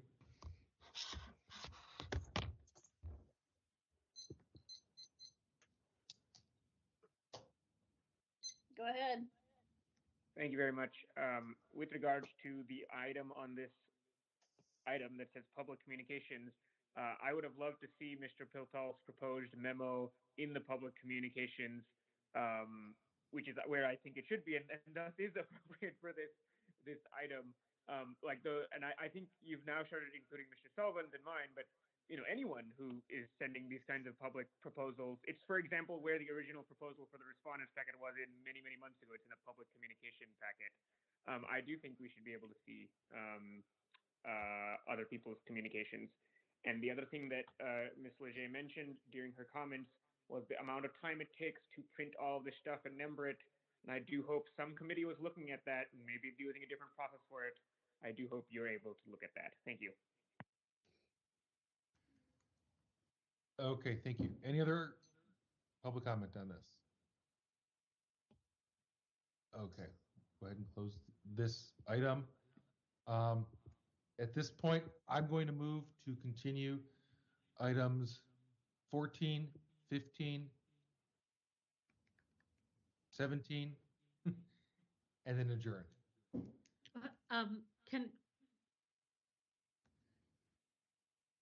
Member LaHood? Yeah, I just wanted to respond to Mr. Warfield because I think there was some confusion. There is going to be a Compliance and Amendments Committee meeting on November 23rd. That is not Thanksgiving. That is the Tuesday of Thanksgiving week. I see how that is confusing on this. There will be a Compliance and Amendments Committee meeting on Tuesday, November 23rd. Okay, great. Thank you for that, Member LaHood. Okay. So I have now made that motion. If anyone. I'll second it. Okay, so moved by Vice Chair Yankee, seconded by Member Stein to continue those items and adjourn the meeting. Any public comment on that? Okay. Hearing no public comment, can we take that by acclamation? Yes. All those in favor say aye. Aye. Aye. Any opposed? Okay. Your adjourn looks like 12:49. Good night. Bye. Good night, everyone. Thank you. Thank you.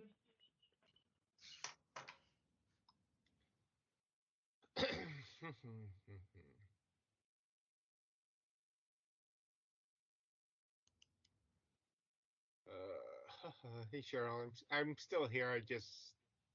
I missed the question on that one, so I didn't respond. Don't worry about it. Stop recording and transcription. Why won't it let me do that?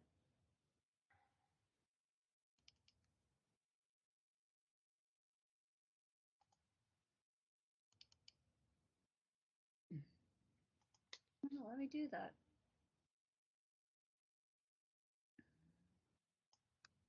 All right, I'll cancel it again, see if I can. Just give it a second. Don't push it. You know, give it a second to react to you.